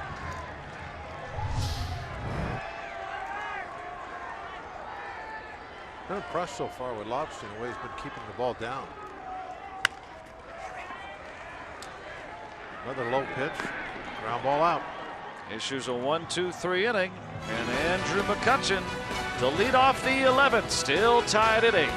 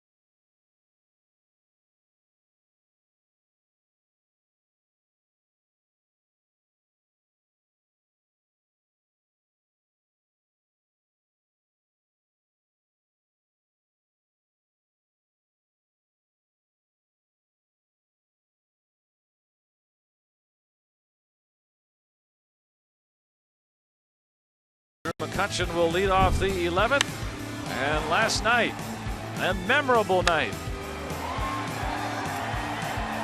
3 home runs for Andrew McCutchen. And we just want one right now. Hit him to every field. The Pirates have had 2 men on with 1 out in the 9th and in the 10th. There's one way to solve that.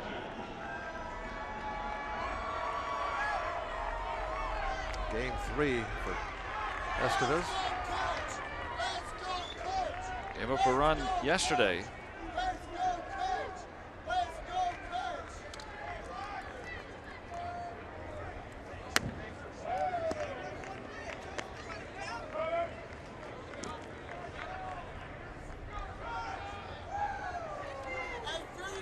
Couple of hits tonight.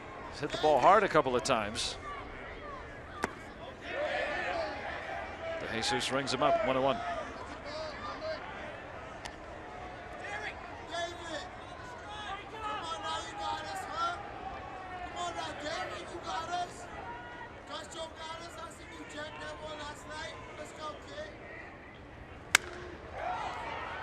Splintered the bat. And hauled in by Rayburn for out number 1.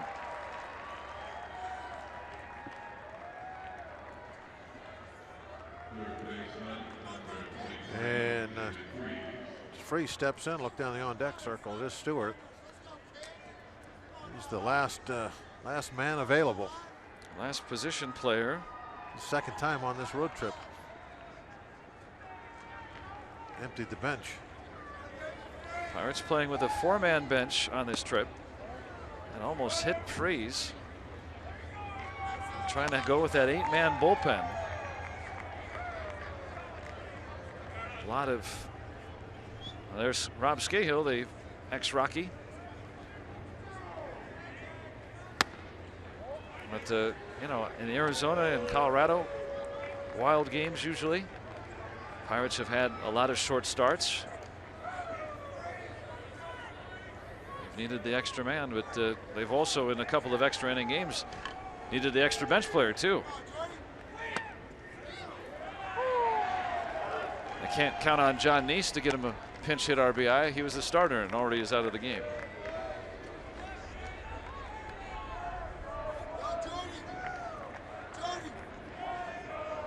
Maybe Garrett Cole, if needed later on. Now 2-2. Let's hope it doesn't come to that.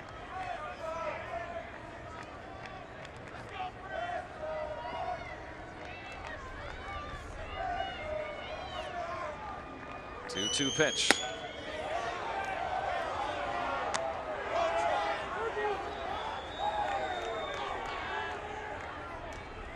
Estevez last year pitched in A ball and a little bit in Double A.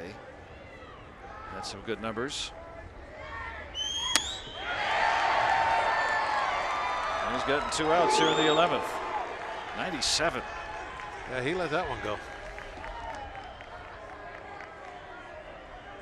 And Lobstein is going to bat.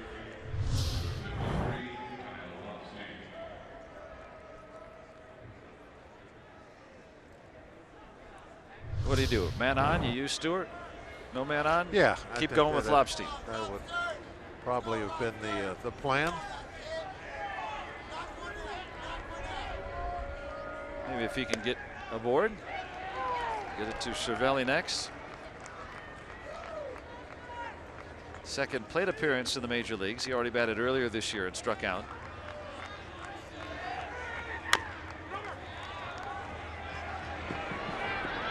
He beat it, didn't he? No. Very close play. I was hoping. Well, he made it close. Good hustle down the line. I like that out of a pitcher. He'll be back out for the bottom of the 11th. Whoa. Well, hold on here. Let's see. Let's wait. Let's make sure here. Lobstein, a challenging play. He's out. Very good play by LeMahieu, who won the Gold Glove a couple of years ago. Bottom of the 11th coming up.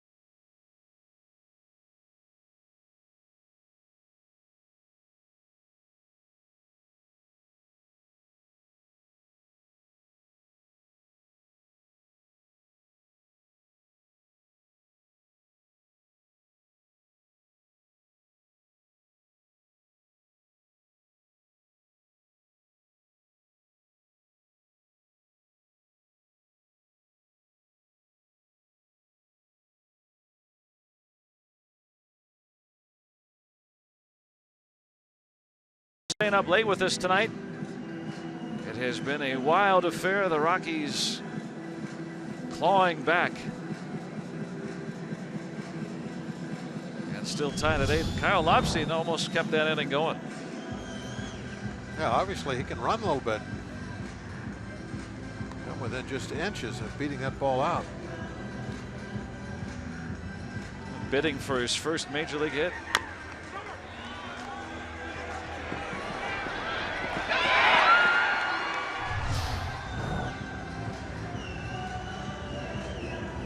So back out to work.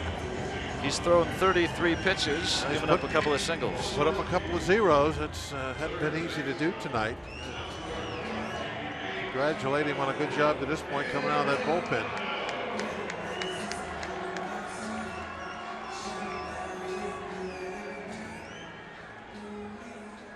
Well, he's thrown 6 extra innings so far this year.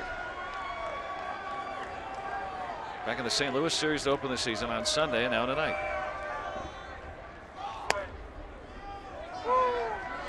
And so far, he's put up a goose egg in all those outings. Get a nice paycheck with all that overtime.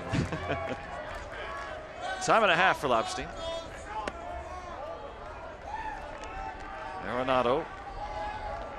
Home run and a double tonight in 5 trips. Look at that. And that's in 6 innings. Strung it along where the Pirates ended up winning on Sunday.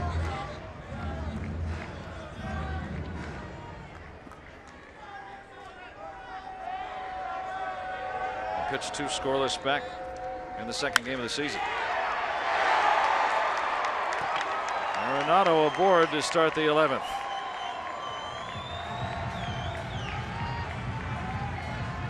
That hit Mercer's glove.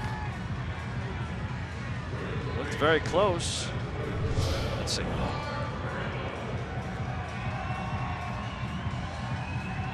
Yeah, just went off his glove.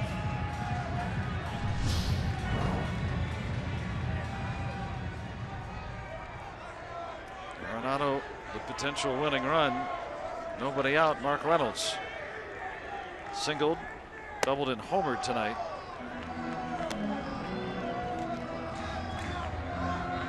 And now it's the Pirates' turn for their outfielders to get their backs up on the wall. They are way, way out there, trying to, 'cause they're worried about Arenado.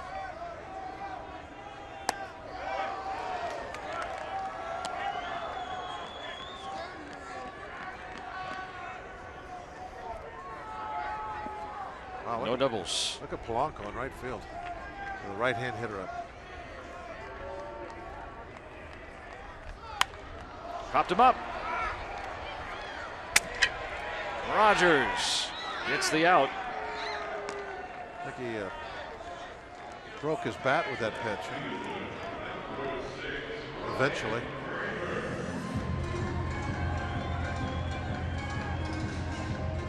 Lobstein is trying to get this to the 12th. Yeah, he broke it. That'll go in the gift shop. The delayed broken bat with that pitch. Rayburn triple, single, double tonight.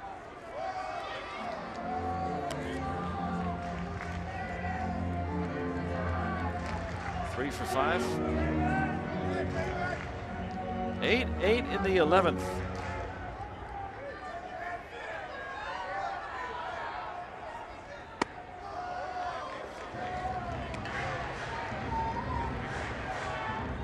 Lobstein has given up 3 singles. This is his now 3rd inning of work.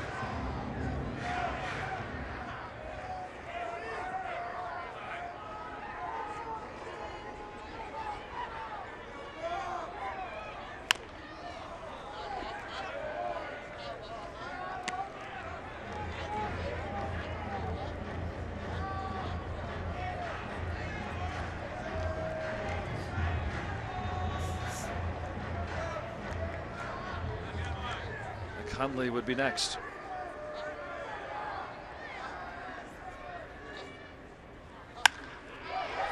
He might not get a chance. And they turn a big double play, erasing that leadoff single, and 3 scoreless innings from Kyle Lobstein.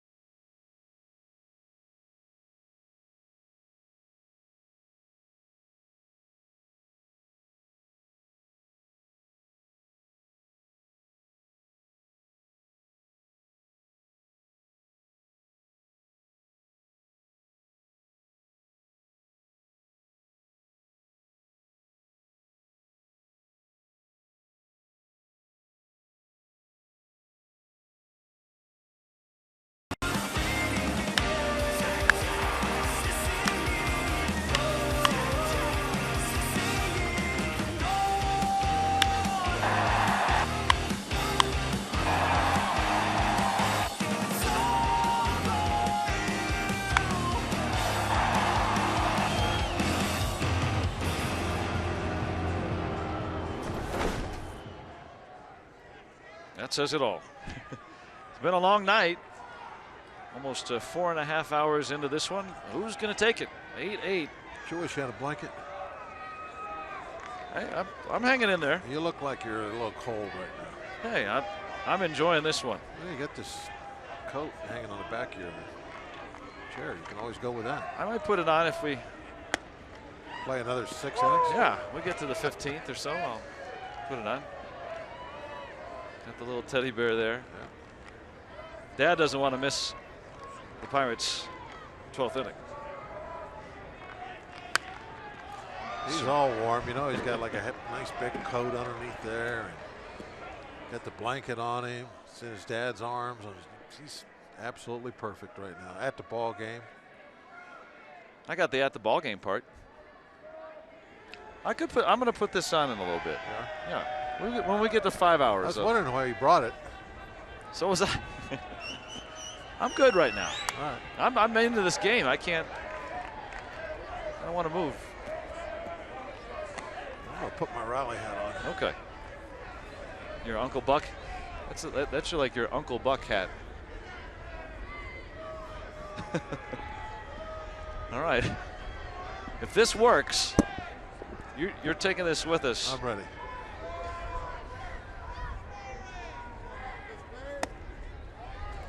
Cervelli, then Polanco and Joyce here in the 12th. Wow, that's nice and warm too. What did you say it was made out of? Yak fur. Oh, yak fur. Okay. Yeah. That's not a bad one either.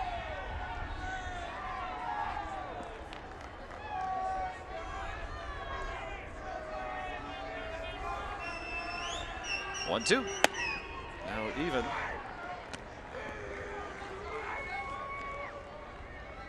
Hanging in there. We've heard a lot of chants. Let's go Bucks here in Denver. It's like a late night game at PNC. Minus the woo.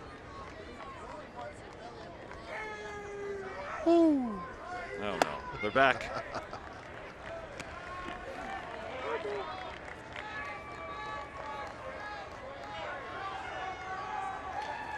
At some point, you got to just kind of rest the eyes. The date's over. Uh, 3-2. Cracked his bat. Tough play for Story. Yeah, it looked easy.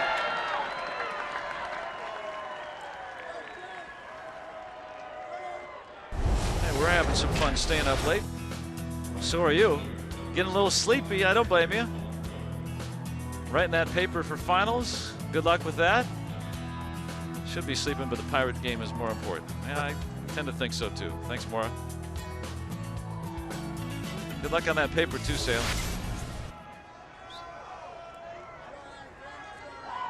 Pittsburghers making their way in. I think I heard a whoa. Well, don't bring it here. I think I heard it.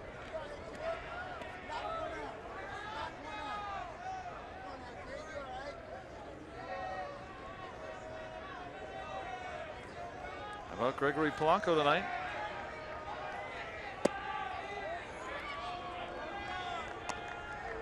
He drove in the 8th run with a home run back in the 7th.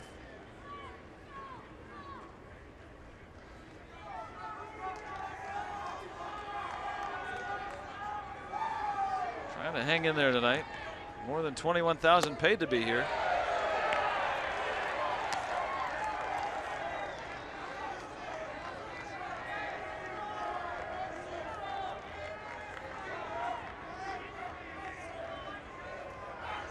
Lay off that low pitch. Don't listen to that guy. Oh, no. I've been bragging all night. What a good job been doing on balls and strikes, and then you call that one. Oh, umps get tired too.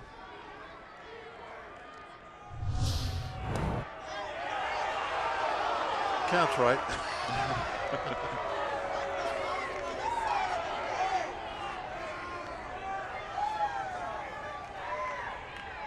12th inning. And the 2-2.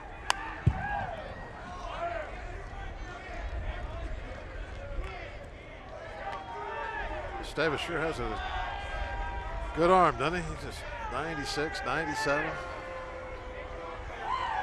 Well, when he came out to start the 11th inning, they played Wild Thing because the given name of Charlie Sheen. That's right.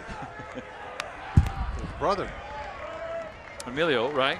Yeah. So Carlos Estevez is Charlie Sheen's given name. So Charlie Sheen played Ricky Vaughn in the movie Major League. Very subtle by them. I get it. So very they subtle. play Wild Thing when he comes out. Apropos that he's a hard thrower, right? I guess. Just need the specs and the poor command.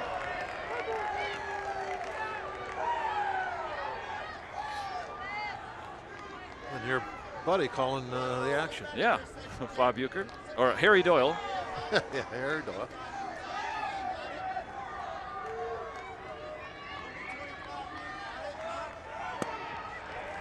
And ball 4.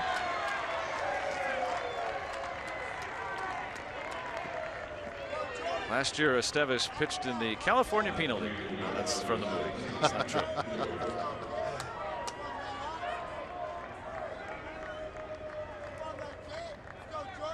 You know, it seems like watch that movie. Euchre just plays Euchre. It didn't really Plays it up a little but bit, a notch. yeah, but it's still like when you talk to him, it's like it's pretty much the real McCoy.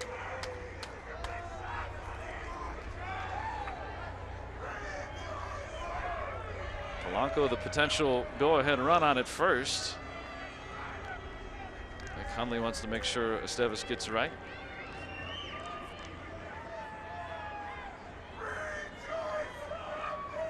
Well, if the Pirates can come back and get a run and hold on, they'll have won 4 in a row. The Rockies on a bit of an avalanche. They've lost 6 of 7.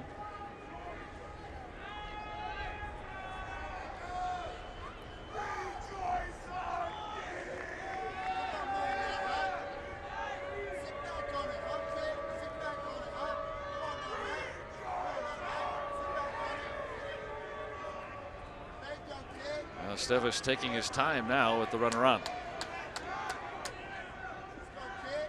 He has not pitched with a man on tonight, retiring the first 4.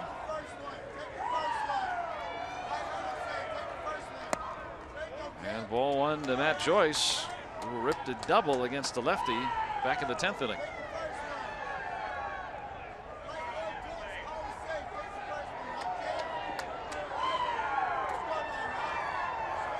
Here they are.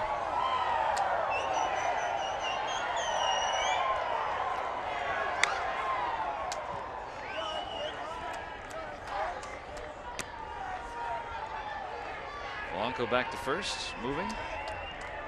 Now, who do you think's doing the wooing? Do you think it's the Rocky fans or the? Apparently, Ric Flair is here tonight. I didn't expect that.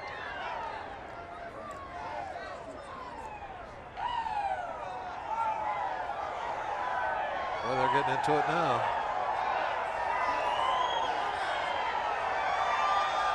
One. And now 2 balls and a strike on Matt Joyce. And you notice Estevez really slowing down with the man on. It's the Pirate fans. They're trying to. They're getting in his head? Yeah, they're trying to get in his head. When he goes in, they start it, get loud when he goes in a stretch. Here it comes.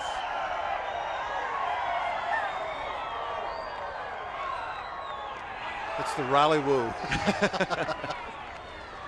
Well, first you put on your yak hat, and now they get the woo going. So Pirates got to get a run here.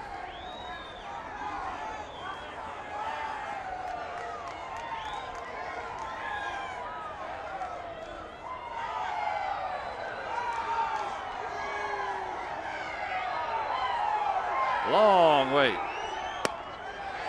And a strike.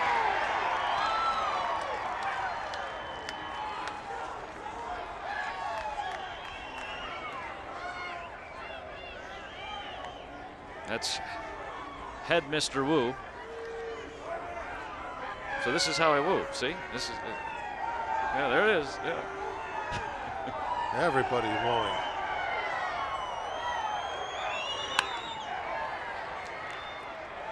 Para.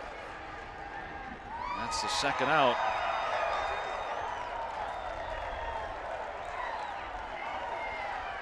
The Pirates had 2 men on with 1 out in the 9th and in the 10th. 1 out walk here. Polanco's still there with 2 gone. That is not made of yak fur, but still effective, hopefully. Not everyone can afford the finest. Oh yeah, yak. Yeah. Imitation yak. Oh. Faux yak.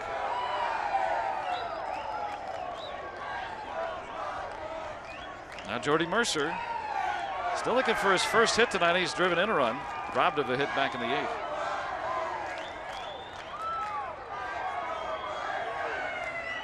Eight in the 12th.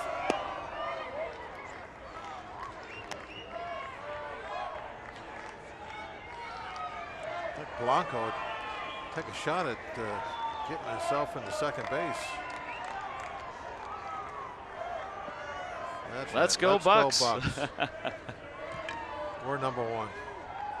Not past the bedtime, though. We need all the reinforcements. Wake them up.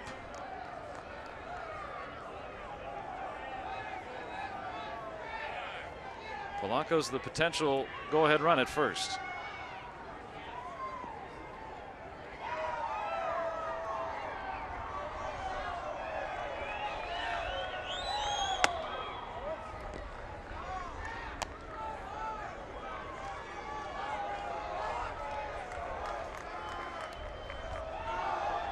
Still out. Till tomorrow morning. That ain't that far behind.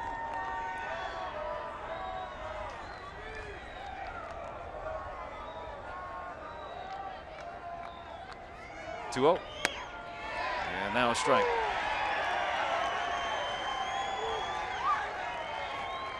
How's Dan the cameraman doing? He hasn't moved. Oh, okay, good. He's still alive. Cold and sleepy now. Oh, wait, yes. Okay, good.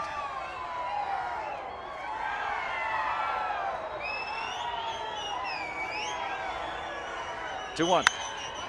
This one hit to center. Parra can't get it. It's going to go off the wall. And Polanco's around third. He's coming home, and he's going to score. Jordy Mercer with a 2-out double. And the Bucks back on top. How about that bomb? Timely. Timely. It looked like Clint gave him the smart hitting. Yeah, smart hitting.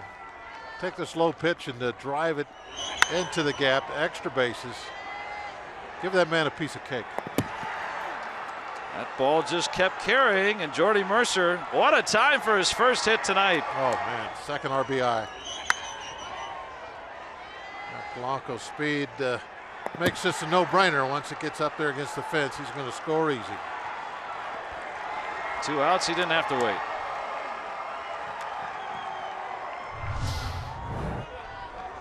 And Dad couldn't keep him asleep. Yeah, he woke up and saw it.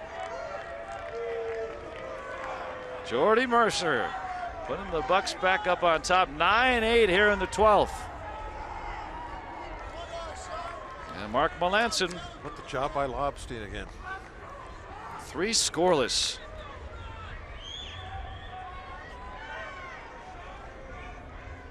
Now Sean Rodriguez, it doesn't have to stop here with 2 outs.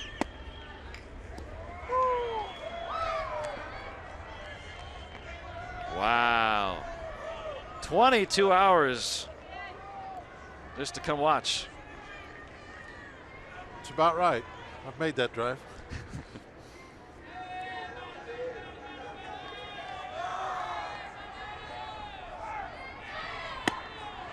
2 strikes.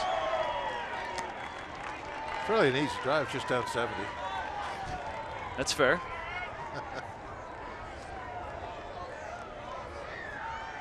Jordy Mercer doubling to right center with 2 outs. Polanco worked a walk with 1 out, coming in to score. Pirates will have a lead going into the bottom of the 12th. 0-2. And Rodriguez down on strikes. What a big hit by that man, Jordy Mercer. And Mark Melanson coming out.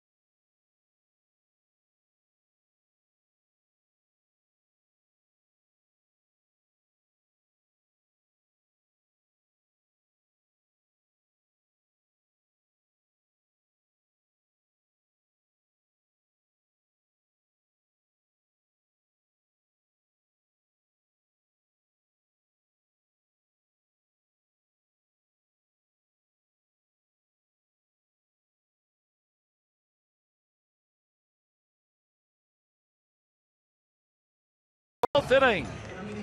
And Jordy Mercer coming through with a 2-out RBI double. The Pirates have a 9-8 lead here in Denver. Polanco coming around to score. He's homered tonight. Driven in a pair. And the faithful hanging around. That rally had worked. that rally hat worked. Power yak. Imitation yak for. It's a yak attack. Not bad. It will be retired after tonight. Oh, well, it only has one win in it, huh? It only comes out when it's in the 30s.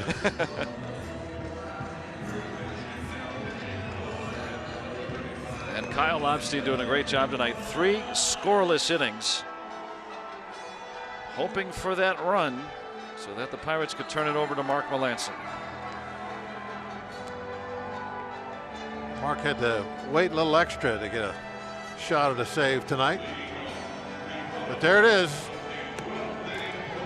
Not an easy save to get in this ballpark, trying to protect a 1-run lead. It'll be Nick Hundley to lead it off. 3 for 4 with a home run in his career against Melancon. Then LeMahieu, and if Walt Weiss so chooses, the last position player, Tony Wolters, a catcher who's hitless in his last 19 trips. With the pitcher spot due up third. A lot of Pirates fans sticking around here at Coors. 2 hits tonight for Hundley. 1 pitch, 1 out in the 12th. And for Melancon, who grew up nearby here in Golden, Colorado, being able to spend a couple of nights at his folks' house, seeing family and friends. What better way to sew that up by sewing this one up?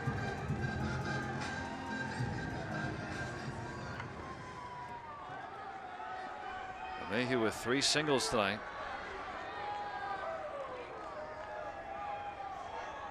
9-8 in the 12th.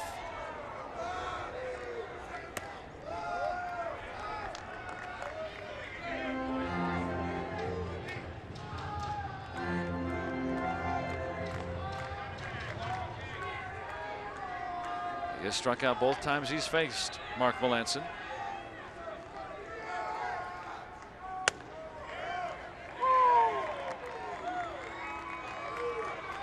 Chris Stewart, the lone position player yet to be used. Catchers are always the very last guy.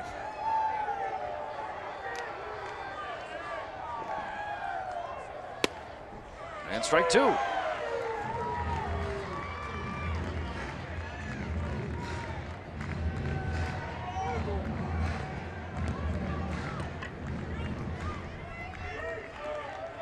Tony Wolters has moved out on deck. Last position player for Walt Weiss. 2-2. I don't see Melancon throwing anything like that very often. Always so precise with his control. There's Wolters, hitless in his last 19, the rookie. He would follow LeMahieu.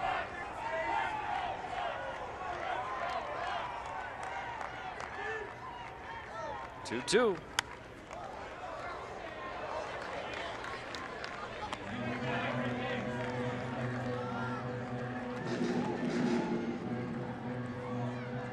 A lot more gold than purple remaining in the seats.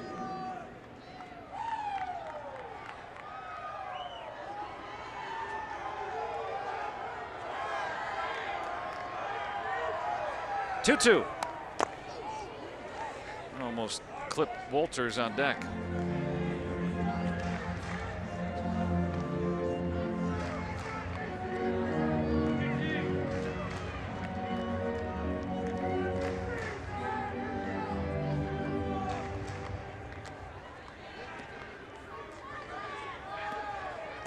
Open for the win. Jordy Mercer, big 2-out RBI double in the top half of this 12th inning. Another 2-2. And another foul from LeMahieu.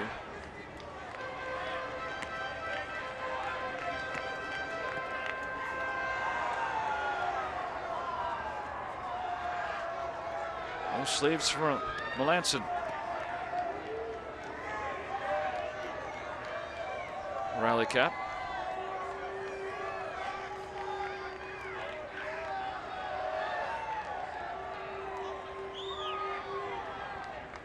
Another 2-2. This one twisting out of play. And we'll see a 9th pitch of this at-bat upcoming. Well, Melanson keeps trying to throw those cutters on the inside. Like start them off the plate inside and have it come in and just catch the inside corner.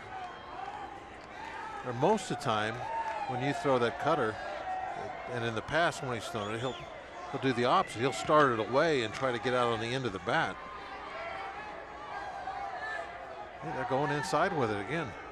Here it is. Again, fouling it off. He's fouled off 5 in a row.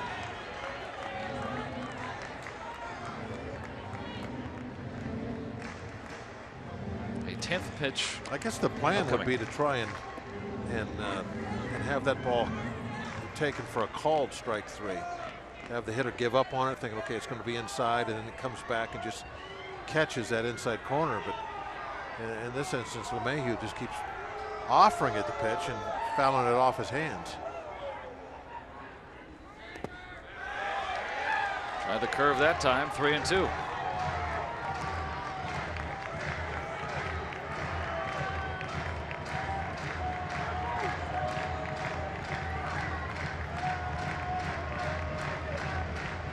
Pirates trying to win their 4th in a row.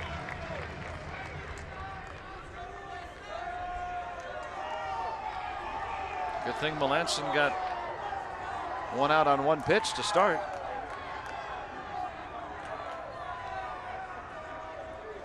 This will be number 11 to LeMahieu. Here it is. And he walked him.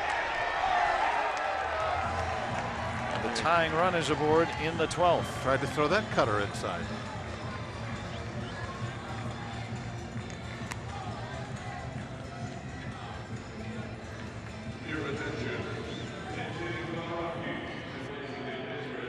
So now Tony Wolters, rookie catcher. Hitless in his last 19 trips. Was the starter yesterday.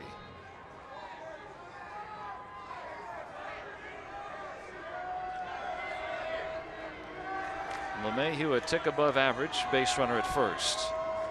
1 out in the 12th, bucks up a run, 9-8. Melanson delivers.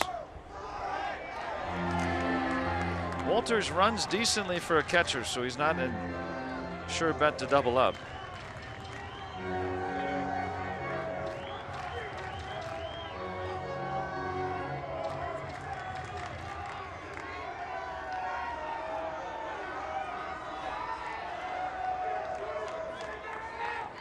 Here's the 1-0. LeMahieu running and safe.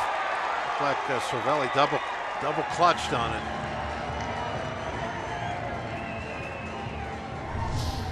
I'm assuming he just couldn't get a handle on the baseball. Yeah, Mercer was there in time to cover. Yep. A cold night here. Took a little extra stutter step. And that may have been the difference. Now the tying run in scoring position with 1 out.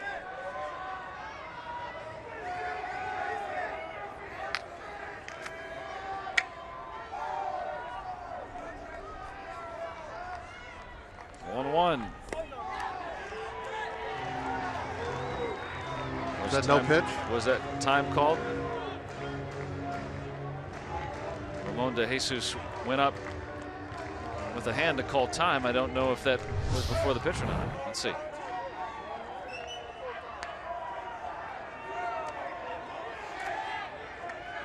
Yeah, I guess well, they've taken it off the scoreboard here. I don't know what I think he said no pitch. Yeah, that De Jesus will give Melanson a ball back. So a ball and a strike. LeMahieu at second, the tying run with 1 out. A little high on the 5'10" Wolters.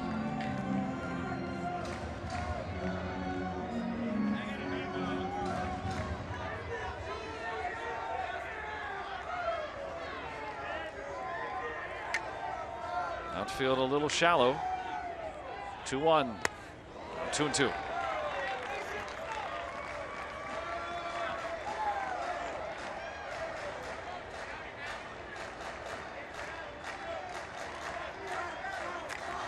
Gerardo Parra would be next.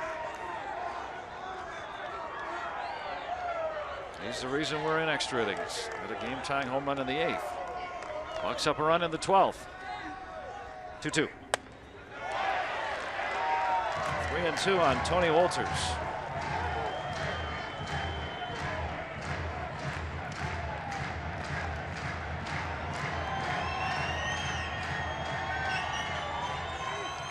LeMahieu worked an 11-pitch walk, stole second. Now 3-2 on Wolters. Payoff pitch.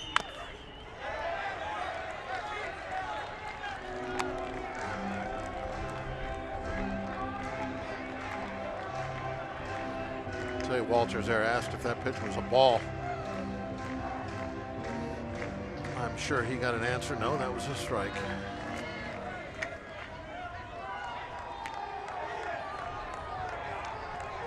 This will be the 8th pitch coming to Wolters. Another 3-2. And he walked him. And now the winning run is on base.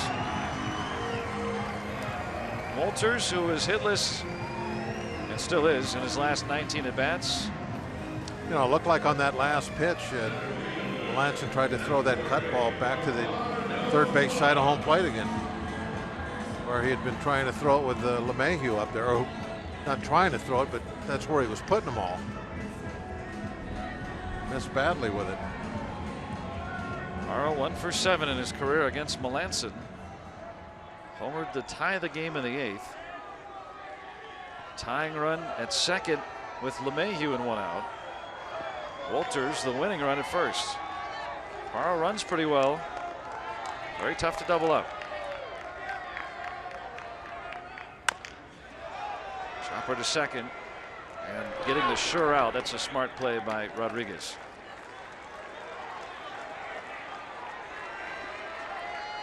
Start getting funny on that ball and it could change the way things go. Yeah, you're not going to get a double play on it. So you might as well just get the guy at first, because the guy at second, that run is meaningless. The guy at third scores, game's over. Oh, no, I'm sorry, my fault. What have we been here 5 hours? Yeah, I'm losing my mind. You're right. 1 run lead in the 12th. Yeah, I'm thinking it was a tie game. But still, I mean, even if he went for Wolters at second, yeah, it was iffy. It was very iffy. Yes, totally agree. But now Trevor Story. If Melanson gets him, the Pirates have won their 4th in a row. Boy, you gave me a bad look there. Okay. Snap me back to reality. Make sure that yak isn't sapping your brains. It is. I got to take this hat off. It's starting to pull my brain off. First one to Story. Starting to think like a yak. Story has hit 9 home runs. He's also struck out 33 times. That leads the National League. He's fanned twice tonight. 1 for 5. Potential tying run, and LeMahieu at third. Wolters runs decently. Is at second. That's the potential winning run.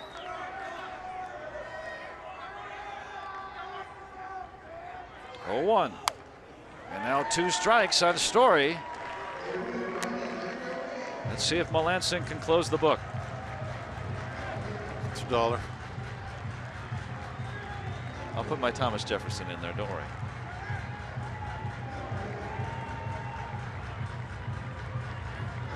(9-8) Pirates here in the 12th. LeMahieu 90 feet away. Wolters at second. Ahead, 2 strikes on Story. Here's the pitch. He struck him out. There's that inside cutter that came back and just got the inside corner. That's what he was trying to do with LeMahieu up there, and he accomplished it. Mark Melanson strikes out Trevor Story And that's the end. And the Pirates, you get $1 in there too. I know. Survive in 12 Wow. innings. Wild one. They were up 7-0. The Rockies came back, Marathon, I'll tell you. and the Pirates prevailed, winning their 4th in a row thanks to Jordy Mercer's 2-out run-scoring double in the 12th. Kyle Lobstein 3 scoreless to get him there, and then Melanson, as you said, the end. The end. I'll tell you what, this was for some reason these games can get really enjoyable when you win them. This would be such a tough game to walk away with a loss. Fighting like this, the big comeback by the Rockies. Oh, look who's awake and happy now. I get to go to bed. Give me that car seat, Dad. Let's see if we can wake up Rob King and Kent Tekulve. Hey, guys.